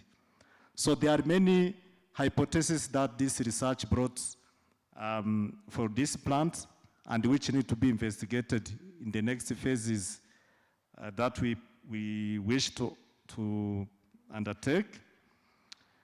And as also a lecturer who is teaching the courses related to medicine quality control, including herbal medicine, this is a very good example to show to the students how plants vary, plant metabolite vary from one region to another one, which is a very good thing to know for students, and which also, as Rwandans and Africans, we must know. You know, we have some herbal medicines which are also found in Europe and here in our countries, but we cannot use data from Europe in our cases because the climatic conditions they have are not the same as ours. The soil on which they grow plants are not the same as ours. So we have to take that responsibility. We have to invest our time in this area in order to discover what the plant that we have been using in our traditional medicine, but also in our daily life as food. So all those are things that this example can highlight to anyone who may be interested in herbal medicine. So this is what I have seen as benefits. Yeah, otherwise, I had done some few studies on plants. I know how complex this is and how such studies require time. Thank you. Okay, thank you very much for your clarification on different questions that were raised. So on this note, I think... Can I answer to the question asked there? Yes. Yes, I have got a specific question where he said that we have traditional healers and medical doctors, and yet we keep spending money, a lot of money on products from abroad. Yeah, this is true. And what I want to confirm to you is that some of the products that we import come from plants. I think last time my kid used what we call dry of Benin, which is herbal medicine from United Kingdom for cough treatment. But here in Rwanda, because there are few research, and also the regulations by Rwanda FDA are still stopping the growth of the area. We don't have products that are formulated here. I think you are aware of ERST and Nilida. You are aware of the product from ERST and Nilida, but they cannot be commercialized here in Rwanda. Whenever we try to take them to Rwanda FDA for registration, they ask us to take them through what we call clinical trials. But what I want to inform you is that not all herbal medicine need to go through the clinical trial. WHO has said that if you have a plant that has been used more than 30 years and it has not shown the side effect, that plant can be used as a medicine without passing through the clinical trial. Even that one from UK that I was telling you is sold in Europe and in our countries, and on its reflect, it is very mentioned that the medicine didn't pass it through the clinical trial. So again, we cannot, for example, take everything in a clinical trial. Let's say if someone brings there in Rwanda an industry that manufactures paracetamol, you will not ask that person to go through clinical trial. Instead, we will ask that person to comply with what we call good manufacturing practices. So the same should apply to herbal medicines. We have some product which exists in Europe, but when we try to produce them here, we still face that challenge of regulations. So we are working with Rwanda FDA to overcome all those challenges, and we hope in the near future we shall start to see authorized products here in Rwanda coming from the local manufacturer. So this is what I can say, but we can not confirm that the herbal product can replace every product that we need to deal with different pathogens. We still need those modern medicine, we still need to import. And this will not be solved by herbal medicine only. This is why the government is encouraging the investors to invest in the pharmaceutical sector here in Rwanda. So even if also there are a lot of challenges. So this is what I can say for that question. Thank you. Okay, thank you very much. So a round of applause to these presenters of ours. And maybe the Director of Research and Innovation would have a word to the group. Thank you so much.